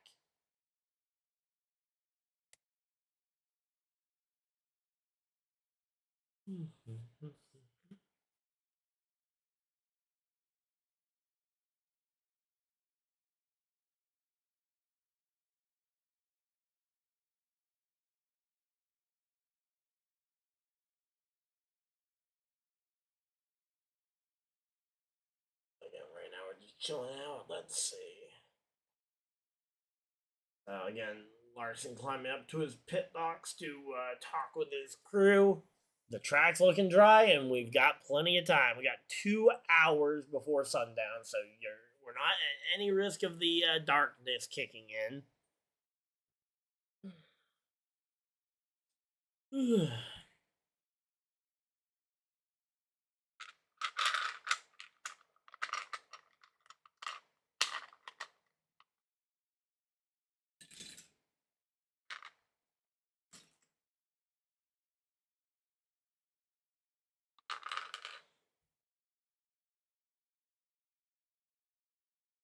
All right, 6:30 is the restart time. We still have about a 15-minute wait.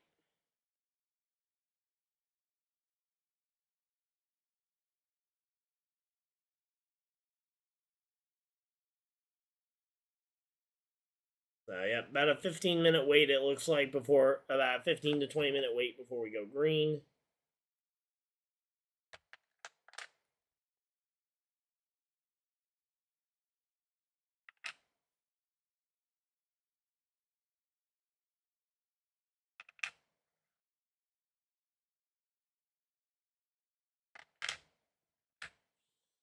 All right, so again, we are just chilling out here. Hopefully, everybody's having a good time. All right, there we go. That's good.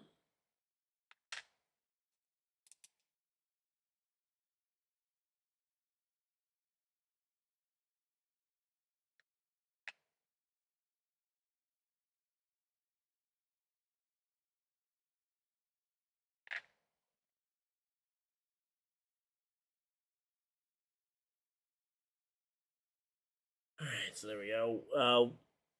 Will all the drivers be saying probably? because it's probably true that this restart is going to be a wild one, but yeah, I have no idea what we're going to end up seeing here.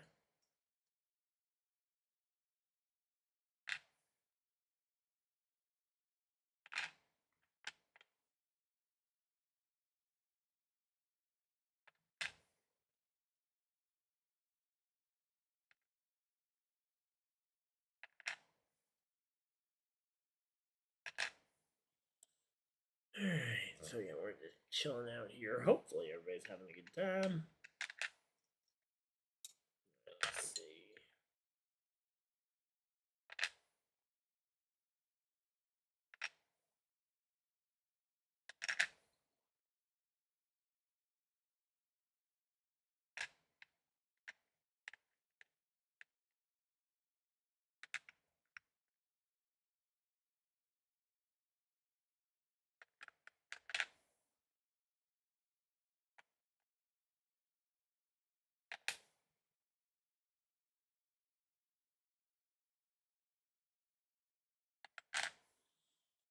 Alright, so there we go. They're talking with Noah Gregson now. Again, they are literally going to go through the entire field, or the entire remaining field, probably, with the interviews.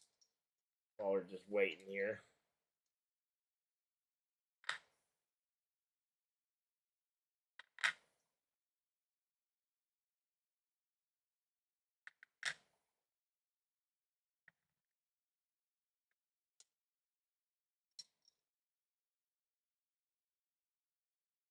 But yeah, it will definitely be an interesting finish here. No matter how the race ends, honestly, I think it'll be a pretty good finish.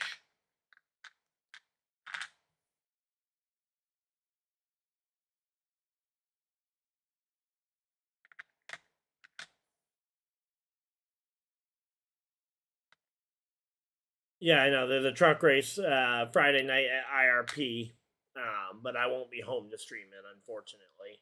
Because again, I've got sprint cars at the local dirt track. One of two two nights a year that they come up here, so I will be at the local dirt track instead.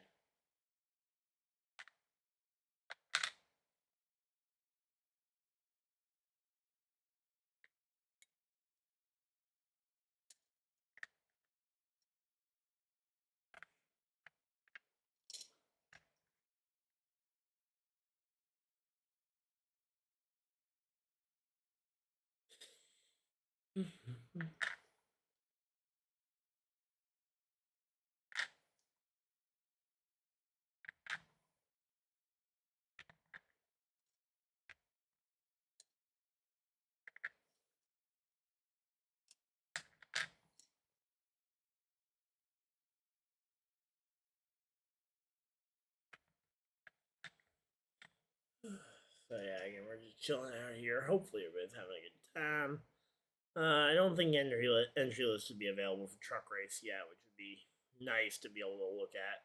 But yeah, right now we're just looking at this one. I am currently sat here at fourth place in the fantasy league. Someone literally has one, two, three, six, seven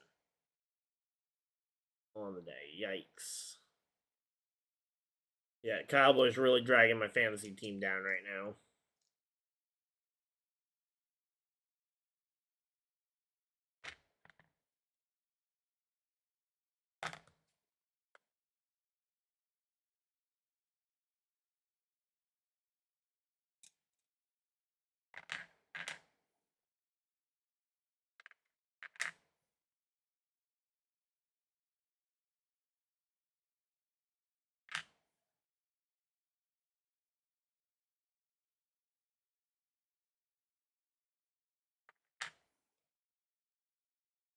Hmm.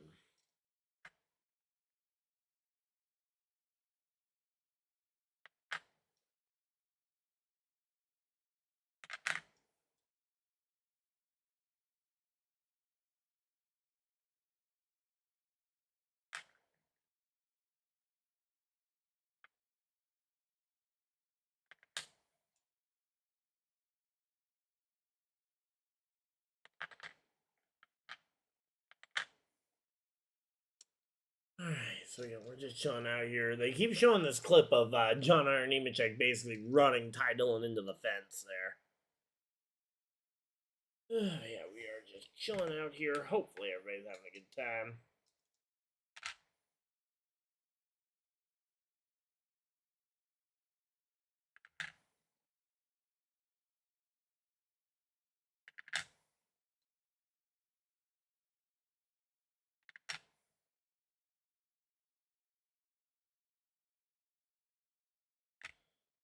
Yeah, we have just been chilling out here, waiting for this race to get go checkered here. Again, this thing, we've got about 10 minutes left on the hold before we expect to go back racing.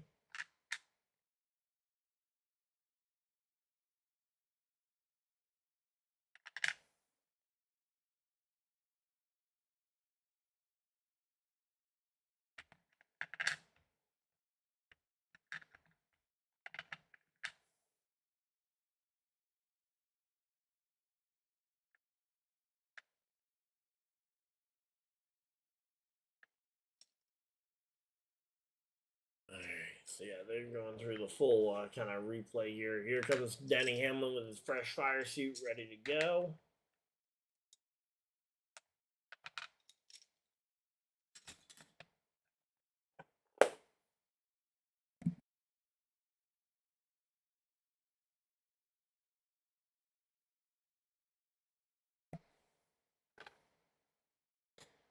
Alright, so there we go.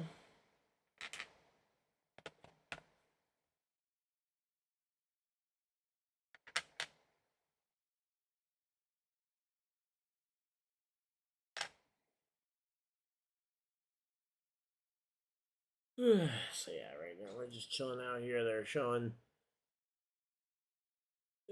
showing some highlights. It is looking very light out. They're looking very close to ready to go back racing. Denny Hamlin is already in his car window, climbing back in. Yeah, we should hopefully be back to racing here shortly.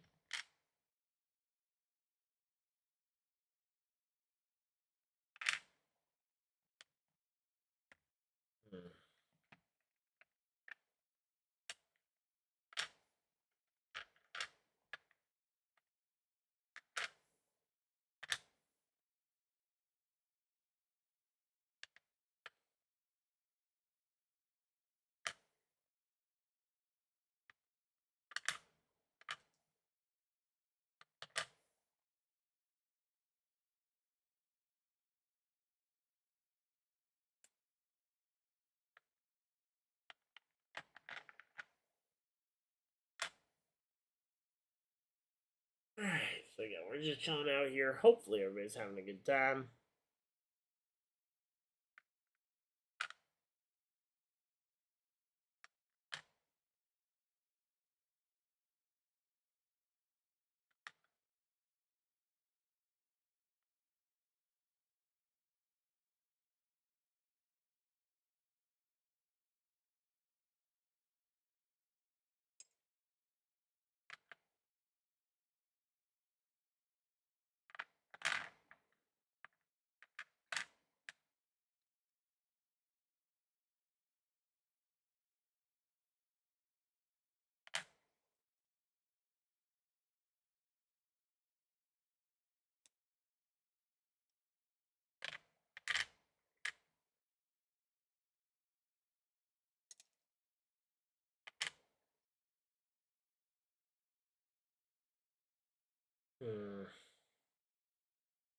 Alright, well, we are about 7 minutes away from this thing going back green.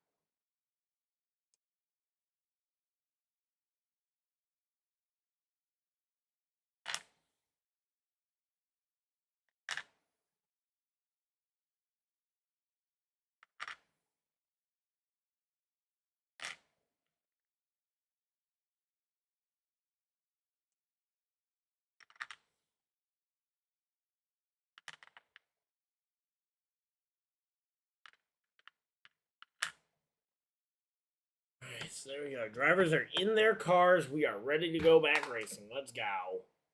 Let's get this one going. Yep. Drivers are getting back in the cars. We are locking back in here. One pack for good luck. Let's say it's hard to do a full rain delay without at least opening a couple packs.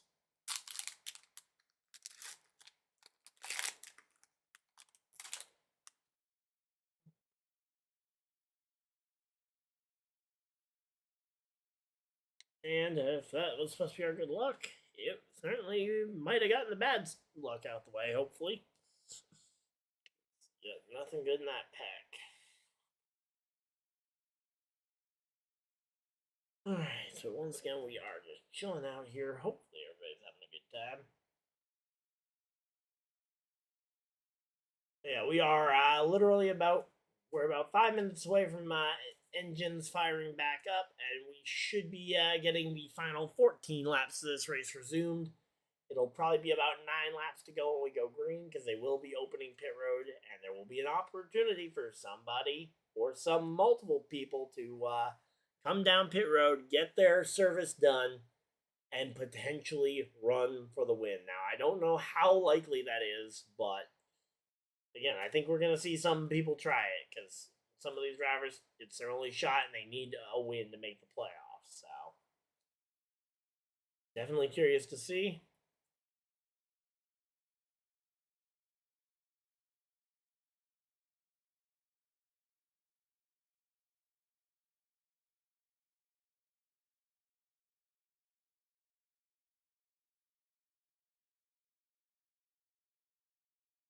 Alright, so there we go. Do you pit or do you not pit here? Again, 50 laps roughly on your tires.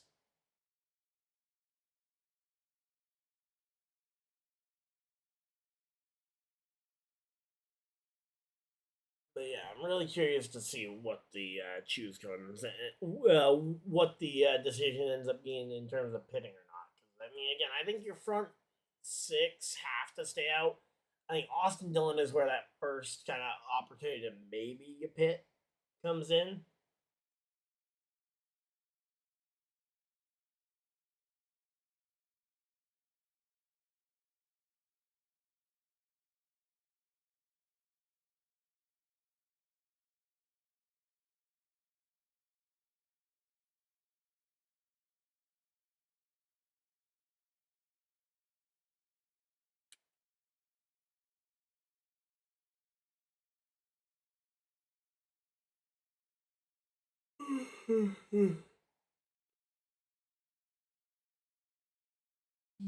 But yeah, as engines will be fired here in about 3 minutes.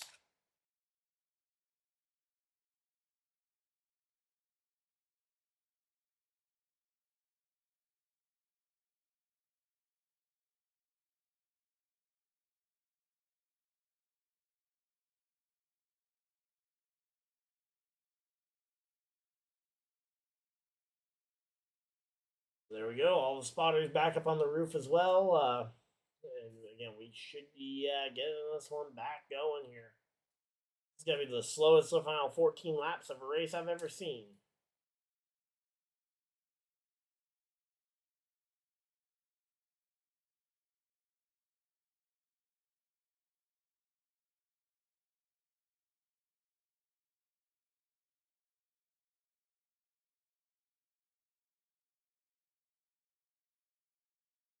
We are just chilling out here. Hopefully, everybody's having a good time.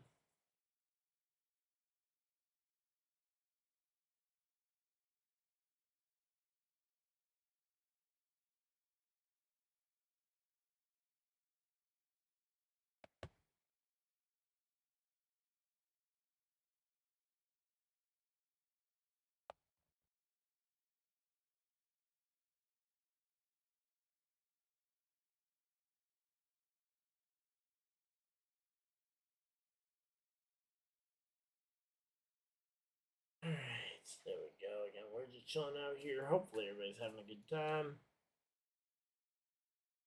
Again, they are just trying to make sure all the water's out from behind the walls. That way, it doesn't leak out.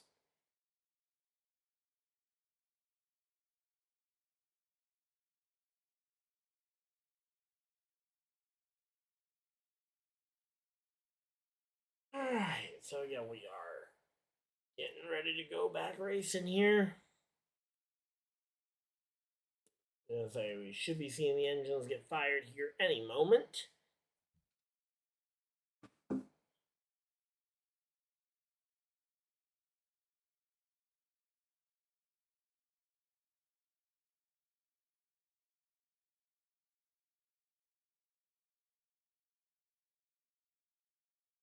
So right now, Bubba Wallace is 9 points above the cut line with Ryan Preece below it. And then Kyle Busch, 43 points below in 20th place. But Ty Gibbs with an amazing points recovery here after and say he's back up into he's back only 53 points shy of the cut line right now as they run. I mean, granted, again, that's still a long ways to claw back with only a few races left. And Mike McDowell is 72. He's even on the picture. That's plenty for me for Mike McDowell. The fact that he's on the picture. Would rather him be up above with a win at one of the road courses or one of the non-super speedways, because I would love to see him win a non-road course, non-super speedway, because then we would finally have the McDowell haters shutting up about the fact that, oh, he only wins road courses and super speedway, which as of right now, yeah, it has been true. But he's been fast enough to win tracks like Texas. Yep, cars are rolling. Cars are rolling. The red flag has been lifted, and we will be ready to go back racing here. So there we go. Alright, so 13 to go. It is going to be a very short run to the checkers here.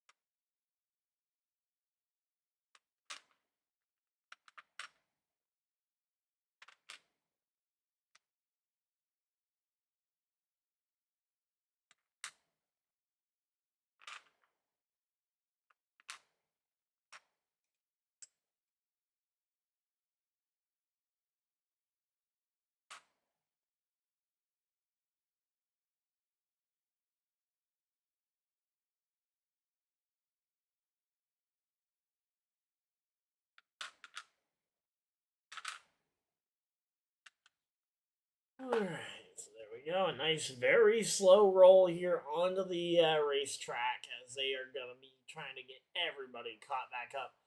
And they're going to try and go as they're going to try and cut as few laps off this race as possible with only 13 left remaining right now, and they have to do a run down pit road where all the cars are sitting to make sure that is dry before they open pit road. Again, they are going to hopefully be able to get this thing back going here shortly. Got the track dryers out there trying to go ahead and cook this one. And again, we should be back to racing here shortly. So again, it's been a long race, but as I say, we will be back to racing here shortly. As I say, we've been now live for over 4 hours here on the channel.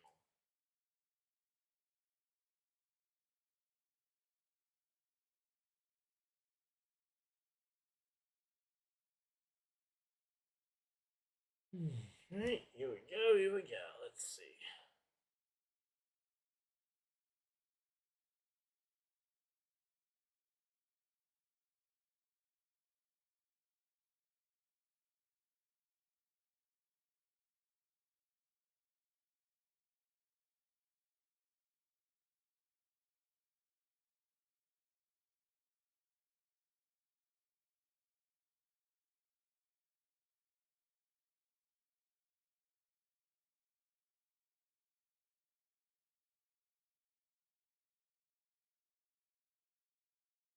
Alright, so come on. Let's see. All the fans are coming back into the stands. Again, we are going to be getting a very short shootout here to the checkers. And by very short shootout, I mean we might be getting a very short one here. tired.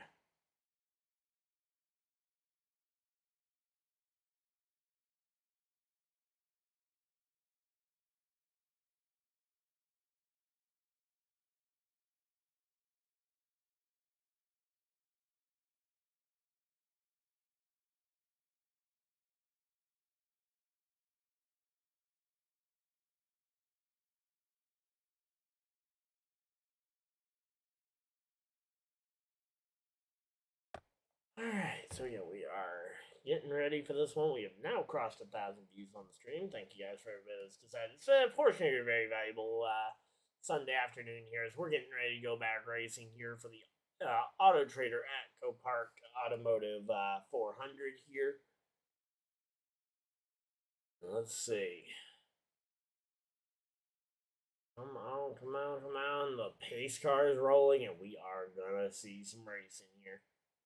Again, still an opportunity for some of these guys to pit. I'm curious to see who, if any, choose to pit.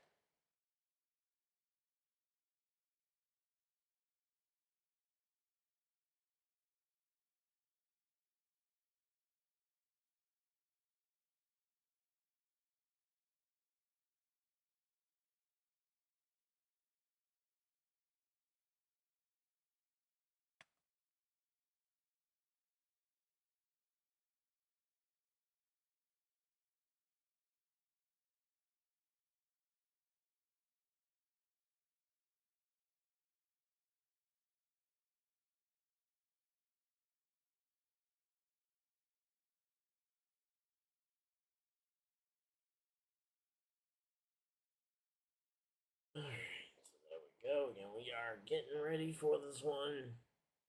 Alright, 13 laps to go. 13 to go. Let's go ahead and try and lock in here.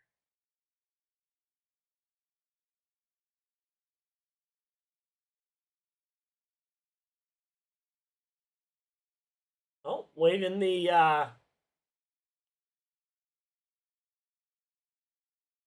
red and yellow flag. What on earth is that? Because their light isn't working or something?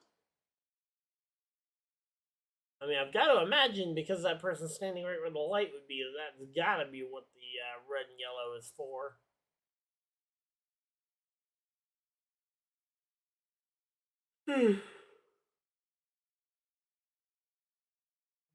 But yeah, 13 laps to go. We're working our way through this one.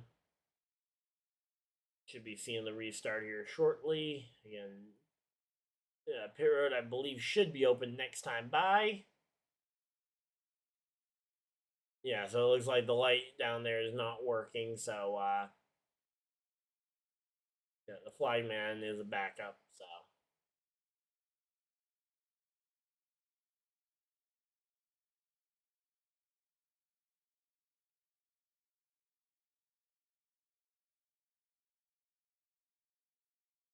All right, so here we go. Here we go. We'll line up 12th or 13th and be first on tires at best. Okay, so they're talking about pitting here.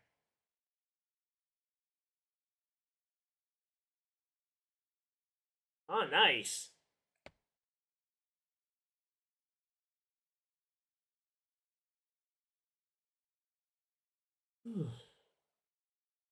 Yeah, that was, say, if I recall, that race had a pretty long rain delay in it too, didn't it? If I'm not mistaken on the 600. And here we go. Green lights on, and the first driver to pit is Ryan Blaney. Reddick and Gibbs both on pit road. Michael McDowell, Bubba Wallace coming down pit road as well. Kyle Busch pit, so we know. I was kind of whoa, Blaney was a very short stop there. All right, so there we go. Blaney looks like Blaney is going to be the buffer between. Oh no! Wait a minute. Bubba Wallace may. Wow, we might have a lot of gap between Reddick and Gibbs here, because yeah, you've got Briscoe, you've got Blaney, and now you might even have Bubba.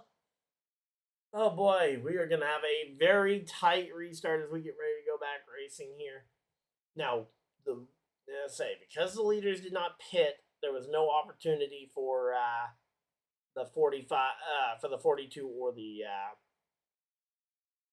yeah, no opportunity for the 42 or the 10 to go and make their get their wave around to try and win by default by getting back on a different lap, because that would be a very different story here. All right, so now that we've had the first wave of pit stops, here comes the second wave as they open pit road for the lap down cars. So we'll go by the line this time, 10. Go by the line next time, choose cone, 9 laps to go. Unless they do the choose cone while they're doing that, which they could do, but no, they don't. So it'll be at least 9 laps to go, which means at least 8 laps. It's going to be about 8 laps to go when we go green. So Reddick did get a little bit of a buffer there from Ty Gibbs on that. When they both came down for tires. Reddick gets to start in the 9th position. Meanwhile, Ty Gibbs is going to have to start 12th. There's Briscoe and Blaney. Bubba Wallace did not get put ahead of him. So, good news is there's only 2 drivers between them. Bad news, there's 2 drivers between them, which means we may not get to see them actually fight it out for this one. Again, right now, the top 8 stayed out. Gregson stayed out to get a top 10. Are you kidding me? Noah Gregson may legitimately stay out and get a top 10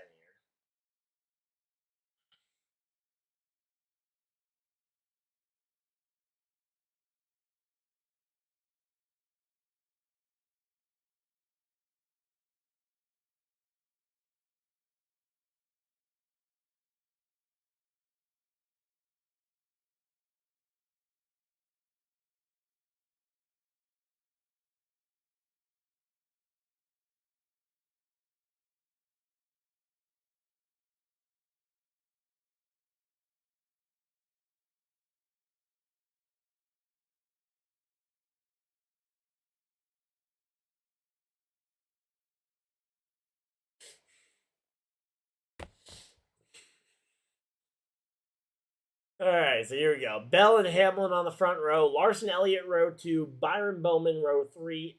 Dillon and Gregson row 4. Reddick Briscoe will round out row 5. So it's going to be an interesting group of, let's say again, Denny Hamlin, the control car, choosing the outside lane. Elliott, he had choice of lane without losing out on starting position. He chooses the outside lane. Yeah. So I'm curious to see how this one ends up finishing out, but right now it's going to be 8 laps to go when they go green here, dropping the green flag from 9th back to 20th. You've got a lot of guys on fresh tires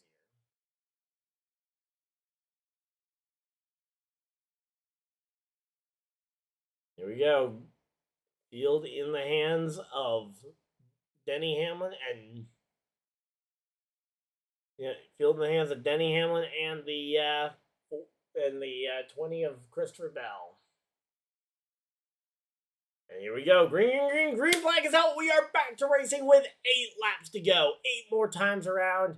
And let's see, what is this one going to look like here? Yeah, Christopher Bell down to the bottom. You've got the 11 of Hamlin up top. Contact as they go side by side down into this one. And Ty Gibbs is past Reddick. Oh boy. We might be in for a big one here. As caution, flag flies! Christopher Bell around, Noah Gregson! Byron's involved! No! There goes a bunch of cars, including 2 that were very possibly race-winning caliber. And there it is, the caution flag flies.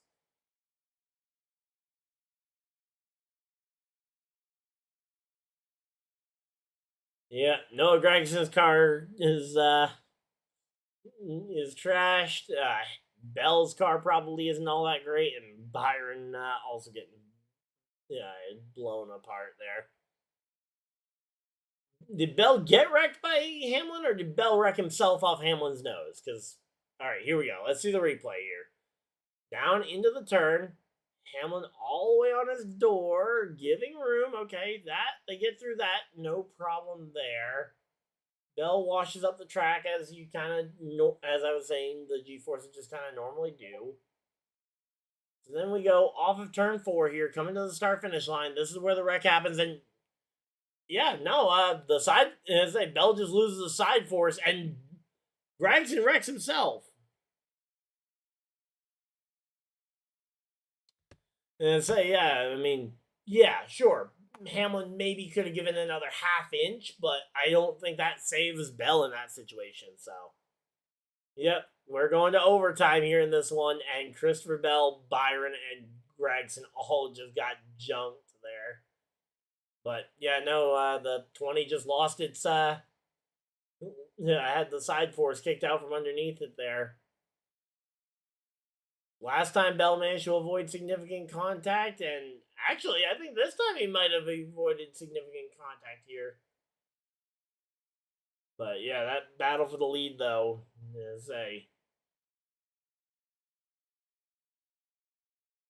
yeah, almost worked. Almost. So now the guys on fresh tires get another restart to try and go for it. Reddick and Gibbs are now separated by exactly one position, each other. Ty Dillon also ahead of John Hunter Nemechek at this point. So John Hunter Nemechek and Ty Dillon battling it out. They are nose to tail. Wait a minute. Actually, oh no. Don't tell me. Oh no, Justin Haley went a lap down. So I was about to say, Ty Dillon may have just punched his ticket, but no, he comes up one spot short on punching his ticket to the championship round.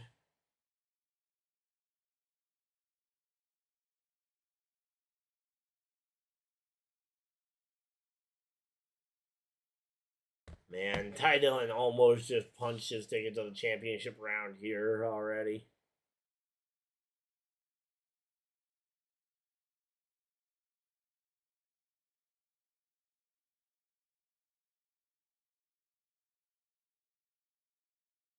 But yeah, so we're going to have two head-to-head matchups here. Nose to tail, or more likely side by side here. It's going to be an interesting one as we get ready for yet another restart. And there's not going to be a lot of laps left. Probably going to be overtime, but not confirmed yet.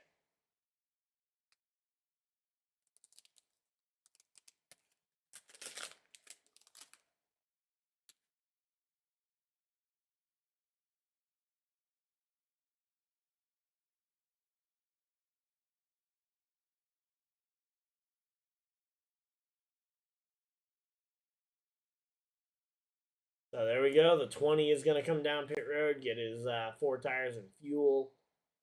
Actually, he might not take fuel because he doesn't want to end up too heavy. Might take a splash. I think fuel guy was trying to decide if he goes and gives a splash or not, because you don't want any extra weight, but you also don't want to run out if this goes to like 14 overtimes, although we've never seen 14 overtimes before. Doesn't mean it can't happen.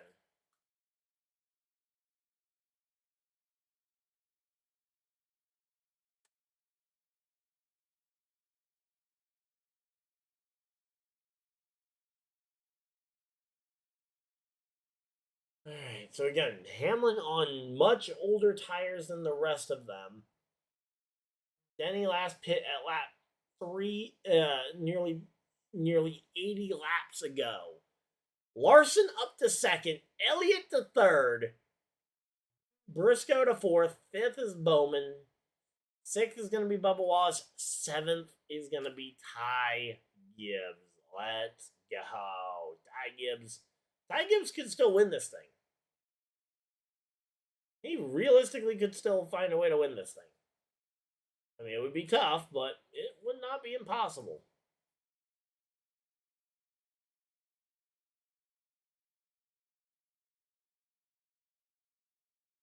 So it's going to be Larson versus Hamlin on the final restart here. But the fact that Briscoe could put himself in position to win this thing. He's the only one with fresh tires inside the top 5. He's gonna restart 4th, so not his choice of inside or outside lane, so you'll probably get inside lane second row. If Hamlin or Larson, whoever is on that inside, probably Larson, washes up the track into Hamlin, Briscoe could be in a position to try and go for the win.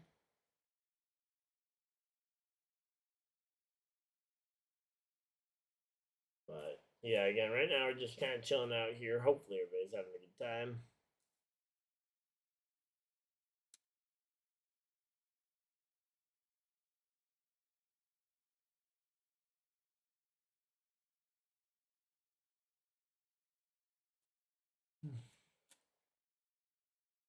All right, so here we go. Here comes the choose cone. It's going to be Denny Hamlin to the top.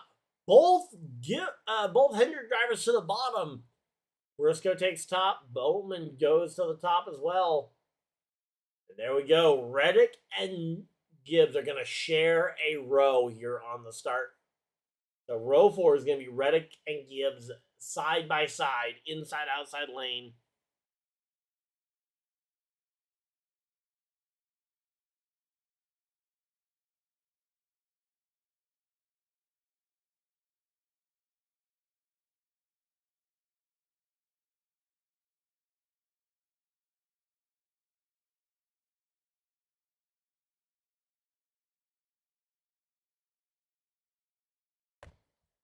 So here we go. They're going to have to share row 4 and restart this race here. That is insane. So Kyle Busch up to 16th here. He made up some ground there on that one. As here we go. Pace cars off. Field in the hands of Denny Hamlin and Kyle Larson as they get ready to go back racing here. Again, let's see. And it's going to be green, green, green. Green flag is out. We are racing here at Dover one more time here. Overtime. 2 laps to go. Denny Hamlin out in front of the field. Gonna try and clear. Here comes Briscoe with significantly fresher tires. Chase Briscoe in hot pursuit. Caution flag flies behind. Caution flag is out. No, they have not thrown it. Oh, there it is. Okay, yep, they threw it. And yeah, man, Zane Smith just ate some fence there. As Ty Gibbs moves himself up into 5th place. But yeah, yep, they did not get back to the white, so we are going into overtime yet again.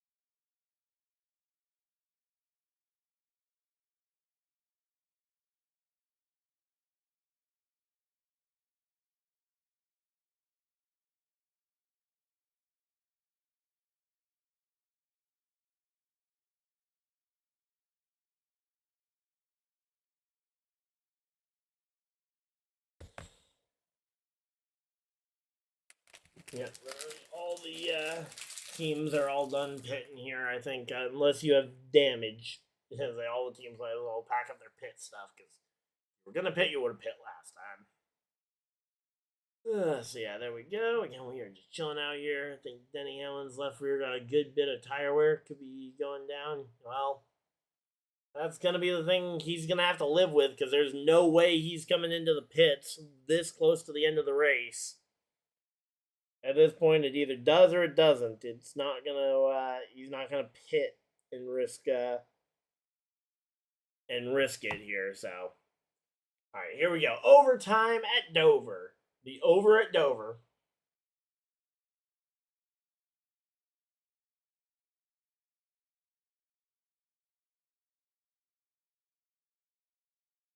All right, so here we go again.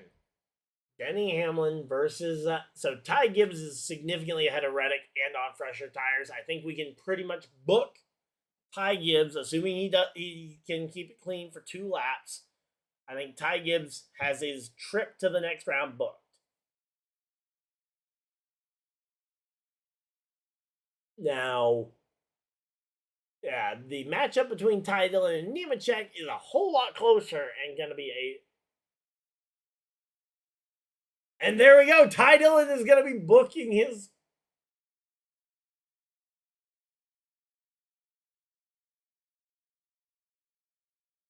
Yeah, so Dillon is. Dillon's going to be racing for $1 million. Meanwhile, let's see. So, looks like we're setting up for a pretty good matchup at Indianapolis.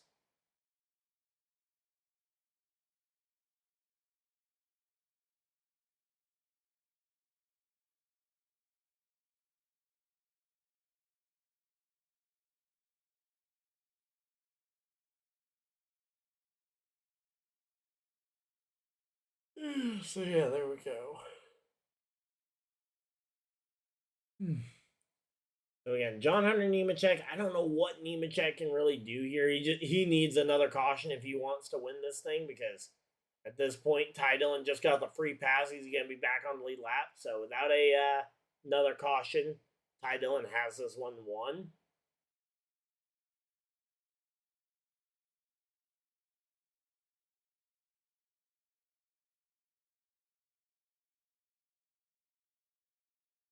There we go. Again, we are.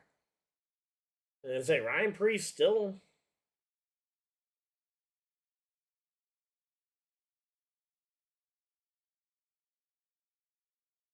Yeah, Chase is too far back.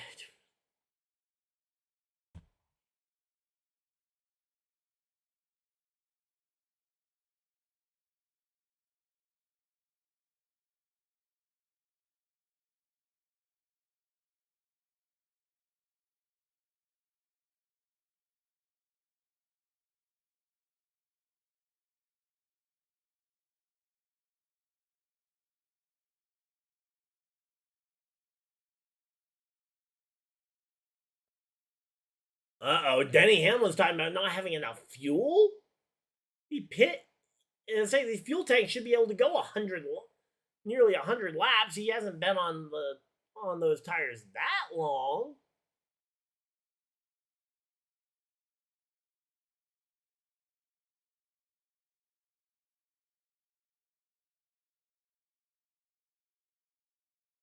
So yeah, here we go. Again, right now we are lights are off in the pace car. They've done the choose cone. It's going to be Denny Hamlin on the Denny Hamlin on the outside, Briscoe on the inside. Then we got Larson on the outside, Bowman on the inside. Ty Gibbs is on the outside of row number 3, and Chase Elliott's on the same row with him. Chase Elliott on the same row with Ty Gibbs here.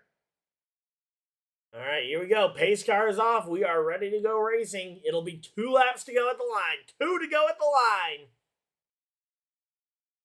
So here we go. 2 more times around. As we go green, green, green. Green flag is out. We are racing here at Dover. And here we go. The green flag is out. Yeah, 80 lap fresher tires for the 19 of Chase Briscoe. It is going to be very hard to beat him. As here we go, Ty Gibbs and Chase Elliott down through 3 and 4 here. Heading to the white flag. We're going to see the white flag come out one more time around. The race will end. This is the last attempt here. Chase Briscoe. Chase Briscoe just lost a ton of speed there off that corner. Is Briscoe not going to be able to get there? No. Come on. And it looks like it's going to be through 3 and 4 for the final time. Denny Hamlin is on his way to victory lane. 80 lap older tires, and Denny Hamlin still manages to get it. What happened to Briscoe's tires there? I gotta know. But yep. So Ty Gibbs Ty Gibbs gets 5th place and will advance in the in-season tournament. Ty Dillon will advance, so it is going to be the battle of the ties. We got Gibbs versus Ty Dillon at the end here.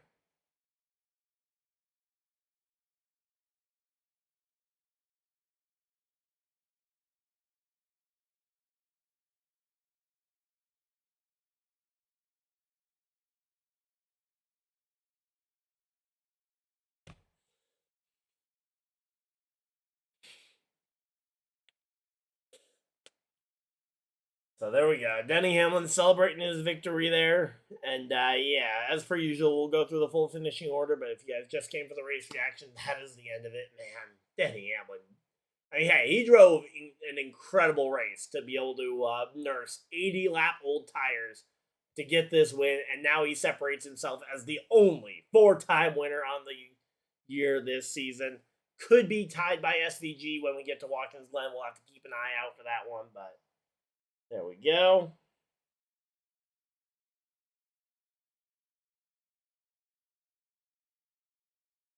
All right, but yeah, so again, as per usual, though, we will go through the full finishing order, so.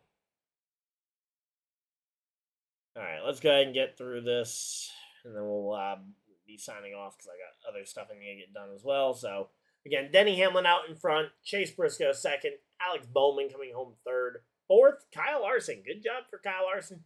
And as we mentioned, Ty Gibbs coming home in the 5th position. Chase Elliott coming home with a strong 6th place finish after the multiple overtimes. Just could not get there. Yeah, Bubba Wallace comes home 7th. 8th, Ryan Blaney. 9th for Chris Buescher with a 9th place run. Not a bad run at all there. Brad Keselowski getting 2 RFK cars into the top 10. Kyle Busch coming home 11th. 12th, Tyler Reddick. 13th is where Michael McDowell was basically stuck pretty much the entire second half of the day. Let's see. Then we got Joey Logano 14th. Austin Dillon rounds out your top 15. Austin Cindric coming home 16th. 17th is Justin Haley. 17th is going to be Christopher Bell. 17th is Justin Haley. 18th, Christopher Bell. 19th, Ryan Preece.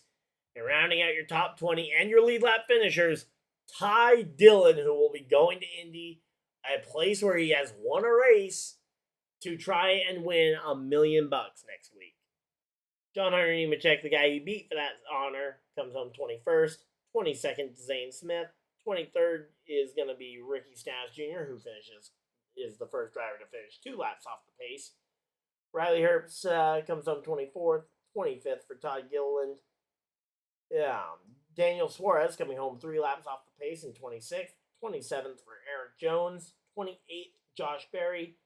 29th, Cole Custer. And rounding out your top 30, you've got Shane Van Gisbergen. And first back-to-back Dover winner since 2013, 2014 with Jimmy Johnson. That's impressive. Noah Gragson coming home 14 laps off the pace in 31st. William Byron also 14 laps off the pace in 32nd. Ross Chastain 33rd, 25 laps off the pace. JJ Yaley was in this race. He comes home 38 laps shy of the checkered flag in 34th. 35th for Carson Hocevar, coming home 105 laps short of the checkered flag. Cody Ware comes home 175 laps off the pace in 36th place. And then AJ Allmendinger, your dead last finisher today, 186 laps off the pace. And yeah, that is going to be the end of this one. Hopefully you guys enjoyed. If you guys did enjoy this video, feel free to leave a like, subscribe if you guys are new, so you guys don't miss any future videos or live streams.